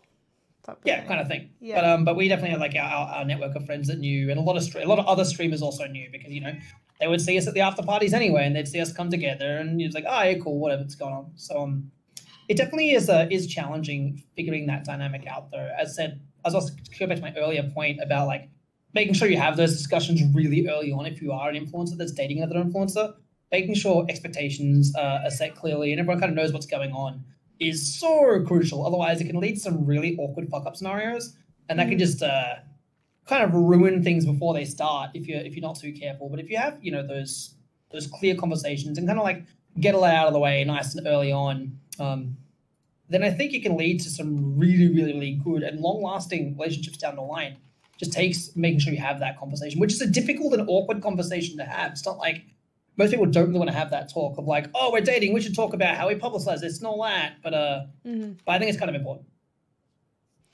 Yeah, I would be concerned that their stream would like start like just harassing you all the time, being like, "Oh, you're not worthy of stuff." Like, I would feel bad for my partner if like I think had, it like, depends on the another streamer that community. did that. Both me and my now ex, unfortunately, me and had both really positive variety communities. So we did have a pretty large viewer share anyway, just because we hang out each other's streams all the time. But people were fine. And I think if we had gone public that we were dating, I don't think anything would have really changed. I think people would have been completely fine with it. I guess it comes down to, obviously what your streamer's audience is. And that's something that should be factored in to those kinds of discussions as well. If you're dating somebody that has like a mega toxic audience, and those are definitely around, you've got to factor that in. Otherwise, and prepare for that kind of, I guess, contingency. Right. If I did date another streamer, I feel like I wouldn't want to be public about it for my own mental health, just because like I would feel like there would be so many people rooting against your relationship, or, you know, like it would just make it, I don't know. I agree. Yeah. I think it just complicates things where you really didn't need that in your life. Right. I think no, you just want to be normal people. A normal would never be a conversation. You know what I'm saying? Like if you work at I almost said fucking, and then I got nervous halfway fucking that I couldn't swear on this channel, and then I realized I've sworn so much that I don't know why I just caught myself there. Anyway, like if you worked at the fucking grocery store, it would never be an issue. You know what I'm saying? So it's just like let people be people. Like goddamn. Yeah. Well, and then there's like the whole like leeching thing added into it. And, like people just from the beginning like automatically doubt your relationship and think that you're only doing it for like attention. But it's like it's not even just with like love relationships. It's also just with friendships. You know, like people get accused of only being friends with certain streamers because they're popular or whatever. You know. Yeah. People love to generate drama. They just do. Yeah. Well, it sucks because some people do that. Yeah. There's a lot of people that take advantage of. It's true. Some people are fucking. Yeah, for sure. It's just such that last time. People. Oh yeah, go ahead. Oh, sorry. But like I went on a date with one really big streamer, like usually concurrent, like over 2,000. And the first thing I told him is I don't want this to be public. Like, please just don't talk about it. Like, and he's like, oh, so you're looking for a secret relationship? And I was like, I'm not. I was like, but I would like to maybe say something 6 months later, like if that's gonna be a thing or whatever. But for now, I would like to not say anything. And like deliberately, like the day after, he gave a fucking play-by-play of the whole thing. And yes, he didn't say my name, but like locally people knew. And I was like, mortified. So you just like hear him on stream talking about his interaction with you to his stream, like you're not even a intimate person. details. Like we didn't do anything, but like I'm a very touchy person if I'm trying to get to know someone too. Right. Like you know, just like I'm always touching my significant other. That's how you can tell like who I'm with. Like either just on like shoulder or the back or things like that. And he was like giving like specific intimate details, and I like my face was red. I was at work. I cried, and I was like, this is terrible. Then he asked me back up. I was like, absolutely not. I laid down just one rule. We are not. No, that's not a thing. No. Like, do I think that they're a bad person? No, but I was like, that's the one thing I made sure to address, and I didn't. Right. Yeah. These cross. It's me that's disrespectful. You had that discussion. That's a fuck up on his part. Like you know, like that's so important. That's such a blatant abuse of trust. Really early on, I think. It made it weird. I think he was like, oh yeah, we played games, but I won all the games. And I was like, I was just playing for fun. I guess this guy was like determined to be alpha male and kick my ass at pool. Gross. Don't be mad, Lauren, that he's a better gamer, okay? Be a better loser. I think it sucks that, you know, out of all of the relationships made over Twitch, be it like friendships or romantic relationships, it's like a few bad things happen between a few people, and it's like all of relationships are doubted by viewers, you know? Yeah. It's That's like true. There's plenty of like good relationships that have happened on Twitch, like people who are married now and they have happy relationships. Why do people always go back to like the failed ones? You know? It's just like Hollywood, though. People remember drama easier as well. Right. Yeah. Very easy to be like, oh, they're happily ever after. Okay, cool, out the mind. Or this guy fucked up. And like they easily remember that. And comes to mind faster. Yeah. People suck. Yup. Ooh, people. Sometimes they're great, but mostly they're not. Yeah. But yeah, people treat it like Hollywood, where they feel like it's not real, and they feel like it's almost like a movie that they're watching, and then they just don't act right. Yeah, they like it's almost like when they enter online, they become like a different person. Yeah, like their little like anonymous brains start like, hey, you will never know who I am, and they just go toxic mode. And it's like, these are real people you're talking to. Right. I think that's one of the things that people don't do is they're not empathetic towards strangers online. They don't see them as like human beings. They see them as like NPCs they can interact with like a video game and not have any repercussions in real life or like actually hurt feelings. They don't see themselves as a bully. They see themselves as like a person trying to have fun with these other characters online. Yeah. It's just such a shitty. good way. It's an unfortunately good way of putting it. Yeah. So number 9 is, what are some turn-ons when it comes to the opposite sex? What's the dirtiest or more direct thought you've ever had about a total stranger or someone you just got acquainted with? That's an insane question. That's a deep question. What'd you say? What is it's in the Discord dirtiest written. thought you've had It's about number someone 9. you just met? Yes. All right. Well, let me tell you like about the how first they time I met turn. you. How is a stranger if you have had one turn you on, and like why? I guess would be a better summary. I don't think I've ever been turned on by a stranger. Yeah, Right? I'm like, yeah, by a stranger's kind of weird. I feel like that's how men think. Like they'll just see an attractive might be. woman and they'll just be like, "Oh, I could imagine some of these are bending her suggestions over from that table chat, and so fucking yeah, her." they might. They do totally do Yeah, that. that's just how men think. I don't think women generally think like that. Not that women like don't get turned on, but I get turned on, I guess, by different things than that. Like, I I'll don't be know. like at my old job. I used to work in retail, and like my manager was like a dude, and like a stranger would walk past, and then he would always like comment on their appearance or say like inappropriate things. I'm like, that's not cool. That's just some person. What the fuck are you doing? Like to me, that concept of kind of like finding it like turn from a stranger is kind of like odd to me, as specifically like a stranger walking past them on the street. I don't normally like double back and look at a stranger and be like, ugh, like none of that. So find it kind of weird. I agree. I think women, a lot of them, at least me, and I know a few others too, are more emotional creatures, to where it's like when we get to know you and like you've like let down our guard and we can feel like we can trust you, then we start wanting to get randy. But before then, I feel like for me at least, people are like kind of like blobs to me, and I'm like, I don't know anything about you, stranger danger. I don't trust you. I don't want to be in any kind of intimate situation or thoughts about you. Like, for me, until I have made that emotional connection, people are just like blobs. Some are more attractive blobs than others, but still, it's like I don't have any desire to do anything with you. I could admire without having lustful like thoughts or intentions. I think the best like little tip to give anyone to be more attractive is just like shower. Dude, that's what I always like. That's valid advice. Like, it's not hard. Just practice personal hygiene. If you're concerned about your personal hygiene, shower twice a day. Not that hard. Shower, man. And men get stinkier faster than I women. noticed that. True. Yeah. And I think Men that just the emit hormones more of BO. men smell more. Like, 'cause I've gone for like, you know, an amount of time, and I've gotten like sweaty and stuff. And sometimes, like, if I'm in a relationship, men will be like, "Oh, you smell good." I'm like, "Really? Right. What the fuck?" They're like, I guess it's a pheromone thing where it's like the musk of women can smell attractive to a man, whereas for me, There is a every way- sweaty man smells like ass. There is Oh like a certain like musk to Yeah, a man I that would I will say I like, do but like it's the not man sweaty. Yeah. Oh, like every that is sweaty not man the- yeah. smells disgusting to me. I don't know. But it can't be stranger man musk. Like if you're a stranger, you gotta smell good. But if you're like in a relationship, you can be a little musky. Mm-hmm. Have you ever smelled someone you're just instantly not attracted to? Like their smell, like it's nothing. Oh, about yes, their actual repulsive? appearance. Oh, Their yeah. smell is repulsive. Yes. I have.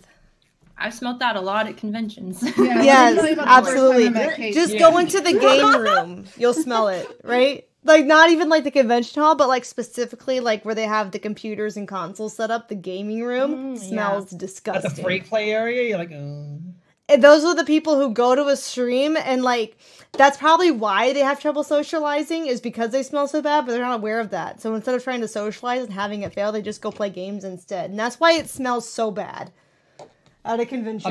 I feel like they don't realize the cause of their social inadequacy is because they smell, and so they just go into the game room and play, and all congregates there. You know? It's like that's the area that smells the worst. As for me, I guess like it's a blessing in disguise where like my sense of smell is fucked. So like I don't have many of like those concerns. Also makes me ultra paranoid about my own personal hygiene, which is a good problem to have because it means, oh no, I shower twice a day. Oh no, that's such a big problem to have, right? But I definitely, you know, if I can smell someone, it's bad. Like I shouldn't be able to. If I'm able to, that person has some Me kind too. of clinical smell problem. Oh, I'm the same way. I have a scuffed sense of smell also. I have like a deviated septum, so like my nose is constantly stopped up like at all times of year, all times when I'm not sick. So like, yeah, I'm the same way. I can't taste food very well, and I can't smell very well. And so when I smell something, I can't imagine what normal people are smelling Yeah, it must like. be so intense, right? I'm like, holy crap. Like, that's too much. So absolutely agree with you there. Some people just, if I can smell it, oh, it's bad. It's so bad.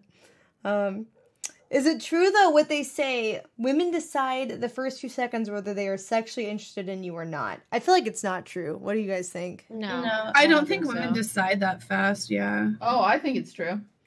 I mean, it Maybe depends to on a the woman. certain degree. I think that you can be know you're attracted to somebody like within the first, but I don't think just because you're not, it like completely weighs them out. That's a good point. Right? Yeah, I think that it can be like if they're attractive enough, and you can be like, oh yeah, I would smash. Like if you know, if you had to, like in a situation of like, who would you out of these group, like which ones would you find potential partners? But I feel like there's a lot of guys who like women may not be attracted to initially, that like after they get to know them, then they're like, oh yeah, I could see them, I could see myself with them, type of thing. I feel like definitely a lot of it's, I feel like there's very few men who women would be like, yes, I would definitely have babies with. Versus like there are so many potential men. If you get to know a woman and like treat her right, she could become attracted to you based on those things. Yeah, I agree. What about you, The Bless? first time I met my boyfriend, I thought he was weird. And didn't talk to him What for about 3 me in this regard? You thought your boyfriend was what, Lauren? I thought he was weird. You thought he was Because he weird? was like one of my mods, and he ended up being in the same area that my mom worked. And I was like, we could just meet up. And we're like people on the internet. He showed up really drunk, which I didn't catch on to. Like he was just like super hyper and in my face, and I was like, okay, cool. So like for a while, I just didn't really respond. I had other things going on, and then after a while, we like connected again. He's like, I am so sorry, and I was like, oh, that explains it. He was like, I was super drunk and really nervous, and I was like, you're good, because he didn't say anything like offensive or weird or creepy. He was just like. He was at a level 10 the first time we met, and I was like, oh my I've God. had those, at conventions. People have been, like, very extreme with me, and I'm just like, they're acting kind of weird, and then, like, they're probably just socially nervous, to be honest. Socially awkward types, which is fine. It's normal, but people handle it differently. Like, they'll be, like, really loud, obnoxious, or, like, their, like, actions will be, like, extreme, like, hugging or anything like that will be, like, extreme. And it's just... It's like running at, like, 120% all the time. Right, yeah. It's like, just a thing. Whoa. Yeah, people can be nervous and act not like themselves. They can. Yeah. That's perfectly normal to be like act a bit like when you're nervous or anxious to act out of character because you're not in full control of your emotional state at that particular point in time. Yeah. Yeah, and I feel like people aren't really themselves at conventions, especially for a meeting for the first time. Like it's such a hyper what's the word? Like it's a hyper environment, I think. Yeah. Sorry to kind of cut you off there, I apologize. But yeah, it's a hyper environment and conventions take getting used to as well. Like it might be someone's not just the first time seeing someone, but their first convention. They could be emotionally overloaded. I've gone to literally hundreds of conventions now because this is what I've been doing for the last 10 years. So for me, it's just like, it's just a show, just a place hang out and people are there. But there are people who absolutely don't have that kind of fortitude of being in those crowds. So they can feel overloaded and as a result kind of like overreact and be like, I guess I need to overproject to counter this. And that's exactly what they do. Right. Yeah, like me personally, I can go one way or the other. Like I can be just super like detached from my body when I'm at conventions, or like I'll be like just crazy hyper because I drank so much caffeine to like keep me awake the whole day or something like that. Or like so excited to see whoever I'm gonna see or do whatever I'm gonna do. So it's like one or the other for me. It's never a good balance. Well, the anxious thing, it can happen to like experienced people as well. Like I met Felicia Day at PAX East and I was like, how you doing? Yeah. Fucking flumbled and looked like a fucking wet fish. But it's Felicia Day. What are you gonna do? Day. She's my favorite. You have another question. If a guy's in the friend zone, is there something that he could do or a situation that would make you reconsider not even necessarily dating him, but just the first step of moving him out of the friend zone? Like, what could a guy do to escape a friend zone in your mind? Like, in a genuine way, not like you're telling him this and now he's doing it just to please I think you. it's sounds like a person that is in the friend zone wants to get out and they've probably been told multiple times no and they're not taking no for an answer. Right, definitely. That sounds like that person asking the question, but because I would say don't try hard to get out of the friend zone. Just be yourself, be a good person, be nice. If you have common interests, share those interests with the person you like, and don't be a simp, basically. Yeah. It's like, you can't force anything, right? Like, you can't be like, if I just put enough effort in, if I just try hard enough, things will come around. It doesn't work that way. It's two to tango. I feel like people like have this perception, like if I just like, if I changed my hair, if I wasn't so fat, if I wasn't this or that, like, I would have her immediately. But sometimes you just don't connect with people on that level, and you definitely connect and you really want them in your life, but you're not going to connect on like an intimate level, and it just isn't going to happen. Because there's lots of friends that I have that like they kind of poked that maybe, and I'm like, no, there's nothing wrong with you. Like if you became a millionaire or became like the most handsome man in the world, we still just don't connect on that level where I can like spend the rest of my life with you. And I'm sorry, and there's nothing wrong with that. Like not every person is the connecting puzzle piece. I have to go find my puzzle piece, not you. Yeah, exactly. Yeah. And to try to force yourself out of being yourself for another person to try to magically fit the mold that you're never going to fit is just a never-ending cycle of tragedy in your life. So just stop. Honestly, like, to me, this sounds counterproductive from men's perspectives, but one of the most attractive things I think that a guy can do is not try to get out of a friend zone. Just be a good friend. Be there for her when she needs someone to listen to her. Be there for her when she needs, like, help. And just, like genuinely, like, embody the aspects of, like, an actual friendship. And then, like, if she's attracted to you biologically through those actions too, she'll realize it. Like, if you don't have any spark, there's no woman on earth who thinks, like, wow, this guy's my best friend, and doesn't consider whether he's dating material or not at that point. Like, I feel like women will consider it. Because a woman, you know, naturally has, like, seducing qualities that she could use if she really wants to get a guy she's close to. And they're not, like, you know, already with another guy. So, I feel like if you were just genuinely her friend, that will naturally happen if it's supposed to happen. I don't know, I feel like that's for women. And also, I guess adding to that, don't be resentful about it. You know, like, you'll hear all of these guys who will be like, yeah, I was there for this girl and I talked to her so long and then she friend zoned me. It's like, okay, well, then you weren't being a true friend in the beginning, right? Absolutely. You're doing it for other reasons. So why are you being the resentful one whenever you weren't being honest in the beginning? Like, if you're only there being her friend, like being that person for her, trying to get laid or be her boyfriend or whatever, then you're starting it off being insincere. So right.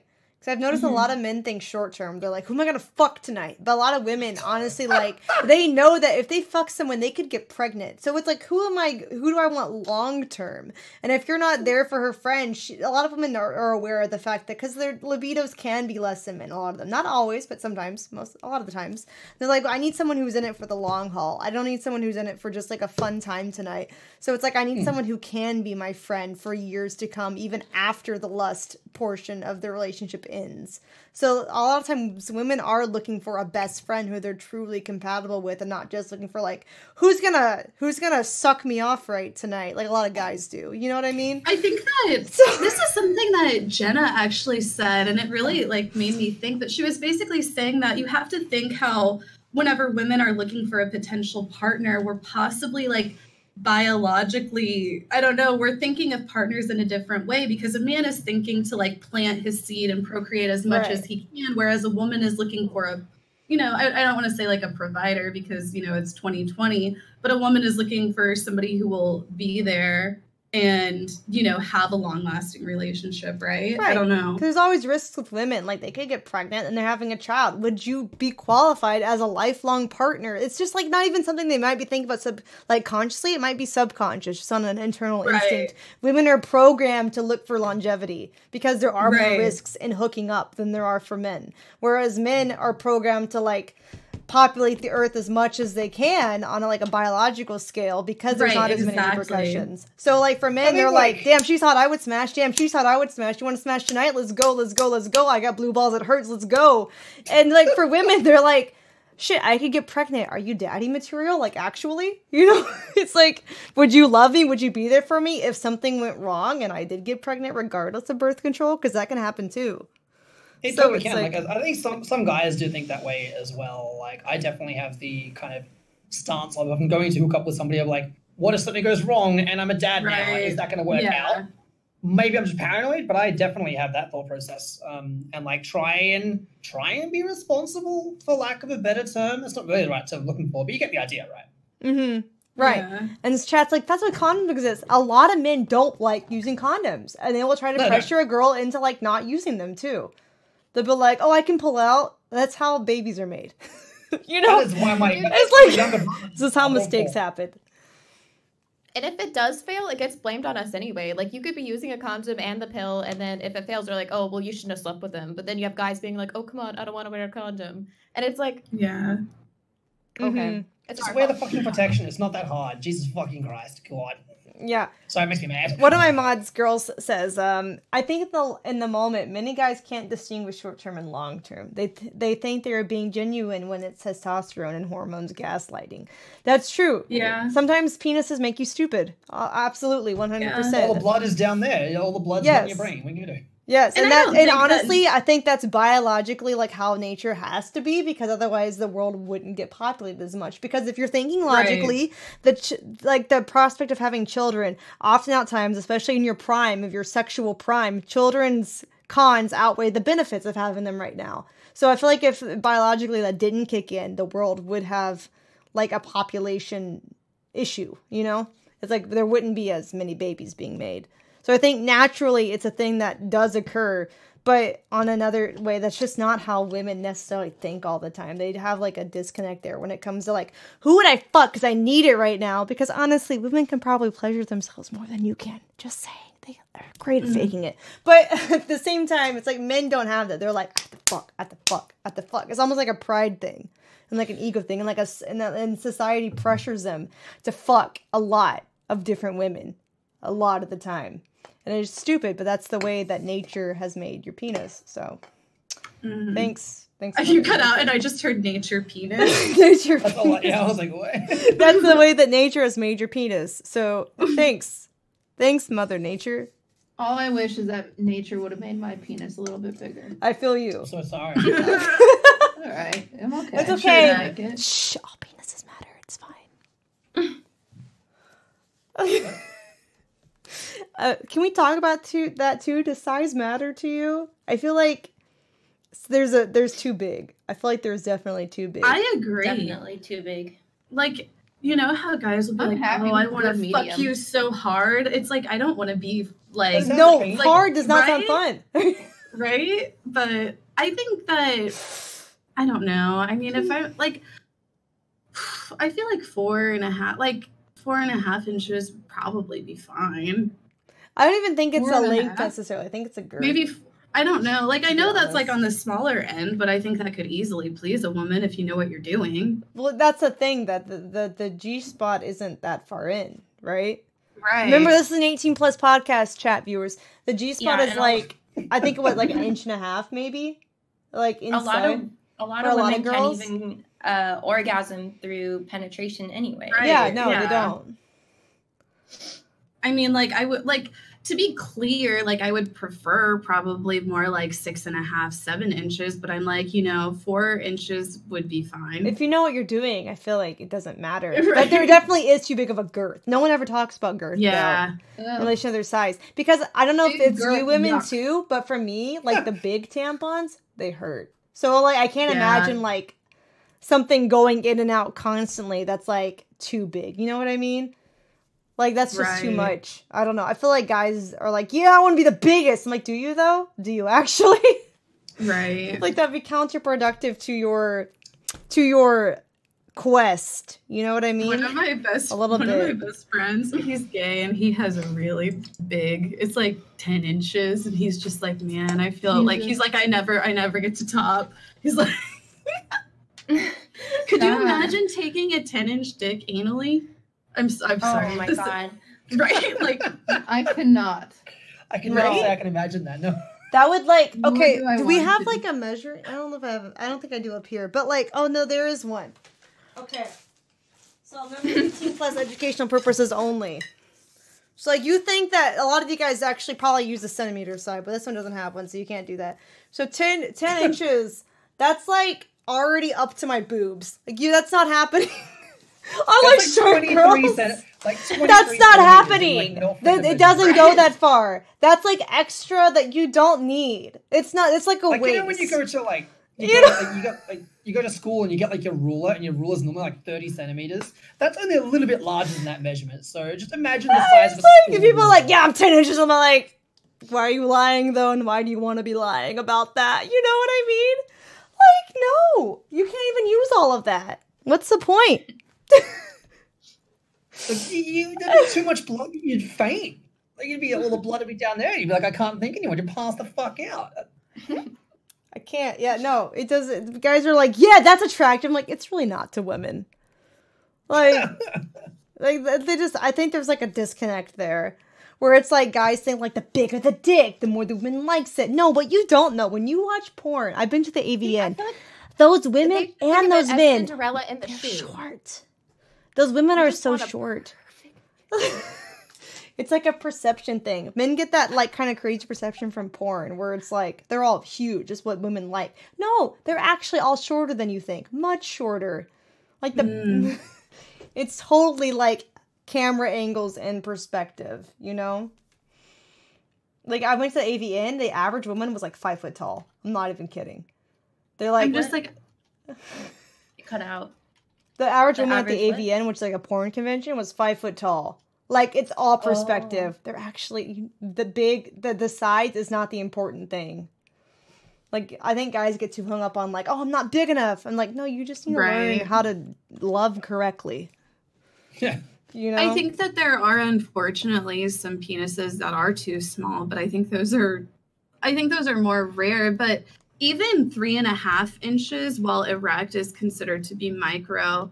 And I think, will you do 3.5 inches, Amber? Like I think 3.5 inches, like I think I don't know. Like I said, I think I would prefer bigger, obviously, but I think you can make 3.5 maybe. I work. won't don't lie. know. The first time, 'cause I've only like been all the way with one person. It's like the first time, like I was about to see a penis. I was hoping it would be like 3.5 inches. I was like, this is gonna be easy mode. It was not, and I was like, it's kind of scared. I won't lie, but like the first time I had seen one was when I was with one, and I'm like, oh, that's very. I did not feel that. When I thought you were like turned your on. first experience with I'm sure like the Like first through the experience pants. with a vagina is probably like like, oh, what the fuck is this? But it's also that way with a penis. It's like, what is this? Yeah, It's all penises veiny look and- weird, to be honest. Right? They're basically internal organs that got left on the outside, and they look strange. Yeah. It's true. They Wow. look strange. Absolutely. I mean, I feel Aliens. like vaginas are hella ugly. Oh, absolutely. I think all genitals Yeah. are disgusting, to be honest. Like, Yeah. physically, like, as far as aesthetically how they look, they're all disgusting. I Yeah. don't get the appeal with pictures of them at all. But that's just me. So, also in that same vein, let's see.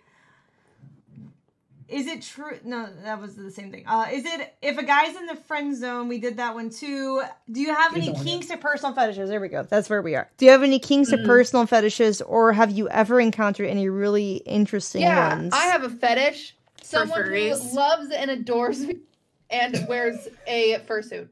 That's my fetish. You have a furry Hey, fetish? both- No, cutie, I have seen people literally say that you seriously have a furry fetish, I'm not and they're like, furry. no, You're not I've seen helping. people like, no, she really is. I'm not.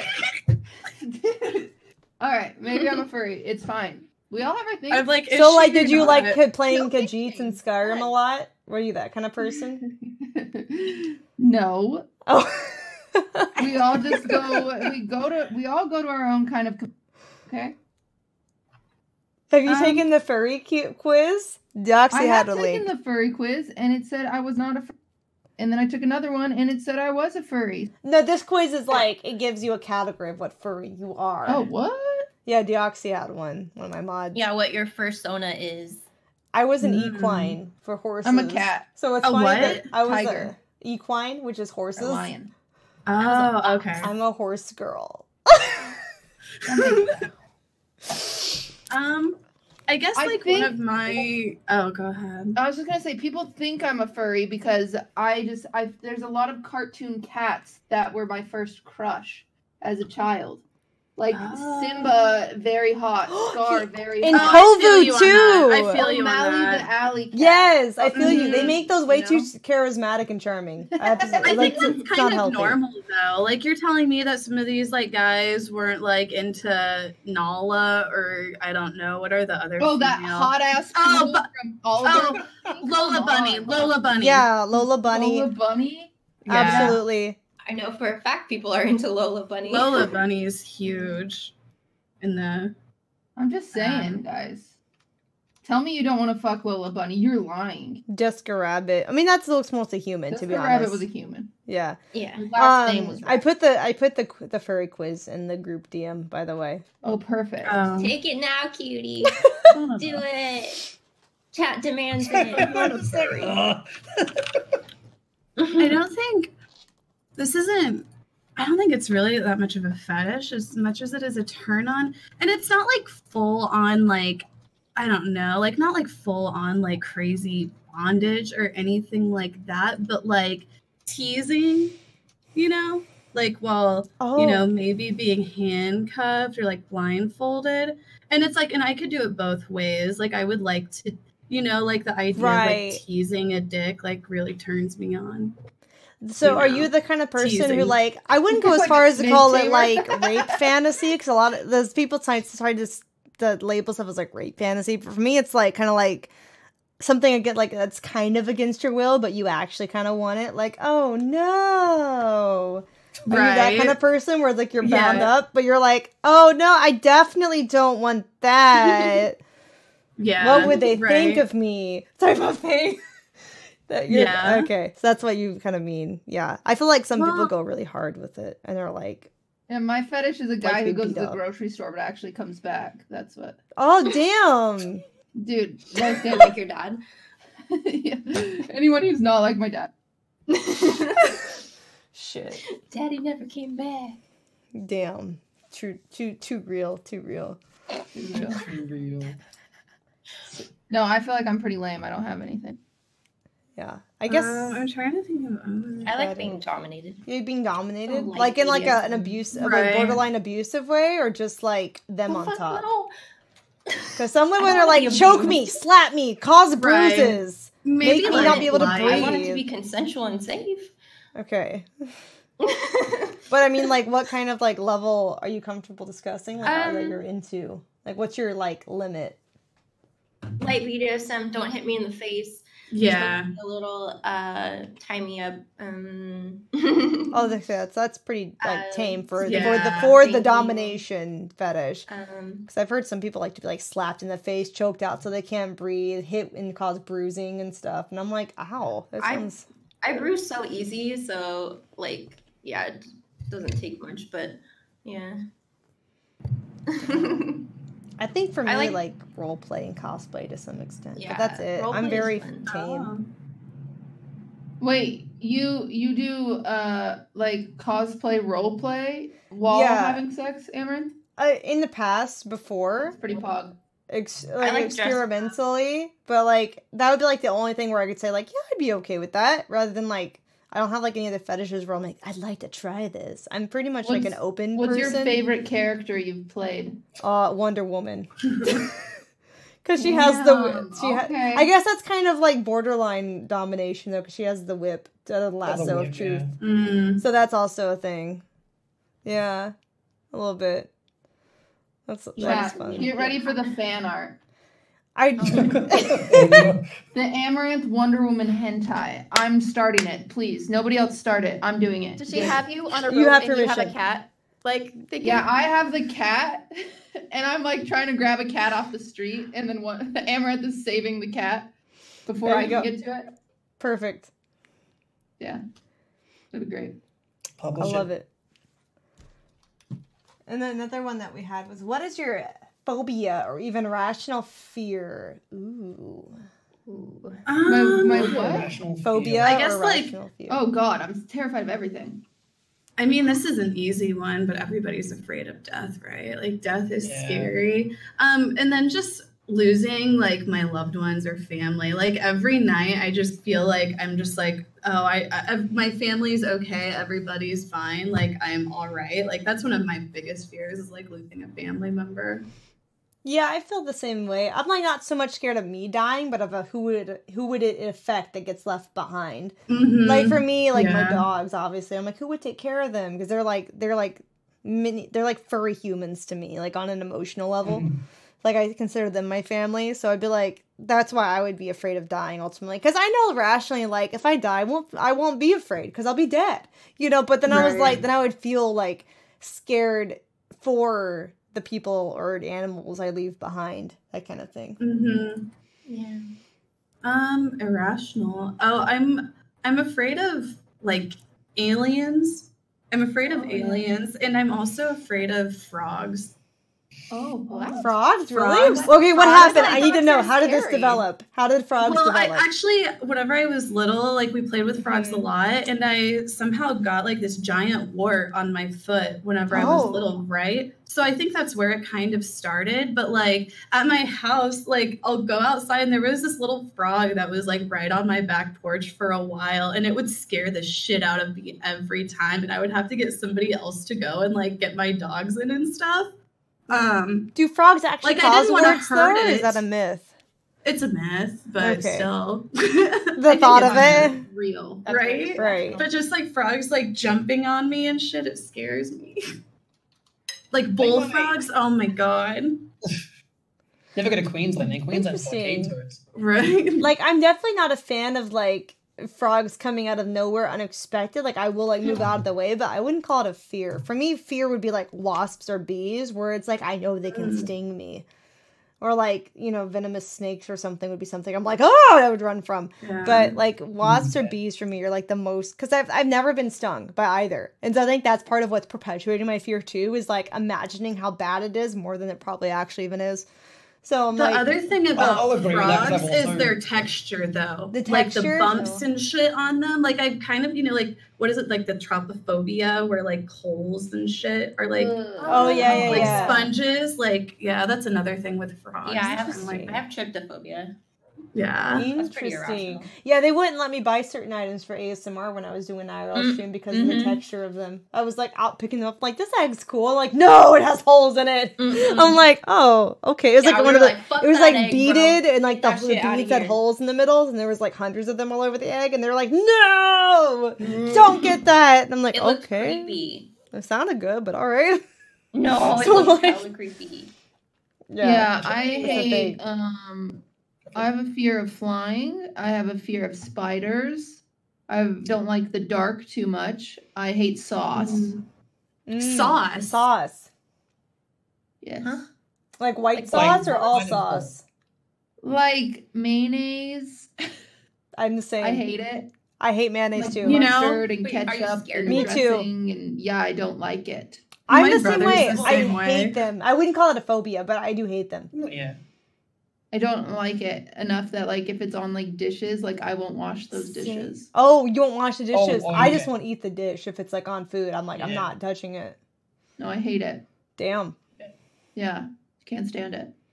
For me, I echo the sentiment of the whole like bee wasp thing. I've also never been stung by one, so they scare the shit out of me. But I used to be scared of some weird things like heights, not anymore. Dogs, because I had a really bad experience as a kid, not anymore. Were the two major ones. I think another thing that freaks me out is like it's a weird one. It's kind of like fear of being forgotten, if that makes sense. Oh. Like Mhm. one like if I vanish for a month, would anybody realize? That's kind of a weird one for me. So I'm always trying to like do something to leave my mark on the world somewhere somehow. Otherwise, yeah, it's like oh fuck, I could vanish one day and no one's gonna notice. That's probably just because I had like a really relatively isolated upbringing. I wasn't really like my family's really disjointed, so I don't talk with any of my family by my brother at all. But then my dad occasionally. So I'm always like, yeah, man, it would suck to like just not be remembered. It would really fucking suck. So I try to. That's that kind of the weird one that gets me. I think it's somewhat irrational because you know, billions of people are going to be forgotten. It's just the nature of time and death, right? But it still Yeah. scares me anyway. Kind of like not having a legacy. No one knows Yeah, like, exactly. even that you existed or remembered. That might get changed though, because that's a weird thing, and so this is a weird tangent for me. So I got contacted by the community team from the Twitch Czech Republic, and they wanted to fly me out to the Czech Republic to do a Twitch meetup there in a cathedral that was Bless RNG themed, and they were going to build a bronze statue of me and put it in the countryside. What the Whoa. fuck? I was like, Did you do it? That's intense. Wow. So I was like, fuck yeah, I'm gonna get a bronze statue of me. Like, that's it. Like, that's my mark on the world done. But then it got cancelled due to COVID. So I'm like, no, my stupid bronze statue, which sounds really, really, really dodgy, but I can't not take it. I don't care how dodgy it is. Like, you can't pass up something that just sounds that unrealistic. I have to go. Well, you've already left your hieroglyph in your emote.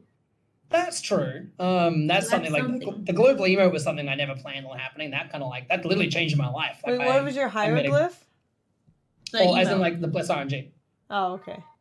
Yeah, like that changed my life. Like I traveled the world because of it. I got a job because of it. I got a partner because of it at one point.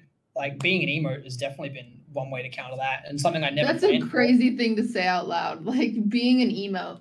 Like being a fucking meme, being a meme, like leveled my life up 1,000. How did that meme go viral? Like, what year was that? That it finally like. Well, like the reason why I got it is because I won a series of video game tournaments, and I won PJ Sultan at TwitchCon 2016, and the prize is a emote slot to do with whatever you wanted. And everyone was calling me Twitch Jesus about that point anyway, and I really love speedrunning streams. So I was like, oh, bless the run, bless RNG, let's make that. So I spent 6 months designing it with my moderators. We spent a long time on it, went through about 20 different versions. I then submitted it, it went up, and then it got picked up by the Hearthstone community and the League community, because everyone thought it was I'm a Cutie Pie. They're like, oh, I'm a Cutie Pie, but an emote. I'm like, no, that's me, you fucks. Yeah. And then You're one of the Twitch emotes that's actually like, not that all, you know, like some of them just aren't popular, but you're one of the ones that's used quite a bit. It's weird. It freaks me out. I get used. I look at it now. Like I did the math on it. I get used about twice a second, and I was like, that's fucking weird, dude. Whoa. And I won the tournament again in 2018, so I should be getting what was the speed run for? I wasn't a speedrun tournament. I just like watching speedruns. PJ Sultan is a different game every round, and they don't tell you what the game is until you sit down. Wow. Like, and you're playing this game. So, but like it can be weird, dumb shit. And like sometimes like build this fucking Lego thing, go. Or like play some weird indie game, play Overcooked, go. Or like do an improv theater gig, go. It's just like random stuff every I like the way you say go. Like an Australian? Because I got like that inflection. Like sometimes I say no. Because I say no with the upward inflection as well. And people are like, what the fuck is no. Yeah, you see, you guys say it like downwards. Whereas I say no. It goes upwards, right? No. It's like people make fun of me the way I say water as well, compared to like water. It's like a war instead of like wah. But yeah, so I won it again in 2018. So I should get another emote this year, which is just going to be Bless RNG upside down because I'm lazy. That's awesome. But yeah, it's being a meme fucking changed my life. It's crazy. Like I wouldn't be on this podcast with you guys without it, as a case in point. So yeah, that's crazy. It's awesome. Damn. I know Hey Guys too. I love Hey Guys. She streams the Hey Guys emote. Yeah. She's lovely. She's a really, really good person. We did a huge global emote meet and greet at TwitchCon last year. Oh, really? Yeah, there was like, I think it was 30 of us in the end. So like Kappa, like TriX was there, I was there, PR Chase was there, Hey Guys was there, and like a bunch of them were all there in one spot. We've did it at TwitchCon EU as well, and we're going to try and do it every year. We steal like the meet and greet area for like an hour and just all the global emotes in one spot. That's funny. It's awesome. That's cool. Damn. You're lit because you people that are in the original Twitch global emotes, you guys are like part of a culture, and it's so crazy to think about. I can't imagine being someone like that. It's really nuts. Like mine's definitely not an OG emote, because like the first 50 emotes were given to like the first 50 partners on Twitch, and then anyone who was a staff just got one. Those are kind of the rules all the way back in the day. That's funny. These days they give them out very, very rarely. I got mine like 4 years ago, but mine is definitely one of the more recent ones that kind of like hit popular culture to the point where people think I'm like an OG emote. I'm like, no, I'm way more recent. I just got really, really lucky with like the Hearthstone and League communities picking it up at the same time.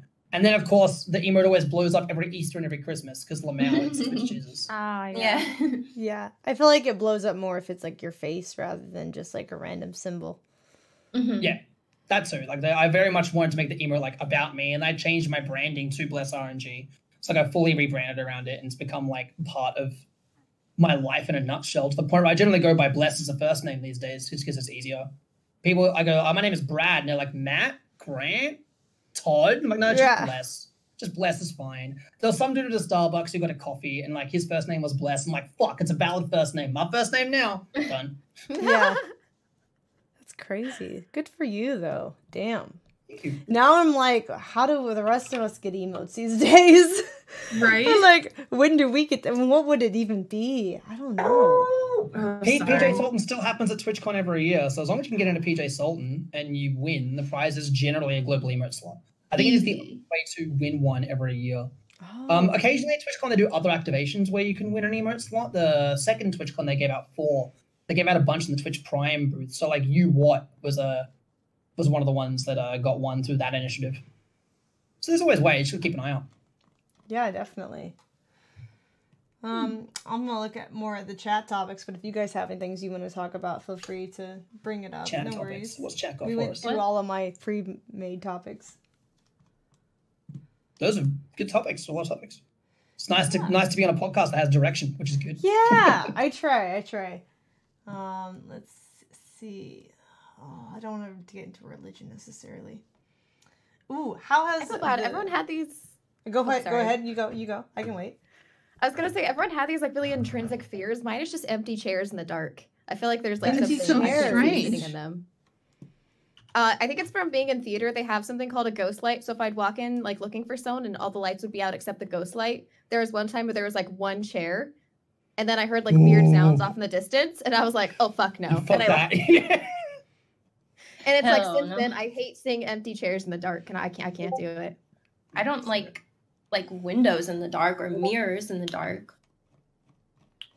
I think that's reasonable though, because like Mirrors someone in the could be like dark, peeking out through like the window. I was gonna say the mirror. I hope not. Yeah, I saw some shit when I was a kid. Fucked me up. Like you In the saw a dark. person in a window? Well, it wasn't a person, but you guys are gonna probably think I'm crazy. Oh. Never. I think It it was was a like an ghost? alien Mm. or Whoa. a ghost. I don't alien. know. I thought you were gonna say ghost, alien. And it wasn't Interesting. just me that saw it either. It was. Me and my friend both saw it at a sleepover, and we both looked at the window and screamed, and then like hid under our covers, and then we're like, "You saw that, right?" And then we're like, "Yeah, what was that? I don't know." And then we just kind of like stayed under the covers the rest of the night because we didn't know. We were so fucking scared. We didn't know what to do. Is out the window or in a mirror? Yeah, it was outside the window. It was like a white, no face, no like facial features, and it was like That sounds more like a ghost. in A lot of the window. time, whenever I hear people describe ghosts, they'll say it's almost kind of like an outline, but like no face. I don't know. Yeah, That's it what I've definitely heard. had like a body form. Mhm. It didn't. It was like almost like a sheet pulled over a face type of a thing. Oh, interesting. The features weren't. Well, I mean, defined. the stories have to come from somewhere, right? You know, people's Wow. perception of what ghosts look like, they have to come from somewhere. Mm-hmm. That's true. I always say like with ghosts, like even I don't even know how to explain it, but I feel like if somebody sees a ghost, like even if it's maybe not real, it's still like in a way real because they saw it, so that makes it real, right? In their reality, right? It's like they bring Yeah. it to life. I don't know if that makes sense. Yeah, because Just I would my imagine with the thoughts, I guess. supernatural, it could probably appeal to some people, not others. You know, I feel like that wouldn't be out of the Right. question. Like, who are you to say Mhm. that didn't happen, right? Yeah. Mm. Yeah, and it was Very crazy true. because another person saw it too. It was like Right. know That's both especially described weird it when that happens. exactly Yeah. the same. So I was like, That makes it better though, so at least you can't be like, I was crazy. Like Right. yes, I don't know. I don't know if someone was like pranking us or what. Or there was like a peeping Tom with a mask. Oh God! Can you Oh, imagine no. peeping on a little girl's slumber party? Ugh. No, I mean, That'd be I mean, gross. that Have you just listened bad. to the Man in the Window podcast though? Because that shit's creepy. No. Peeping No. Toms What were is that? really an issue in the 70s before porn probably was really big. Like Wait, is that like a horror podcast? Man in the Window is about the LA Strangler or something like that. He was just this Ugh. peeping Tom who went around and like raped and killed women, like spied on them and shit. And he did it to like it was actually crazy. Like in the podcast, sorry, this is getting off topic, but it talks a lot about how like during that time, these women who were raped by this man, because he didn't always kill them, Right. it was like to get him in prison, they had to press charges not against him raping them, but against him breaking and entering, because during that time, raping a woman wasn't even a felony. Right. Isn't that wow. crazy? Yeah. Oh my god. Holy shit. Yeah. I'm glad But the anyway. laws on rape have come a long way. Yeah. Mm. It's like try to tell me that women rights is a joke. It's not. Like Yeah. just the fact that like, you know, in the 80s, like a man could rape a woman and not even go to jail for it or prison. Yeah. Like the It's not most that would long ago. happen That is wasn't be long ago. like, isn't it sad that the most what that could happen is be like socially scrutinized, and often they would scrutinize the woman rather than the man too. Right. It's like wow, it's ridiculous. Yeah, There's times have changed a lot, you guys. For the better in that It's case, crazy. thankfully. Yeah, fuck. Yeah, Yeah. I don't understand all the girls who are like, oh, I wish that I lived in the 60s and the 70s. I was like, I love the age that I live in. If I could time travel, I'd go forward, not backwards. Like, I hate my life. Yeah. Thank you. I never thought of it like that. Yeah, I wouldn't travel Forward to Corona backwards. being over. No, thank Yeah. you. Yeah, that too. Yeah, definitely forwards would be more exciting because like backwards, you learn about history in school and you're like, oh, that sucks. Not having toilets, that sucks. It's like, Wow, yeah. no air conditioning? Fuck no. Yeah, no, definitely forwards. Here's a question from someone who's clearly interested in bondage. If someone wanted you to choke them or smother them, Transition. would you do it, or is that too extreme for you? Would you refuse to like play into their fantasies, or would you like be open-minded to it? Oh yeah, I would do it anyway. Like I just I'd be feel like open-minded, yeah, fuck it. choking someone is very light play. It's just like, I don't know. It's like I'll do it just in case they like it. You know what I mean? it's like a check. I'll do it unless you tell me to stop. Fuck, that's Like my it's not default like I'm go-to actually case. like taking the air out of them. Like oh. It depends what they're it's into. more Some people like to mainstream. be choked to where they can't breathe. Like they literally like to be like choked out, like they can't breathe, choked. Not just like a hand Just there. like, Yeah, it's just really like a important to have hand. safe Like I wouldn't say I'd instead of wanna. words. I What'd you wouldn't say, wanna Lauren? like make. Yeah. Oh, if you're doing any kind of choke play, I'm just saying, you should not have a safe word because sometimes you can't breathe. So it needs to be like a gesture or something that they can see if you have hands free, Hot tip. just in case Of, like, too they've taken much. too much air out. Yeah. Oh, good advice. You need to Good have that advice. conversation and Taking notes. that setup. I don't know. beforehand. Whenever I say that I would like, I don't know. I'm just like a light hand, a little bit of pressure on the throat, like nothing crazy. Like I'm not like shoving a pillow over your head, like actually trying to suffocate you. You know, it's What like if they wanted that? Would you do it's it? for play. That's what the question is. Would you If do it? they're like, will you really choke me out? Like, you know, like get it to where I'm about to pass out. I don't know. That would be a little much. Yeah, I don't I'd think be I could scared do to that. fuck that up and be like, oh no, they're actually Yeah. Right? And then it's just awkward. Like, what do you do with like? Because it's like, do you wait till they wake up? Do you leave? Do you stay? Do you... It's like, what do you do? Hopefully they don't And you have feel to bad go to too. prison. It's like Right, oh. and then it's like, if they do die, do I get charged? Like, I don't They know. wanted Like, it. whenever I say choke, it's like, you know, kind of just for play. right.